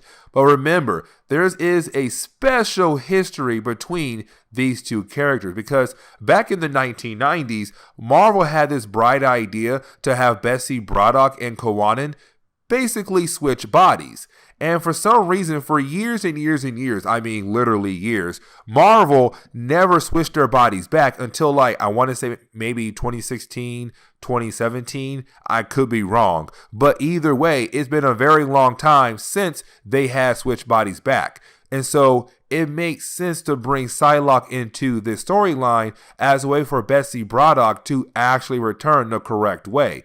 But of course, you have Psylocke knock out this supposed Betsy Braddock. Now, when we jump into the next chapter of this storyline, we actually pick up with Earth 13059. Or better known as 13,059. But either way, though, we actually pick up with another version of Betsy Braddock. But this version is known as Elizabeth Braddock. And right now you have her meditating. And while she was meditating, she was able to kind of find out that the original Betsy Braddock, the one from the main Marvel Universe, is still alive. She's just bouncing around throughout the multiverse right now. And so you actually have this other version of Betsy Braddock being able to say, I found our missing captain. Call up the rest of the Captain Britain Corps. Because remember, at the end of X of Swords, we were given a new version of the Captain Britain Corps. Because remember, it was wiped out by Jonathan Hickman back in Jonathan Hickman's Avengers and New Avengers and Secret Wars. And so it came back at the end of X of Swords, but it came back as Betsy Braddock's versions across the multiverse, making the new Captain Britain Corps. But now this other version of Betsy is saying, I found her, and we need to help her. And so you do have the Captain Britain Corps actually come together and they go talk to Saturnyne. Now remember, Saturnyne is the one in charge of Otherworld, but on top of that, Saturnyne is also the person who basically runs the Captain Britain Corps, or she's supposed to. Now, with that being said, you have the Captain Britain Corps go to Saturnyne and say, hey, listen, we found the soul of the missing Captain Britain, the one from the main Marvel Universe, and we feel like if we put her soul right back into the main Marvel Universe, then she'll be able to actually come back to life. But Saturnyne says no, because Saturnyne hates the idea of this new version of the Captain Britain Corps, because it's not Brian Braddock. Instead, it is Betsy Braddock, and she hates that with a passion. And so you have Saturnyne tell the Captain Britain Corps, I'm not going to help you.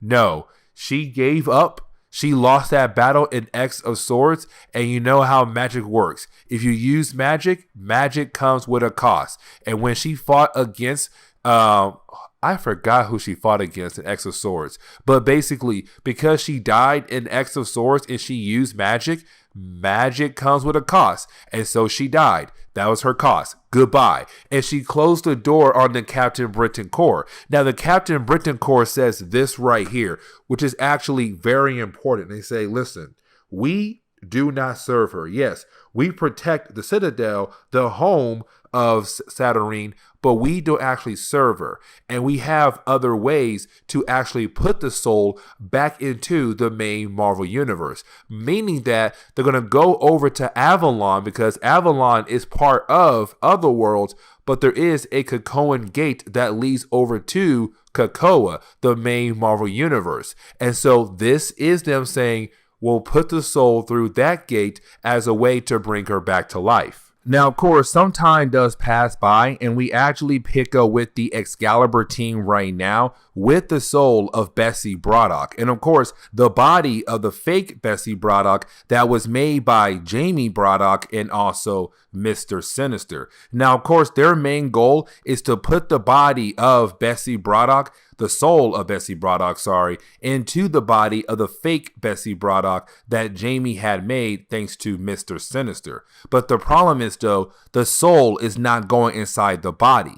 And you have Richter using one of Apocalypse spells as a way to hopefully put the soul into the body, but it's still not working. Like something is preventing the soul to actually go into the body of the fake Psylocke that was made by Jamie Braddock. And that is the moment you have Psylocke say, because someone is trying to sabotage the ritual. And that is the moment you have Psylocke actually break open the cage that was holding the soul of Betsy Braddock. And of course, the soul runs away. And it's Psylocke saying that for some strange reason, Betsy Braddock was kind of sabotaging the ritual herself. It's kind of like she does not want to be put into that new body, and no one understands why. And so you have Psylocke say, it's probably best for me to go after her to figure out why in the world she was trying to sabotage the own ritual. Because remember, when it comes to Psylocke and Betsy Braddock, they have a long history with one another. And only recently they were put back in their original bodies after having their bodies swapped for so many years. But this is Psylocke saying, I'm better off going alone to figure out why Betsy Braddock is trying to sabotage a ritual that can technically bring her back to life. And so you do have Psylocke follow the soul of Betsy Braddock around Otherworld. Now, this actually leads into another storyline we're going to do when it comes to the Excalibur books. But this is actually a very important moment that I really do like, because you have Psylocke actually go over to Betsy Braddock. And when she follows the soul of Betsy Braddock and being able to actually trap the soul somewhere so that they can actually talk to one another. And when Betsy Braddock actually enter into the mind of the soul of Betsy Braddock, they're able to communicate. And when it comes to this Betsy Braddock, which is the main Marvel Universe Betsy Braddock, the reason why she was so scared to go into that new body, because she failed. Because to her mindset, she failed as an X-Men. She failed as Captain Britain. She died in X of Swords. She failed over and over and over again. And she's tired of failing. And honestly, I understand that completely. But either way, it's Betsy Braddock saying, I'm just done. I'm done failing. I'm done dying. I'm done losing everything around me. I just can't do it anymore. But of course, it's then Psylocke telling her, you didn't lose. You did something great after you died. Because when you died, you broke into a billion pieces. But those pieces led to Saturnyne realizing what she had to do to save Krakoa, to save Earth, to save Otherworld, to save everything. Betsy, you brought back the Captain Britain core. And that's true. Back at the end of X of Swords, she did that. She brought back the Captain Britain core. Even though she was dead, her soul, her spirit, her ability to go against Saturnyne and to bring back one of the special groups in Marvel Comics is to show Betsy Braddock, you didn't fail. You actually succeeded. You actually were able to bring something back the multiverse needed. And so with that, it's Betsy Braddock kind of like, okay, you're right. I didn't fail. I had to fight over my pain. I had to see something that I can believe in. And I saw something thanks to you, Psylocke. And so you have Psylocke being able to grab the soul of Betsy Braddock to take her back over to the body that was made by Jamie Braddock and also Sinister. Now, of course, once Psylocke is able to bring the soul back over to the body that Sinister and Jamie made, that is the moment you actually do have the spell work. You have the soul go into the body, and of course, Betsy Braddock is now alive again in the main Marvel Universe. But here comes a big problem, because that is the moment you have Betsy Braddock actually cough up some kind of necklace. And when she does that, another soul leaves the body of Betsy Braddock. It tries to grab Rogue, but unfortunately Rogue was able to resist it, but that soul went through one of the many gates of Krakoa. And that is the moment you have Rogue say, we have another problem. A character we have not seen in a little bit of time. It's Malice. She's back. And that right there is huge, because Malice is a very interesting character that's going to bring us another interesting storyline for Excalibur, but in the next video. So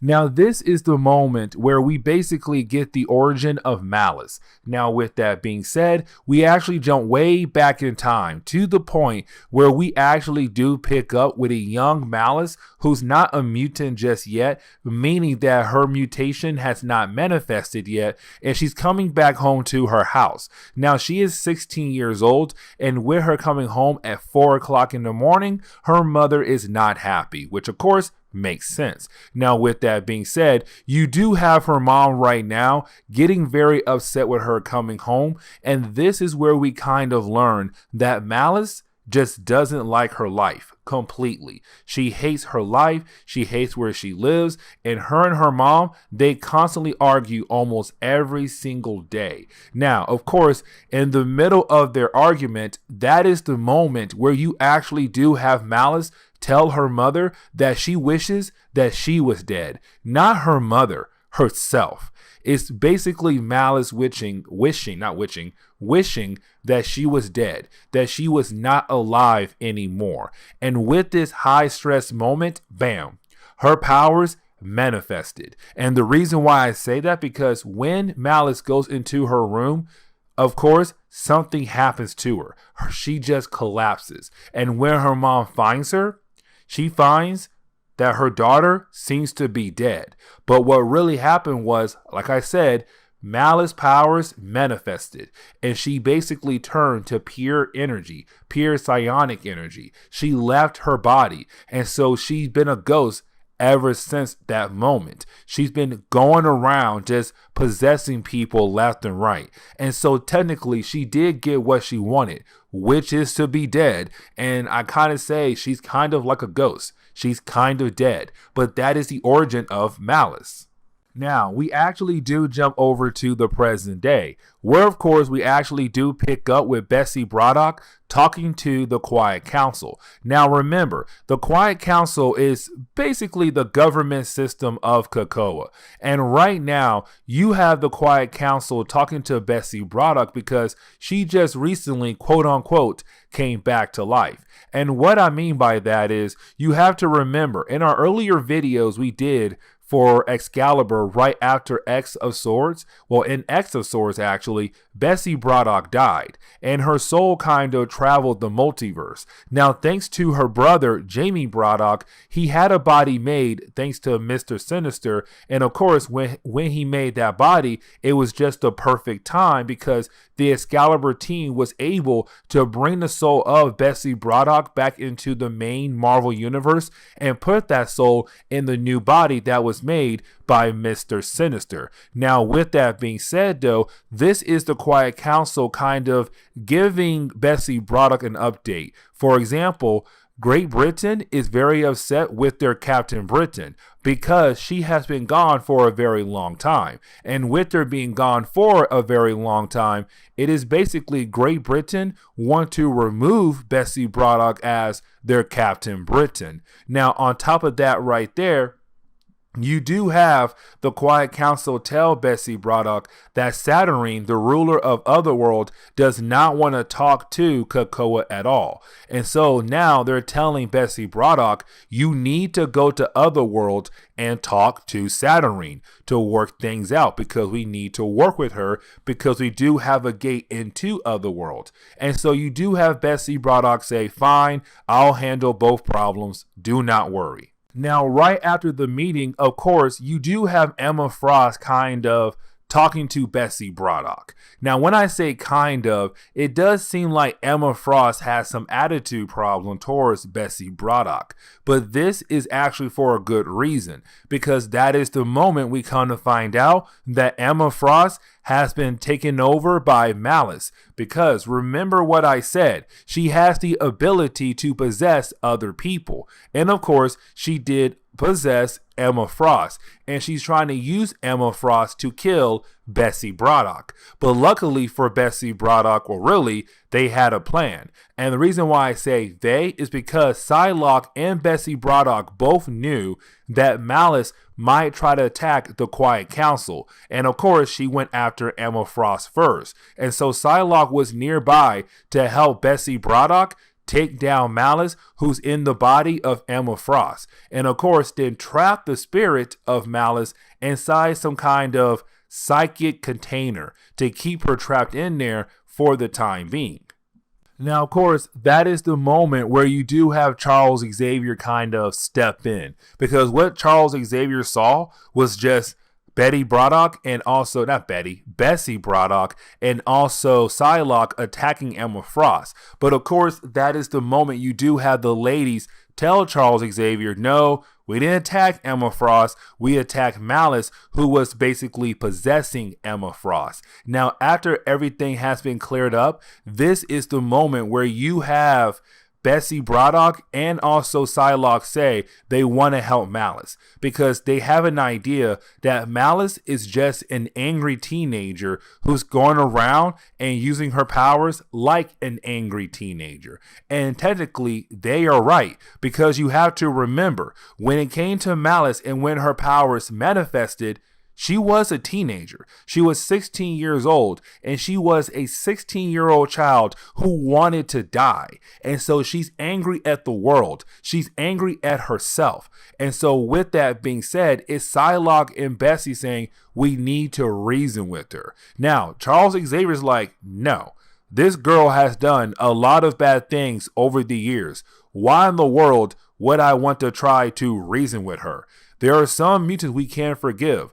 But also there are some mutants we need to lock up because of who they are.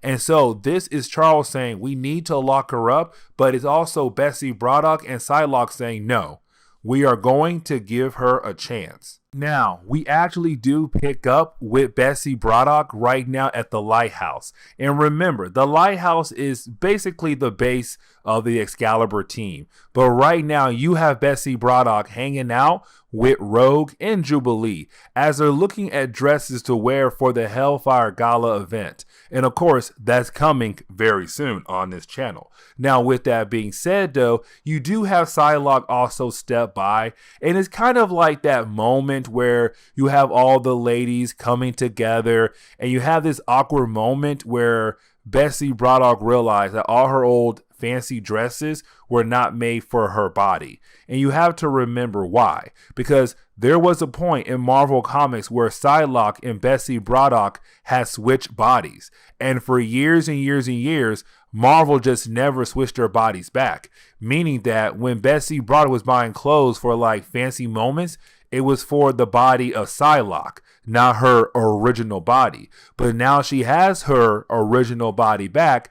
None of the dresses actually fit her original body. But either way, it's one of those like small moments to remind us that those two characters had basically switched bodies. But then we get into the big plot point. Now, this is the moment where we basically find out that Betsy Braddock and also Psylocke are going to go inside the psychic container, which does look like a knife, to go into the mind of Malice as a way to reason with her, to calm her down. Because if they're able to actually calm her down, then Charles Xavier will give her a body to work with, and so meaning that she'll be able to live on Krakoa as long as she plays nicely on the island. And so this is them hoping that they will be able to actually reason with her so that they can give her a new body so she can try to live a life that she wants to actually live. Now, when they go inside the knife, well, that is the moment they kind of realize that when it came to Malice, the best moments of her life was when she was at some kind of young teenage warehouse club where bad bands play at to kind of get noticed by the world. Now, that is the moment where you basically have Betsy Braddock go deeper into the mind of Malice alongside with Psylocke, where they're actually able to find Malice in there. Now, when they do find Malice in her own mind, you do have Betsy Braddock try to talk to Malice and try to reason with Malice to say, listen, if you are actually able to just play goody two-shoe and just live on the island, then you'll be okay. But if you decide to attack Krakoa, Charles Xavier will lock you away in a black hole forever and ever. And of course, that means you'll never see the light of day. And so it's kind of Betsy Braddock saying, you have a chance to live a second life. You have the chance to live on a great island in a new body and live the life you want to live. But you have to play nice. If you can't play nice, then you cannot join us. Now, of course, that is the moment where you have Malice kind of talk some trash toward Betsy Braddock, where you have Malice say, listen, if I deny your request, if I say no to your idea, you can't stop me. Even if you fight me, I know I can beat you. And the reason why Malice feels like this is because, remember, Betsy Braddock lost in the X of Swords event. She lost in that crossover against Inca the Unbeaten. And so with that being said, it's Malice saying you lost a battle, which meaning that you are basically a easy target. I can easily take you out if we fight in here, if I deny your requests. Now, you do have Betsy Braddock kind of respond in a way saying like, yes, I may have lost that fight in the X of Swords crossover event, but my side, we won the war. Meaning that I may have lost a battle, but my side has won a war. But you also mistaken my past, because there have been a lot of battles in the past that I have actually won. And so no, darling, I may not seem like a fighter to you, but I am a fighter. And so you have Malice and Betsy Braddock basically fight in the mind of Malice. And this fight, it's huge. It's big. It does go on for a couple pages. But unfortunately, while the two characters are fighting against one another in the mind of Malice, it does seem like Betsy Braddock actually does kill off Malice.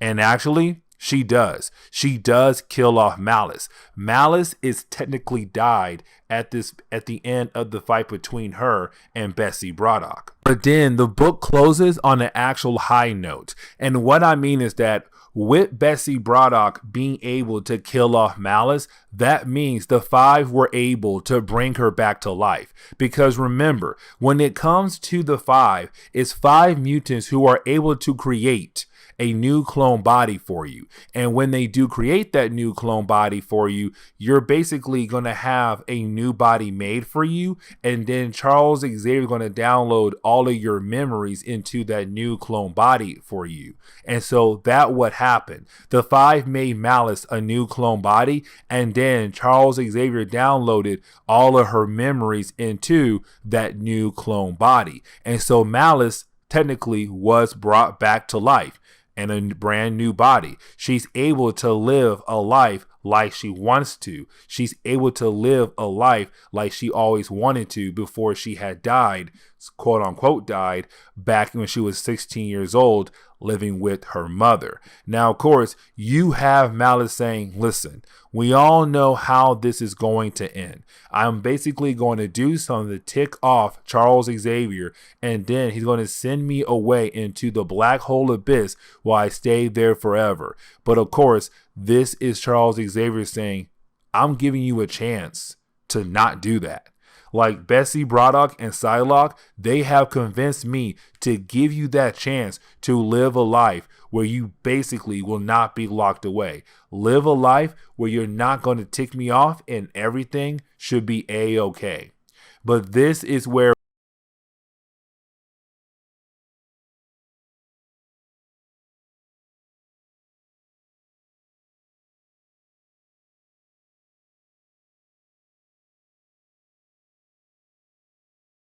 What's going on there, YouTube, and welcome back to another comic book video. Okay, guys, so we are basically going to continue our coverage over the reign of X era of X-Men comics. And matter of fact, we took a small break. And actually, we're still on that break because we're covering the Hellfire Gala event. Yes, and this is part 4. There are going to be a lot of parts, guys. Please forgive me. But basically, right now, or back in the past, Marvel gave us this strange event. And the reason why I say it is a strange event, because basically, this book or this entire storyline was not no huge crazy cosmic event or some kind of storyline where the world is completely changed forever. No, this was kind of like, hey guys, we're Marvel Comics. The X-Men have been slowly taking over the world, and this is them saying, hey, we, the mutants, are no longer second class. We, the mutants, can basically make the earth better. If you stop hating us and actually work with us, then you can see that we are something great to have next to you. It's them trying to build the bond with the human race. And so what Emma Frost and the rest of the mutant race did had this huge event where they have basically invited the humans to come see some key important humans to see what the mutants have accomplished so far and what they're going to do down the road. Now, we do know in the earlier chapters, something happened where basically the humans left so surprised with what the mutants did. Now, we still have no idea what that was, and we covered 3 parts. Now, with that being said, we covered Hellions, Marauders, and X-Force. Now it's our time to pick up with Excalibur to see how they're doing in the middle of this event, because this event is affecting all the X-Men teams in different ways. So with that being said, here is Excalibur in the Hellfire Gala event.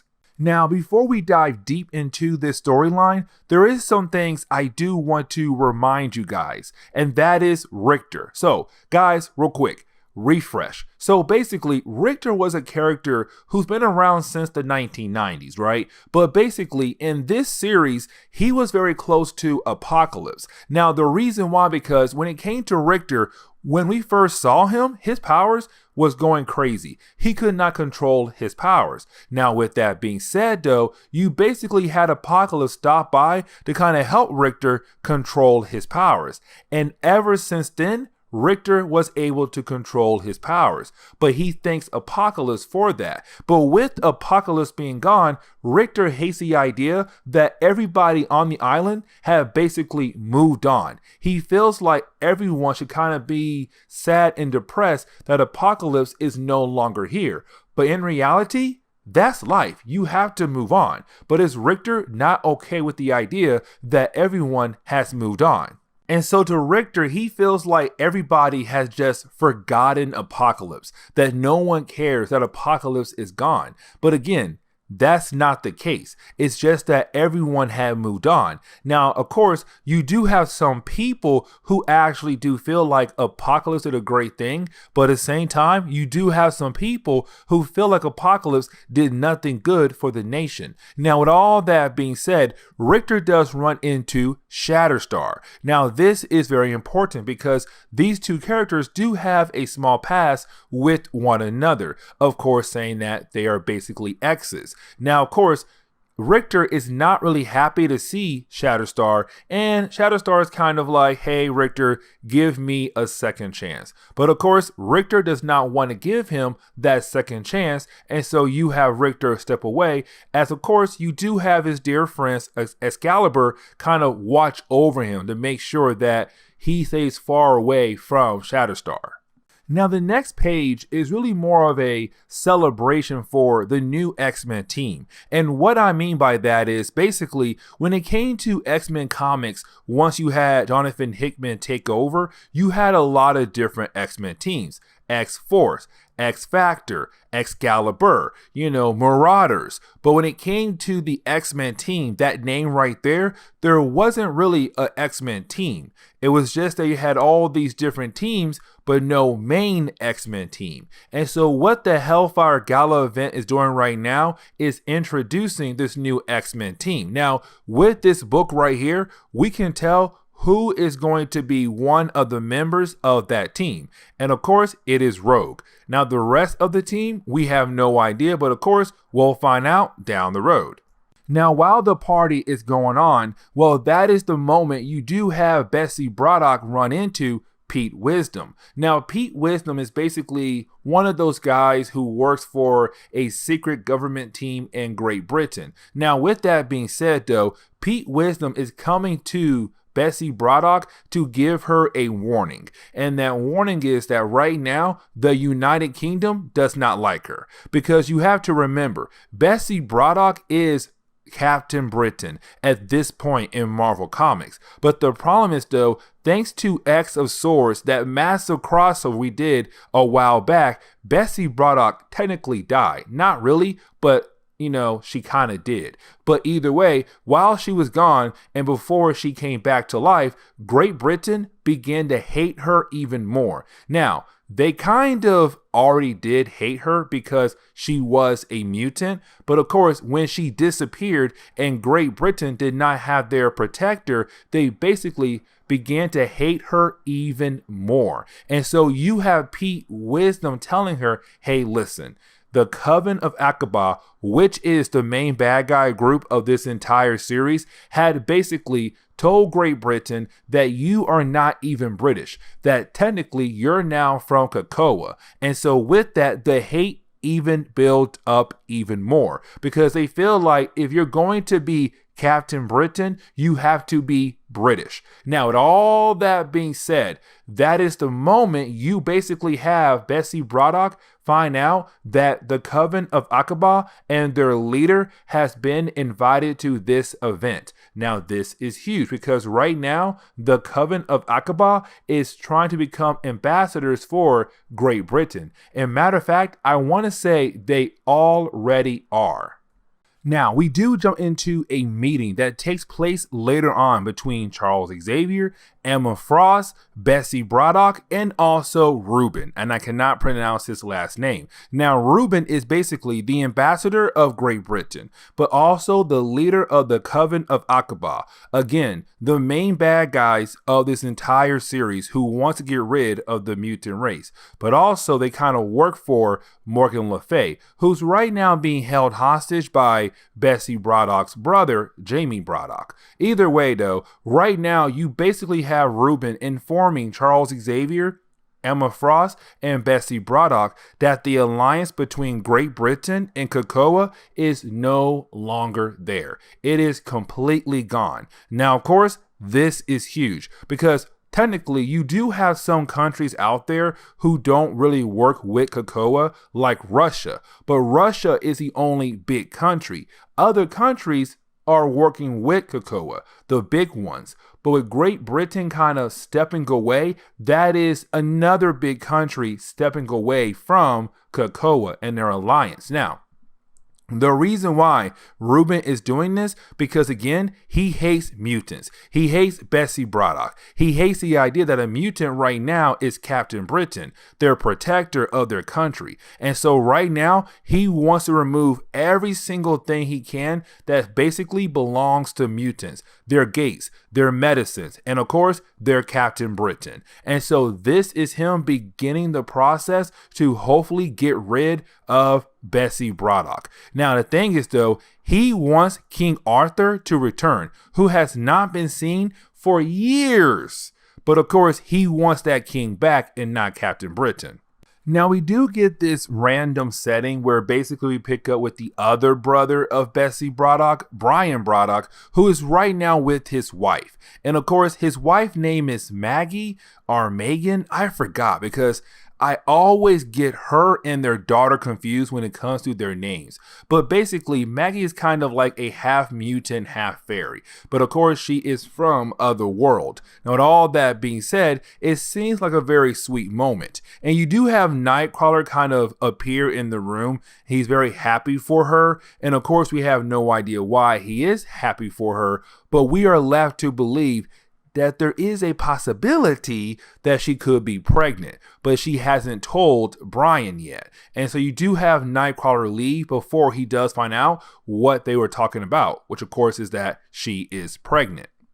Now we do pick up with Ruben Pete Wisdom and the rest of the Coven of Akkaba. Now, this is not Pete Wisdom actually being part of the Coven of Akkaba. Instead, it's really more of Ruben forcing Pete here. And the reason why, because with Ruben being the leader of the Coven, but also being the ambassador of Great Britain, he kind of forced Pete to come here, with him being the ambassador of Great Britain. But either way, though, this is Ruben telling us his master plan, that right now they're going to do a ritual, and they're going to use this ritual to basically free Morgan Le Fay. Now remember, Morgan Le Fay was the main bad guy at the very beginning of this series. And on top of that, the Coven of Akkaba, they worked for her, and they're trying to bring back their queen, their leader. And so what they're going to do right now is a ritual. But for this to work, they have to kill off a mutant. They have to spill mutant blood. And of course, that mutant blood is going to be Pete Wisdom. And so before he's able to actually escape, he is killed off. They basically use him as a sacrifice. And when his blood spills, of course, the ritual works.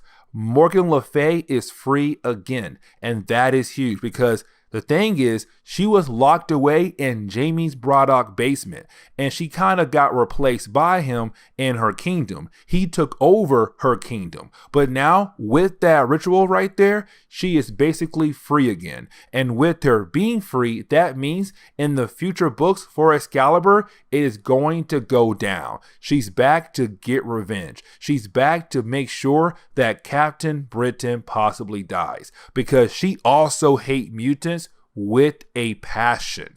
And so with that being said, this is where we are.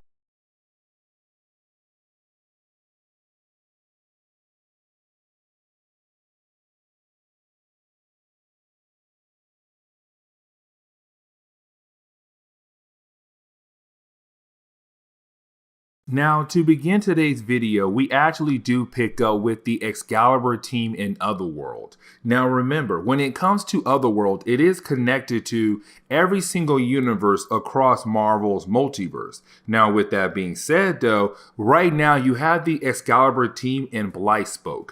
Now Blightspoke is basically this area that is poisonous. But here's the catch though. It is also the trash ground for destroyed realities and universes across Marvel's multiverse. So basically that when a reality or a universe is destroyed, it's not destroyed completely. There are some pieces left of that reality or that universe, and it does end up here in the Blightspoke area. Now, with that being said, though, right now you have the Excalibur team here with Beast trying to collect different samples of the Blightspoke. Now, while he's collecting, they are confronted by Sheriff Whitechapel. Now, Sheriff Whitechapel is a newly made character. She only first appeared back in the X of Swords crossover event, and really just briefly. Now, with that being said though, she's kind of like the authority in this area, because with this area being the trash ground for destroyed realities and destroyed universes, you do have a lot of people coming here trying to collect different things from this particular area of Otherworld. And so she makes sure that people just can't come in here and take things away. Now, at first, you do have the Excalibur team trying to collect samples and everything, and that's still a huge no-no. But you have Excalibur, really Beast, tell her, listen, my devices can recreate my sample here as like a 3D model at home. As long as I'm able to collect pictures and everything, and my pictures are good enough for my machines to recreate what we saw here, then technically we are not breaking any laws at all. And so once Beast tells her that, you do have the Whitechapel tell her, or tell Excalibur, okay, fine, you guys can leave then. As long as you guys are not actually taking things out of here, just pictures, then you guys are basically good. Now, in the next section, we do see the return of Pete Wisdom. Now, remember, Pete Wisdom was a super spy for the United Kingdom. But on top of that, he was killed off in the Hellfire Gala event. So my mistake, two big things happened in that storyline right there. But either way, though, Pete Wisdom was killed off by the Coven Akkaba as a way to free Morgan Le Fay. Now, here's the thing though, he was killed off by Reuben, and Reuben is the leader of the Coven, but also the the ambassador of the United Kingdom. And so he basically was the one who told United Kingdom to no longer work with COPPA, but on top of that, use Pete Wisdom as a sacrifice to free Morgan Le Fay in Otherworld. And so right now you have Pete Wisdom coming back to life thanks to the Five. Now remember, the Five is basically 5 mutants who do have the ability to bring you back to life by making you a new clone body. And then Charles Xavier or any psychic who can use Cerebro download your memories into your new clone body. And so with them coming back to life, he's wondering what happened to him, and you have the Five and other characters tell him, well, man, listen, you were killed off by Reuben, the leader of the Coven Akkaba, and they also used you as a way to free Morgan Le Fay. On top of that, you can no longer go home to your home country because they close all the gates that lead to the United Kingdom, because now the United Kingdom no longer works with COPPA. And of course, you have been declared dead. That right there is very huge. You can no longer go home like you want to. But then we jump over to the Starlight Citadel. Now remember, the Starlight Citadel is basically the home of Saturnyne, the leader or the queen or the main person in charge of Otherworld. But with that being said though, right now you have this meeting happening between all the different leaders from the different areas of Otherworld coming together because Merlin had basically called this meeting to talk about what he does not like what's happening right now with Otherworld. And what I mean by that is, it's not really more of him saying like, oh my God, look at Otherworld, it's turning trash, it's looking disgusting, or you're basically a weak leader, look what happened to Otherworld. He's really upset with the idea that Saturnyne, newest Captain Britain, which is Betsy Braddock, is a mutant. But on top of that, because now mutants do have a clear access gate to Otherworld and are able to move freely around Otherworld, it's Merlin saying, look at what you did. Now you have these witch breed, basically another bad name to call a mutant, walking around our areas like there's no big problem here. Like these people are bad for our area. They're bad for our universe, are bad for our dimension. Why are you basically allowing them to walk so freely across our world right now? Now, here's the thing though. This is also Merlin very upset with the idea that he lost his control over Otherworld to Saturnyne, because he was the one who was originally in charge of Otherworld, but he had lost it to Saturnyne. Now, you do have Saturnyne basically in the meeting, and she's kind of like, listen, if you hate me so much, fine, whatever, but there's no way possible I'm going to give up my seat back to you, Merlin, because you failed when you were in charge. And you're just upset with me because I allow mutants to walk around freely in Otherworld. Now, once the meeting is wrapped up, you do have Saturnyne and also Betsy Braddock talk. And really, this conversation is more Saturnyne saying, okay, listen, I have no idea what Merlin is planning or plotting, but he just basically declared war against me and the mutant race. And so we need to figure out what he has up his sleeve that could basically affect us down the road. We need to work together to figure out what he is plotting to do. Now, you do have Betsy Braddock agree to help out Saturnyne, but she does say this right here. When I come back after finding out what he's up to, I want to know one particular thing. How did you steal the control of Otherworld from Merlin? Because if he was in charge, what happened to have him lose his control over Otherworld to you? And you have Saturnyne say, I'll tell you after you come back with the information we basically need.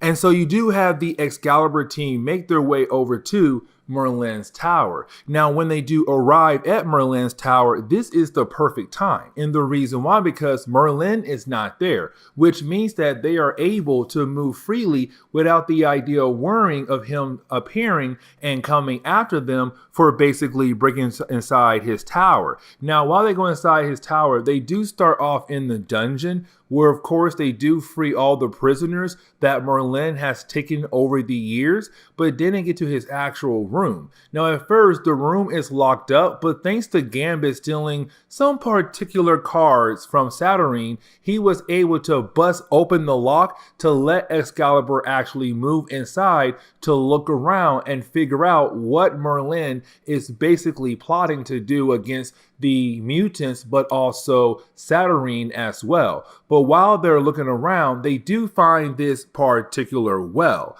Now, as soon as they find this well, that is the moment they are confronted by Merlin. And you have Merlin tell us what's inside this well, or what is this well. Now, he does tell us the name, but that's really it. He does not tell us what the well actually does. But apparently, this is the waters of all reality. That's really it. The waters of all reality. That's all we get to know about this well, and that is it. Because right after he tells Betsy Braddock and the Excalibur team about the well, he says, listen, you know the name now, but you broke into my home, and I no longer take prisoners. I go ahead and kill people for breaking inside my home. And so right now you have Merlin trying to kill off the Excalibur team, which means they have to leave right now if they basically want to survive. And luckily for them, they were able to escape because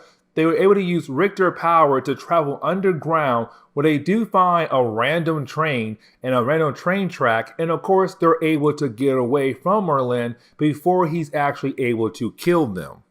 Now, we actually jump back over to Pete Wisdom. Now, this is actually a very important moment. And the reason why, because right now you have Pete Wisdom trying to get used to the idea of living on Krakoa. But on top of that, though, he is confronted by the Five. And this is the Five saying, we actually were able to complete your request. And you were right. The 4 people you asked us to bring back to life, they were mutants. But the thing is, though, the entire world did not know these 4 mutants were basically mutants. Like, these 4 characters had these abilities, but no one realized that they were mutants. Now, these 4 characters have been around for a good period of time in Marvel Comics, but either way, though, these characters used to work for Great Britain alongside with Pete Wisdom, except these 4 characters used to work for the psychic division of Great Britain's secret government program, but they were all killed off throughout the years in Marvel Comics. And so this is Pete Wisdom saying no one knew they were mutants, that basically this entire time we all thought they were just people with psychic abilities, but in reality, they were mutants.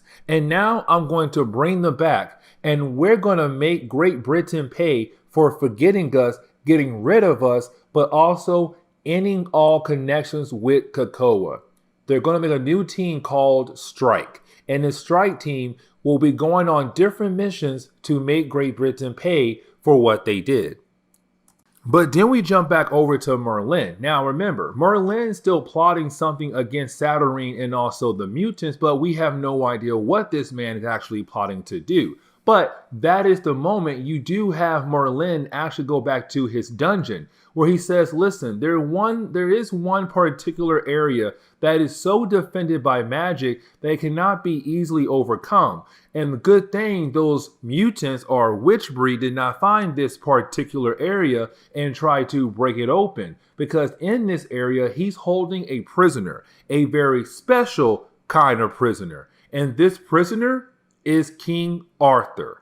And this is huge because King Arthur was the one in charge of, well, you know what? I'm going to save that information for a future video down the road. Just know, with King Arthur being here, things are about to pop off very soon. But with that being said, this is where we are going to end today's comic book video. So with that being said, please leave me a like down below and subscribe. But guys, I'll see y'all next time. Later.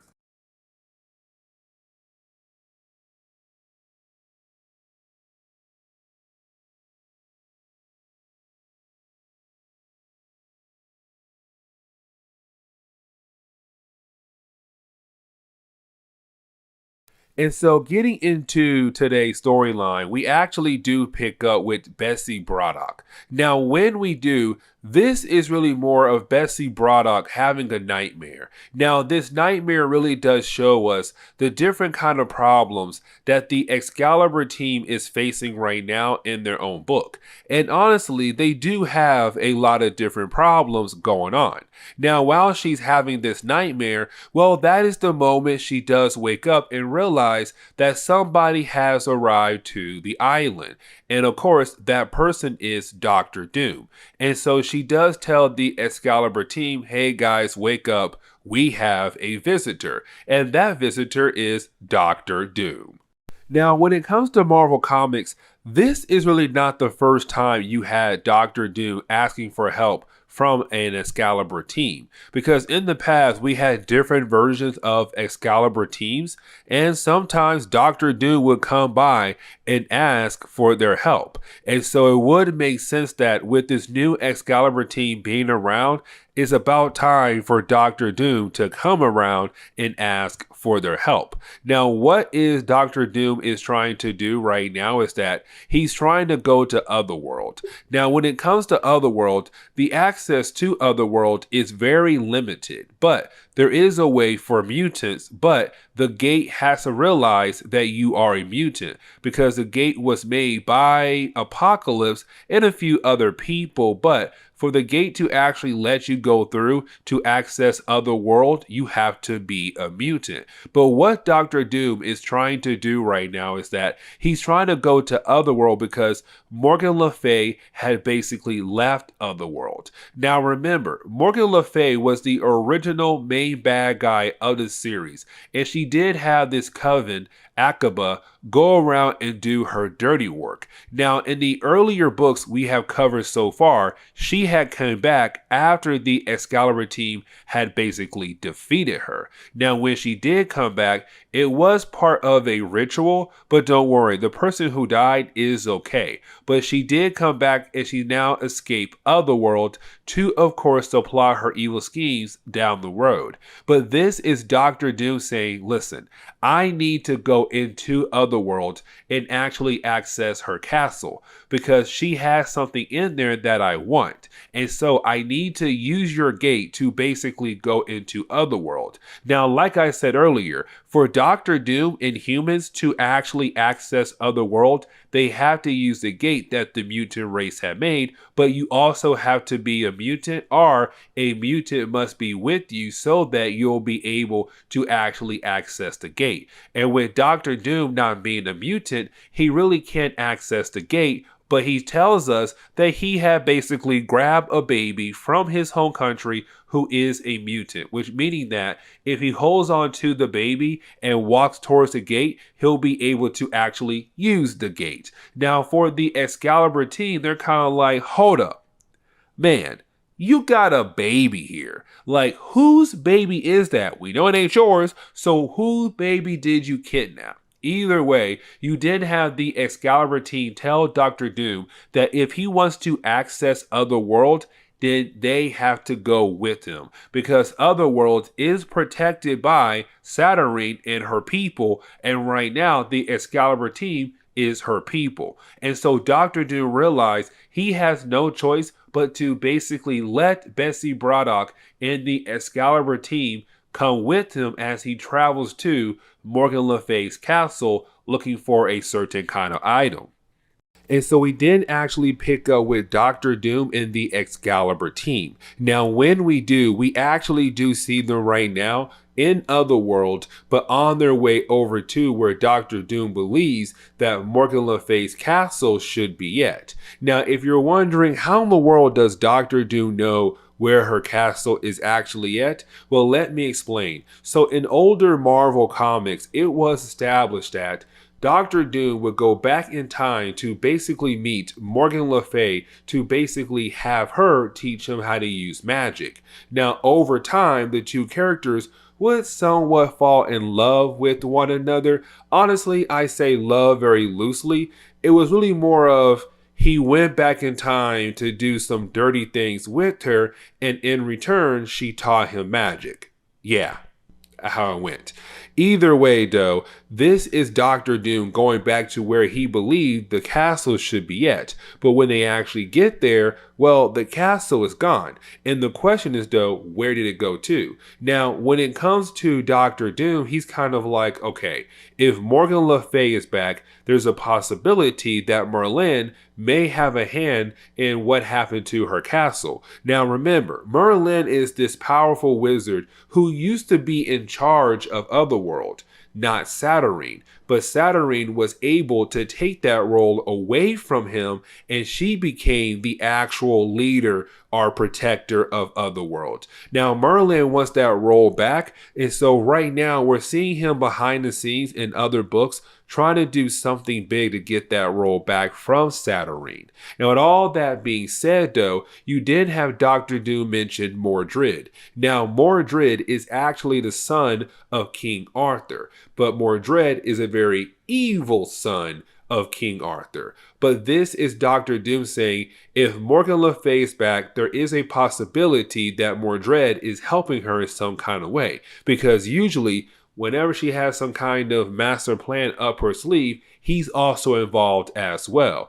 Either way, though, you did have Dr. Doom say, fine, we need to go to the Crooked Market, because that is our best option to figure out what in the world had actually happened to the castle that belonged to Morgan Le Fay. Now, when it comes to the Crooked Market, it's really more of a market in Otherworld where almost anything is sold there. So basically, if you're looking to buy something, 9 out of 10 times, the item you're looking for will actually be there. And so this is Dr. Doom and Betsy Braddock and the Excalibur team just trying to figure out, okay, can we figure out who sold the castle of Morgan Le Fay over to the Crooked Market? And if they did, why? And how can we buy it back from the person or who has it currently right now at the market? And so you do have Dr. Doom and Betsy Braddock actually find the owner of the Crooked Market. Now, the owner of the Crooked Market is actually James Jasper. Now, James Jasper is actually a very powerful mutant. Like, the dude can warp reality on another level. Now, with that being said, though, he's kind of like, oh, cool, it's you guys. I know why you're here, because there's been gossip on the street. And the gossip on the street says, Dr. Doom, you want an item that was left behind in the castle of Morgan Le Fay. But on top of that, the reason why you want this item back is because y'all had a bad breakup. And right now your heart is broken, which makes sense on why you want the item back.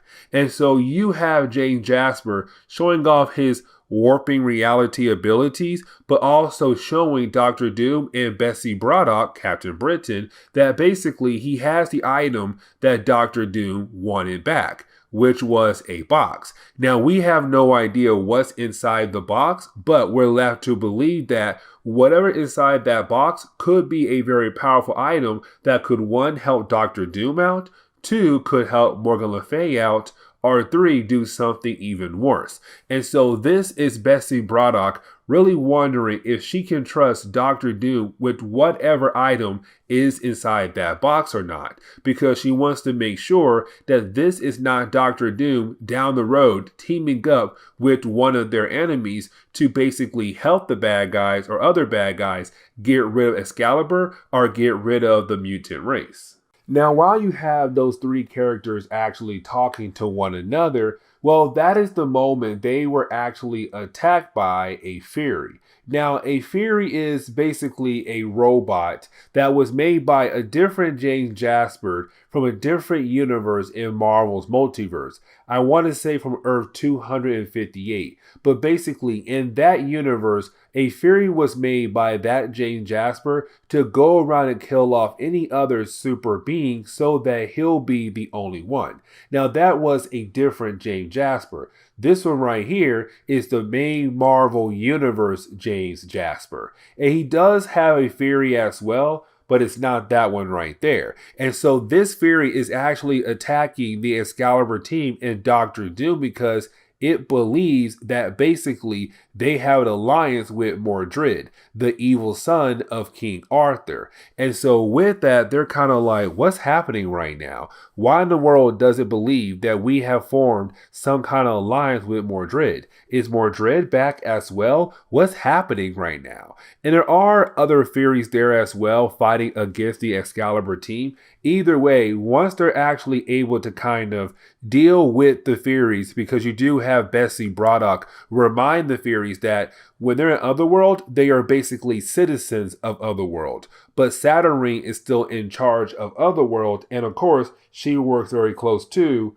Betsy Braddock. And so you have Betsy say, if you attack me, you're upsetting Saturnyne, the ruler of Otherworld. And so you do have the Furies leave. Now, as they do leave, they do say that King Arthur has returned. And so now there's so many questions popping up, because now it's like, wait a second. Is Mordred back as well? Is King Arthur back as well? And who is the Forge Master? Because the Fury said that the Forge Master is the one in charge of them, but on top of that, the Forge Master made some kind of deal with King Arthur. And so there's so many different questions just popping up left and right for the Excalibur team.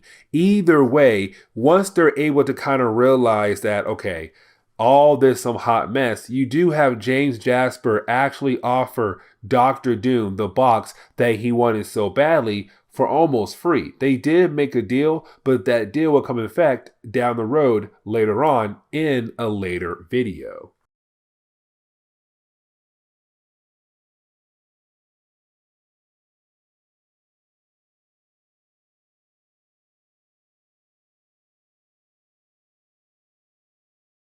To today's video, we actually do pick up with Betsy Braddock. Now, when we do, we have to remember that she's the current Captain Britain of the main Marvel universe, and that right there is actually very important for this storyline, but other ones for down the road. Either way though, right now we actually see her in Sevalith. Now, Sevalith is one of the many kingdoms in Otherworld, except this one is ruled by vampires. Now, the reason why Betsy Braddock is actually here right now, because as we saw in our last video, when the Excalibur team was helping out Dr. Doom, they were actually attacked by an assassin. Now, this assassin, no one knows why in the world he was trying to attack Excalibur and Dr. Doom, but they do know he came from Sevalith. And so, of course, you do have Betsy Braddock coming here to question some of the rulers of Sevalith. Now, of course, these vampires are not trying to tell her anything that could possibly help her figure out why in the world they're doing that. Now, here is something else I do want to mention. When it comes to Otherworld, all the kingdoms across Otherworld, they do have one thing in common. They hate mutants. They call mutants witch breed. And the reason why, because right now, mutants are basically looked bad at because the son of King Arthur. Let me explain. So King Arthur was one of the rulers of the kingdoms in Otherworld, but of course, he had abandoned that role. Now, when I say abandoned, he was basically kidnapped and locked away for so many years. Now, because he left his kingdom behind, abandoned, of course, Betsy Braddock's brother, Jamie, became the new ruler of that kingdom in Otherworld. But here is the actual reason why all the different kingdoms except Avalon hates mutants. And the reason why, because the son of King Arthur, Mordred is basically a mutant, an evil one, and of course he tries to overthrow his father, King Arthur. And so really with that right there, you do have all the different kingdoms kind of hate on the idea of mutants because of Mordred and because of what he done in the past in Otherworld. And so right now you kind of have all the different kingdoms very upset with Saturnyne, and the reason why, because it was her who gave mutants the access to actually walk around Otherworld so freely. And of course, other kingdoms do not like that at all. And so right now you have Betsy Braddock actually walk away, but the reason why she does that, because she has a meeting with someone else who's currently stuck in Sevalith. But then we actually jump over to Gambit. Now, when we do, this is Gambit being Gambit. And what I mean by that is you have Gambit right now trying to make some money on the side by trying to make some deals on the side. And of course, those deals are very sketchy. Now, the problem is, though, you have Gambit doing this in the crooked market. Now, that right there is actually very important because when it comes to the crooked market, it's basically this area in Otherworld where you can find almost anything to buy. The problem is, though, sometimes the cost could be very, very bad in some kind of way. Either way, though, when it comes to the crooked market, it's actually owned by a particular mutant known as James Jasper. Now, James Jasper is a very, very powerful mutant. I mean, the dude can do almost anything with reality if he actually wants to do something with reality. Now, right now, he's very upset with the idea that Gambit is selling things without actually asking for permission to sell things in the crooked market. And so, of course, you do have Jaspers kind of put Gambit in his place, but then you have Gambit say, hey, I don't know why you hate me so much because you're also a mutant, but on top of that, you should be very worried because if a war actually breaks out in Otherworld, all mutants are going to be kicked out of Otherworld because, again, all the kingdoms together hates mutants except Saturnyne, the main ruler of Otherworld. But when it comes to Jaspers, he's kind of like, they can't stop me.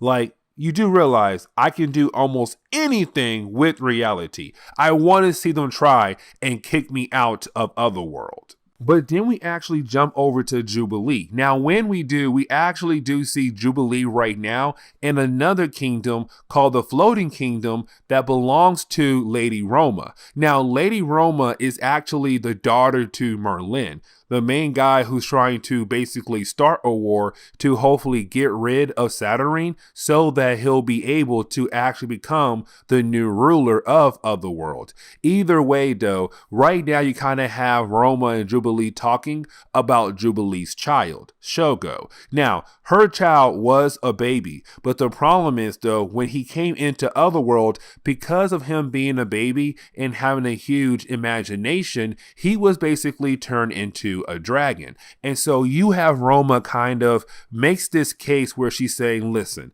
I feel like your son being a dragon is a great thing and he should stay here because when you take him back to Earth, he kind of hates Earth now because he's no longer a dragon. And matter of fact, when he's here, he ages slowly than he does on Earth, which again gives him more time to basically be what he wants to be, which is a dragon. And so for Jubilee, she's kind of happy about the idea of seeing her son happy about being a dragon.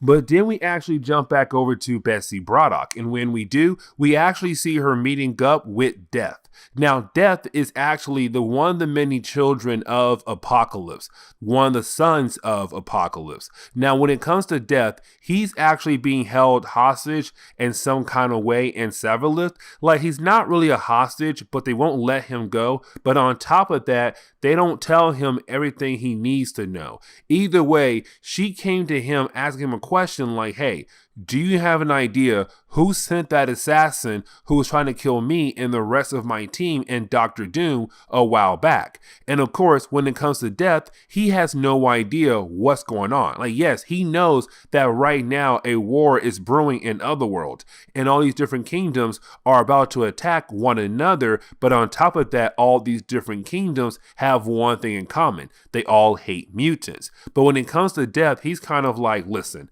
I have no idea what their game plan was with that assassin, but you basically need to be on your A game. Now, here's the funny part about this section, because when Betsy Braddock leaves, she does tell him, Death, that she'll basically tell Storm about him. And the reason why, because Death fell deeply in love with Storm back in the Exosaurus crossover, which honestly, I'm kind of like, hey, Death, you know, she is single. Maybe you're the next one for her.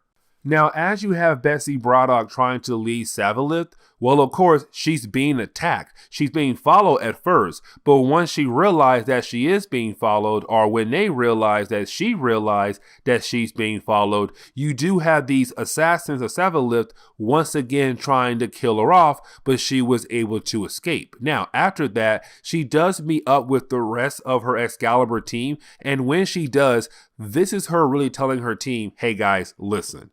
Things are going to pop off very soon. And so I want you guys to basically be on your A game because we have no idea what's going to happen after tomorrow.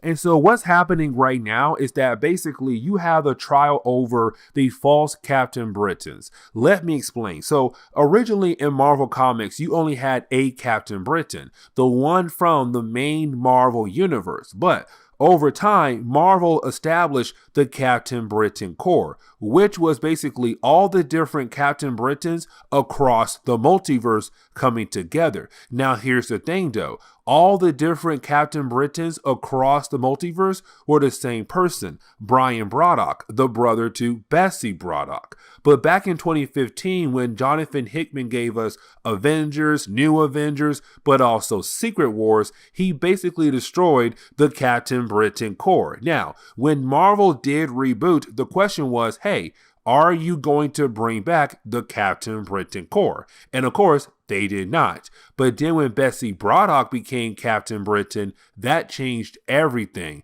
Because in the middle of X of Swords, she brought back the Captain Britain Corps. The problem was, though, she brought back different versions of herself across the multiverse. But on top of that, some of these Captain Britons that had came to life back in X of Swords, they are basically Captain Britons to dead universes. Universes who are no longer around. Now, the reason why you have Saturnyne calling them the false Captain Britain is because her original Captain Britain Corps was all Brian Braddock's, and he was not a mutant in any other universes across Marvel Comics. But when it comes to Betsy Braddock, all of her different versions across the Marvel multiverse, they're all mutants. But the main one, the 616 universe, is a mutant. And that right there has been a problem for her. But right now, she's basically putting the false Captain Britons, the ones who are on trial right now for being Captain Britons of dead universes, for kind of just being there for no good reason in her eyes. Now, while this trial is going on, that is the moment you do have Merlin trying to sneak into the actual trial.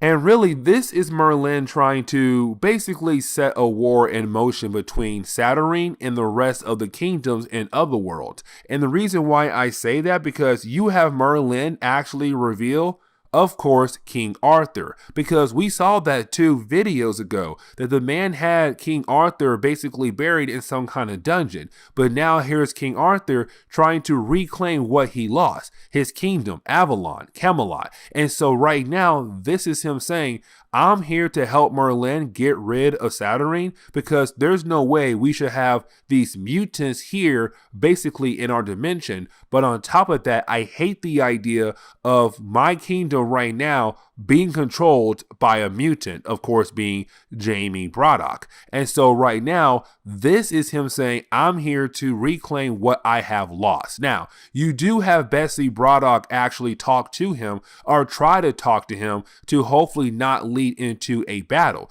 The problem is, though, you do have King Arthur tell her, no, because I realize all mutants are bad. Now, the reason why he is thinking this because of his son, Mondred, who is a mutant. But let me explain. In one of the prophecies for Otherworld, or really for King Arthur, it was told that he would be betrayed by one of his own, of course, his son. And of course, being Mondred, being the one who's trying to betray him or have betrayed him in the past, and Mondred being a mutant, is right now more King Arthur saying, all mutants are evil, just like my son, which honestly is not a fair trial. And so even though you have Betsy Braddock try her best to hopefully convince him to not go to war, of course, it's unstoppable. War is about to happen. Everything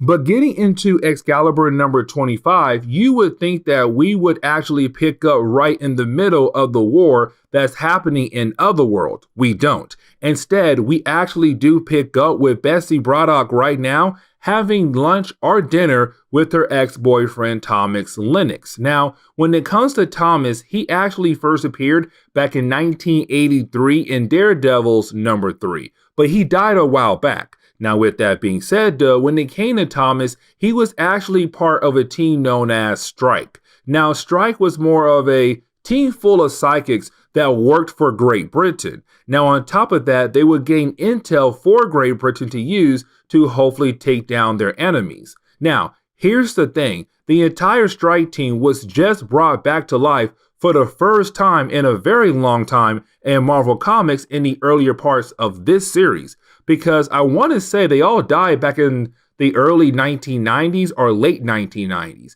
Either way, he's been dead for a very long time, but he was just brought back to life because he is a mutant. But when he came back to life, he realized what the mutants were able to accomplish. Now, because he was part of Strike, which was a team for Great Britain, he thought he had the ability to at least go back home to Great Britain. But unfortunately, he can't. Because remember, the new ambassador of Great Britain does not want to allow any mutants at all to come to Great Britain, especially Strike Team. And so right now, they're very upset with the idea that they can't even go back to their own home, which is Great Britain. And so right now, he's telling Betsy that him and the rest of Strike Team is going to go back to Great Britain and do some dirty work. Do some work to hopefully change things over there for the betterment of mutants. Now, he does ask Betsy to join him and his team, but she has to tell him no. And the reason why?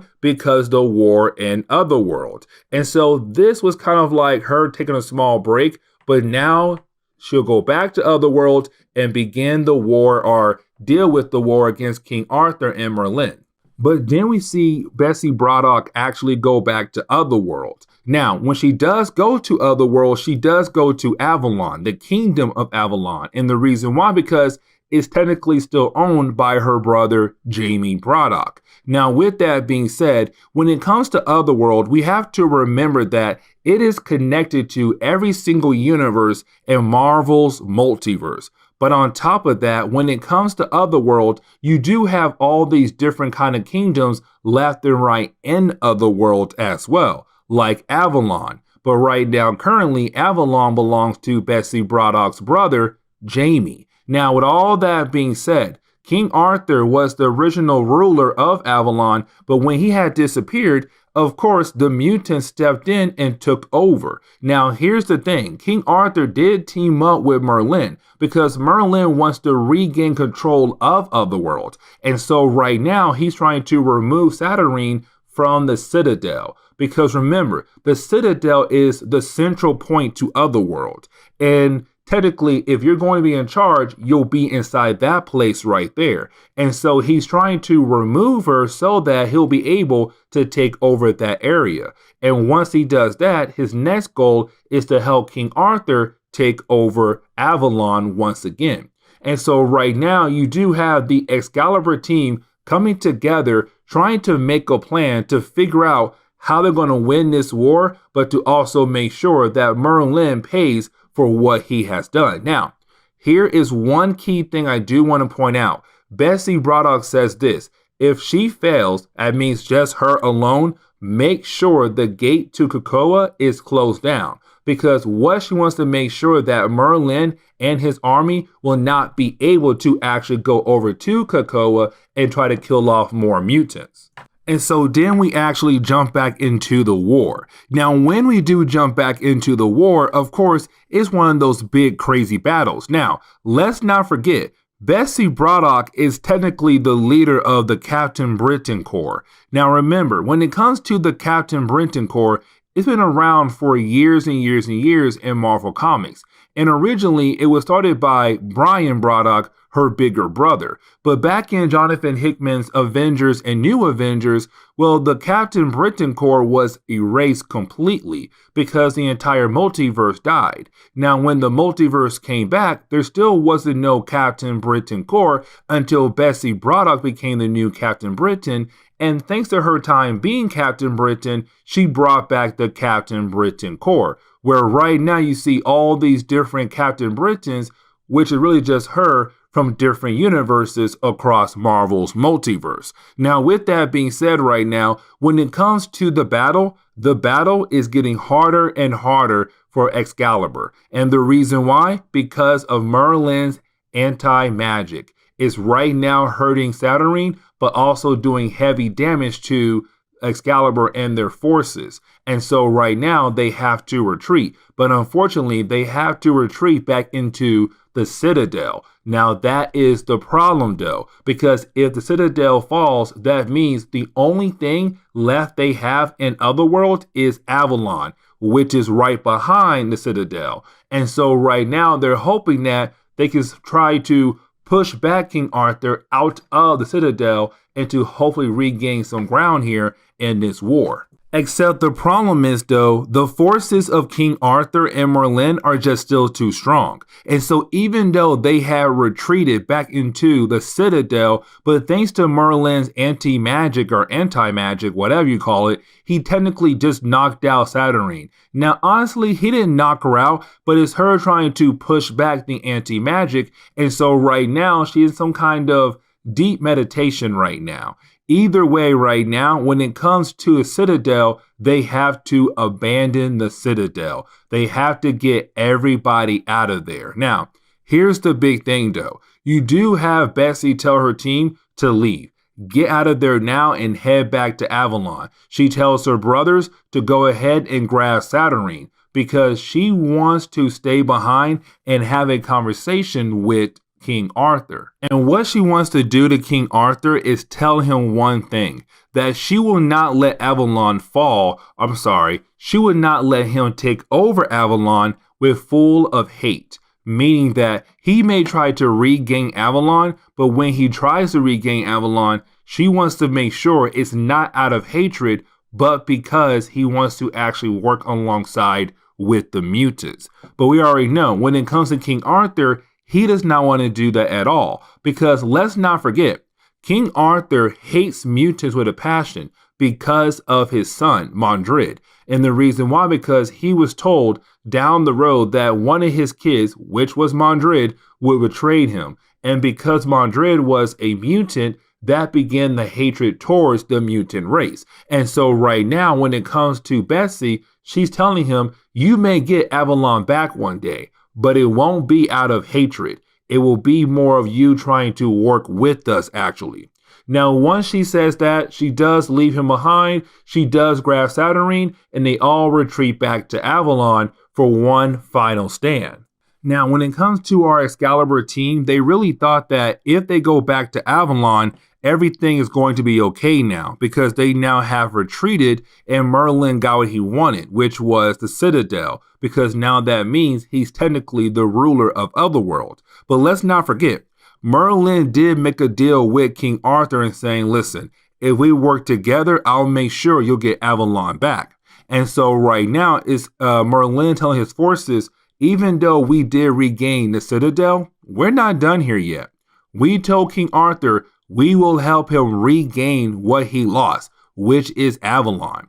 And so right now you have Merlin say, keep pushing forward. Now, thanks to Shogo, the baby of Jubilee, except when he's in Otherworld, he's a dragon, he did burn into the ground. And when he did kind of break reality in a way to make a crater in the ground to hopefully slow down the forces of Merlin. Now, Merlin does use anti-magic on Captain Britain. The problem is, though, she was also carrying Saturnyne. And so when he used anti-magic, he made Betsy Braddock, Captain Britain, and Saturnyne fall to what seems to be their death.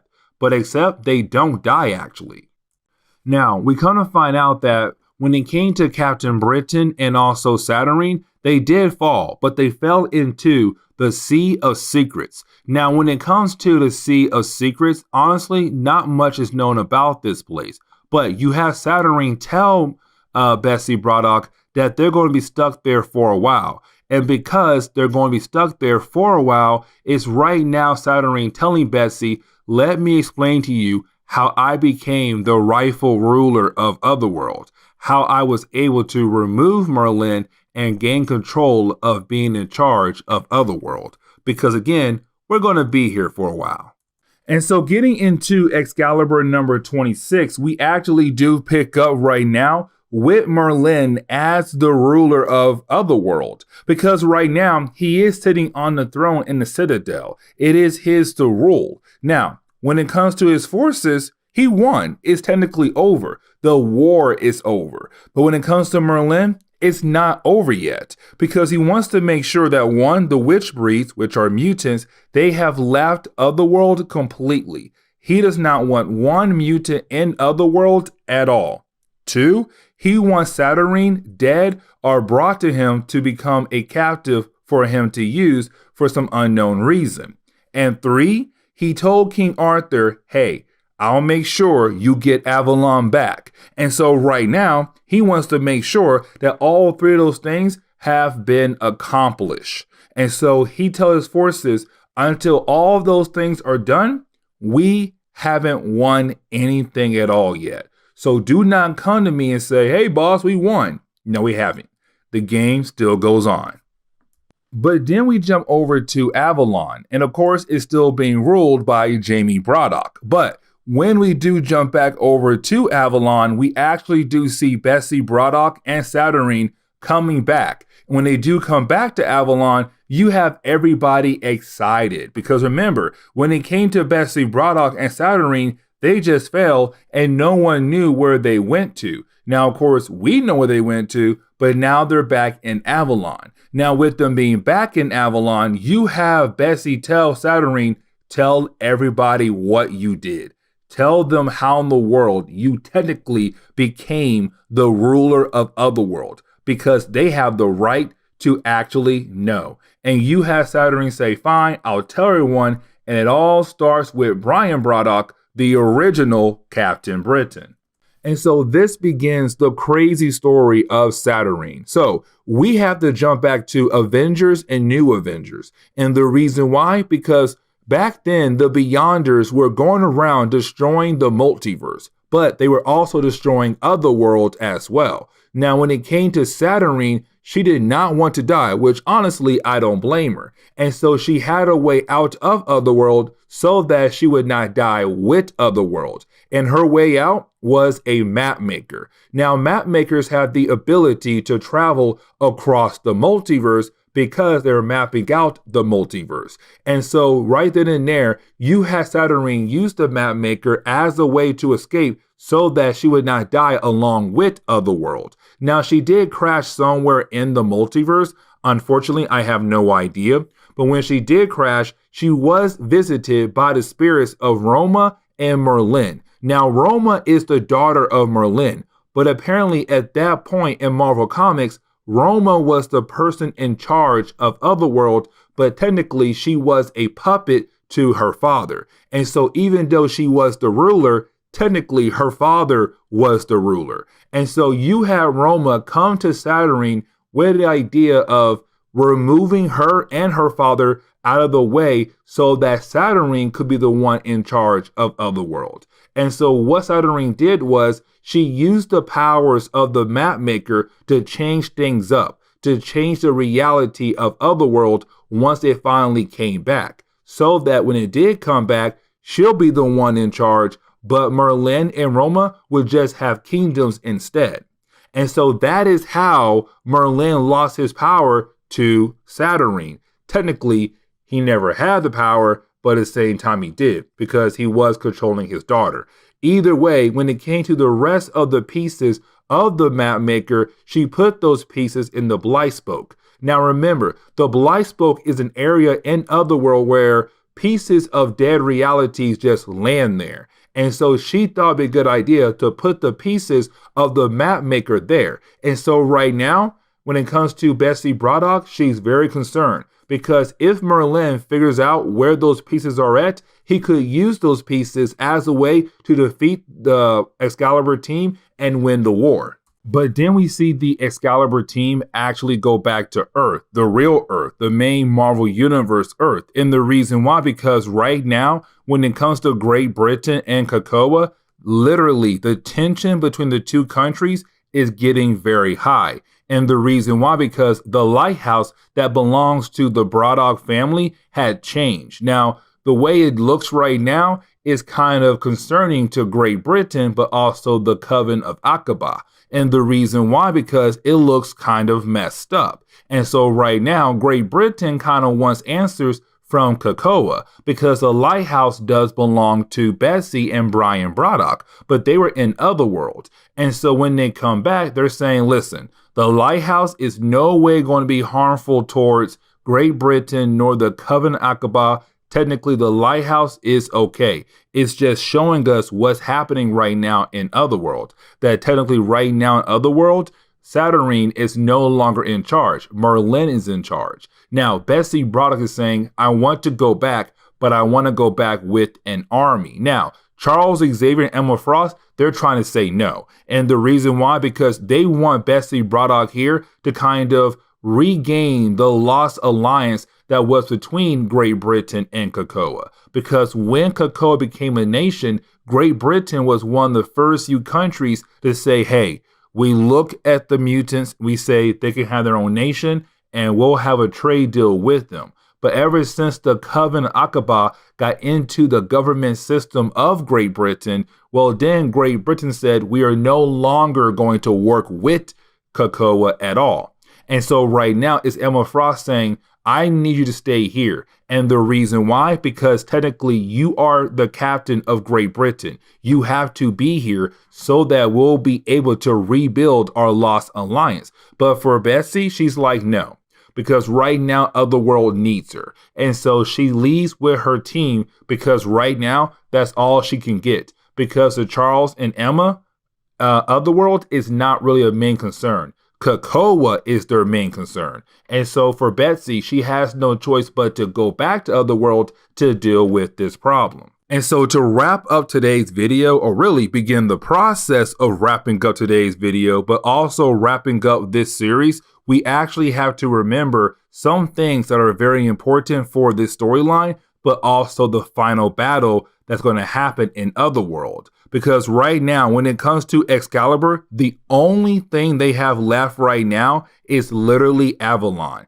And they are about to lose Avalon to King Arthur and Merlin. But we also have to remember, Merlin and King Arthur, they're also working with Morgan Le Fay. Because when King Arthur had disappeared, she took over Avalon originally. And then Jamie took over Avalon. And so right now, you have Morgan Le Fay working with King Arthur, working with Merlin to regain Avalon. But on top of that, she also has her coven in the real world helping out as well. Because her coven is the one, Coven Akkaba, had taken over the government system of Great Britain. And so right now, with all those things being said, they're all working together against the forces of Excalibur. Now, when they do go back to Otherworld for one last stand, Betsy Braddock realized it's over. We have to leave. We have to escape now. We have to make sure everybody who was here in the castle, who was living in Avalon, leave here now. All mutants must leave as well, because Otherworld is about to kick us out. And so you do have our heroes being able to actually escape. But on top of that, even though Avalon is lost to King Arthur, on top of that as well, the gate that leads to Otherworld, but also back to the real world, has just been destroyed. And so now our heroes do not have a way back into Otherworld, because they did escape back to the real world, but now the gate is gone. But that is the moment we come to find out that technically the gate was not completely destroyed. And what I mean by that is we come to find out Betsy Braddock did keep a small piece of the gate actually open. And that right there is very important. And the reason why? Because now Betsy Braddock is able to go back into other worlds and continue to fight against the forces of Merlin, King Arthur, Morgan Le Fay, and Coven of Akkaba. But before she does leave to go back to Otherworld, she does tell Excalibur, she does tell Rachel Summers, I'm going back. But I want you guys to rest. And when you guys are ready, bring that reinforcement and help me win the battle against Merlin, Morgan Le Fay, King Arthur, and the Coven of Akkaba. But also make sure that Great Britain does not get even worse. And so she goes back in and she's gone. And she continues to fight against the forces of Morgan Le Fay, King Arthur, Merlin, and also the Coven of Akkaba. And so this ends the entire series of Excalibur for 2019 to 2021. And this leads into another series, which I think is called Knights of X. Either way, this is where we are going to end today's comic book video and also get you guys that full story video down the road. With that being said, I do hope you enjoy today's comic book video. Later, guys.